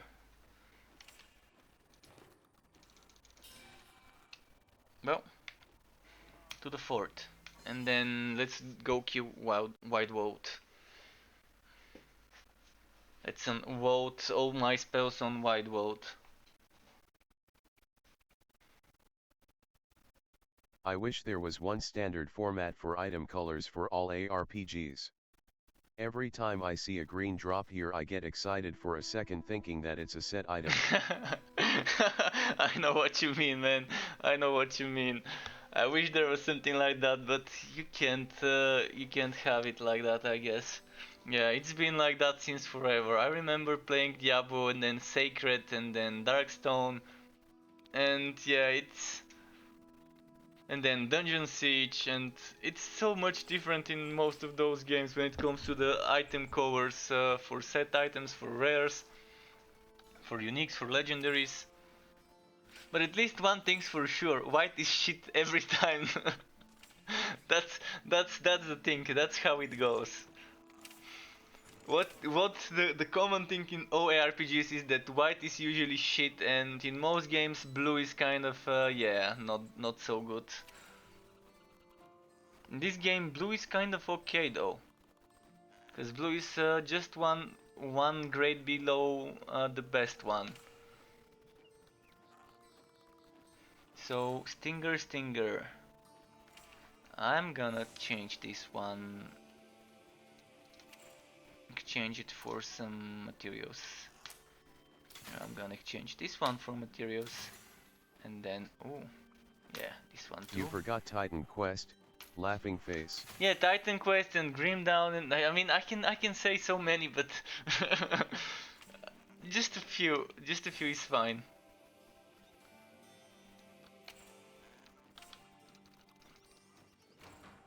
I was trying to say the ones I was playing back at the time that like back at the time when I was playing Diablo 2, and I was playing shortly afterwards Dungeon Siege, and I was playing Darkstone, and I was playing Sacred 2. So that was games that I was playing roughly around the same time. Titan Quest I did start playing when it launched, but I didn't play that much then. I played it more later, at a later stage. And I never played that much of Titan Quest though, honestly. I'm gonna be honest here, I didn't play that much Titan Quest back then. I did play it recently though, and I did even stream some of it. I even played with a viewer, but then I kind of felt like I want to spend some time playing other games, and yeah, I ended up not spending that much time. But I did get some good stuff. Managed to kind of farm a full build, which I couldn't end up streaming. Maybe sometime I can return to it, because it's fun. There's a lot of good stuff there to be done. So, okay. Wanna see any specific character? Wanna see some Forged, some Railmaster? I'm gonna do a quick wide world run, but after that maybe I can do a bit of any other character. So where's the wide world? Bastich. That green skinned Bastich. Let's get him to drop me a relic core, which I don't need, but I'm just getting excited for the sake of the drop. I killed it a few times today, by the way, so maybe it's time to finally get that that stuff. Wait, why don't I see Goblin Stash is covered by upper excavation? Okay, that's probably a bug. Not too serious one, because I can hover my cursor over the entrance, and then I can see what it's an entrance of.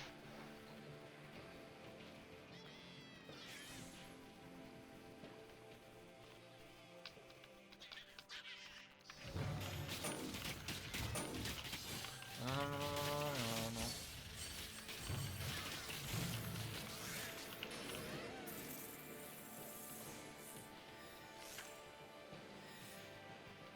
Wait, it's oh yeah, it's that one here. I can see it.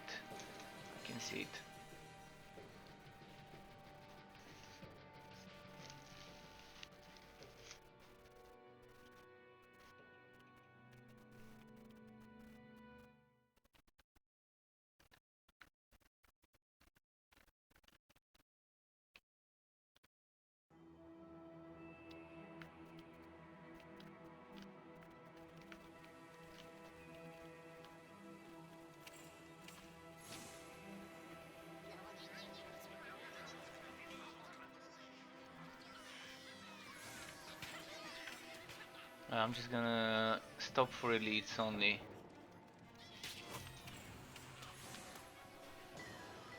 Only stopping for badasses. And chests. Where's the badasses of this map? Let's not call them elites. Let's do the Borderlands lingo. Call them badasses.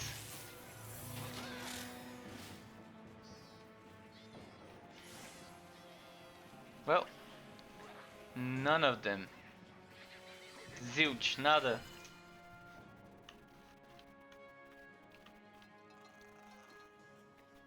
And another shrine. And another shrine gives me buffs. Dun dun dun. Dun dun dun dun.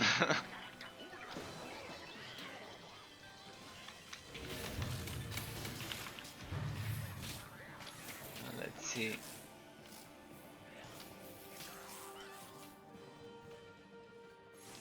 Wait, did I go? Oh yeah, I needed to go that way. Well, let's kill this Bastich as well. Words of Kuru. Kuru, kind of a interesting name, cause Kur in my language means dick.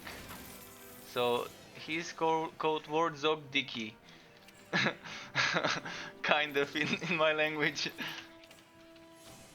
But there's always gonna be words in any language that sound like other words in another language that may not be PG-13 or PG whatever it is.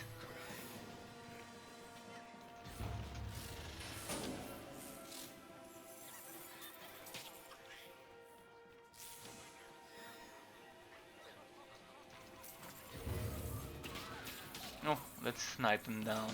Snipe him, snipe him, snipe him, snipe him. Snipe. Ah, he fucking healed. How?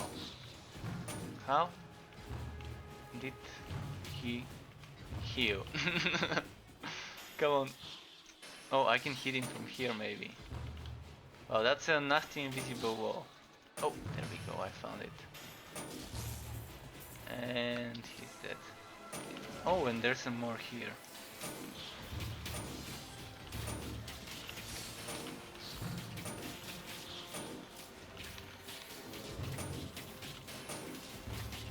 Wait, did my consecration consume the cooldown but not go off?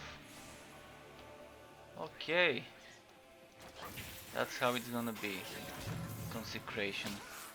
Right, let's see, there's no more elites here, let's go get the boss.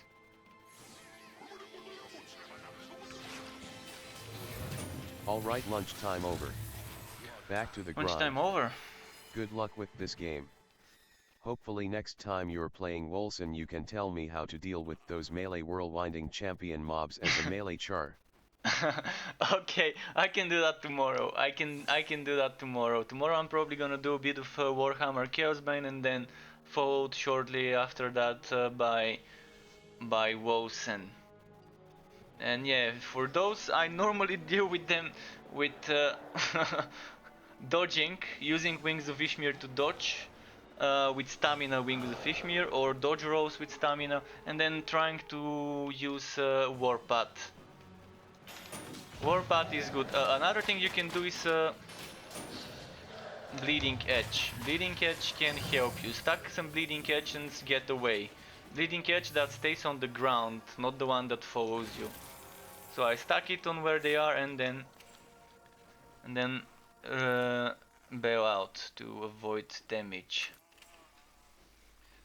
Well, it's almost 9 PM, kind of the time I was planning on stopping.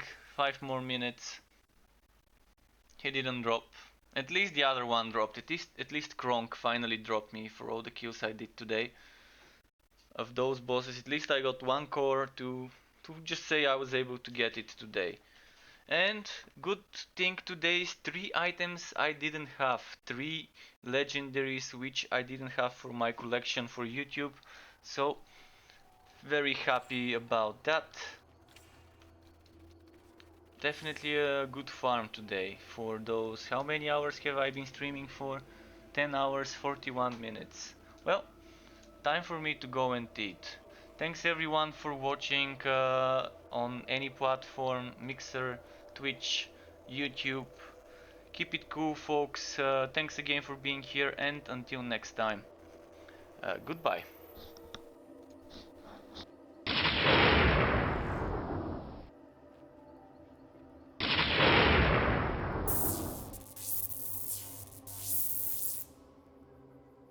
Struck 6 love.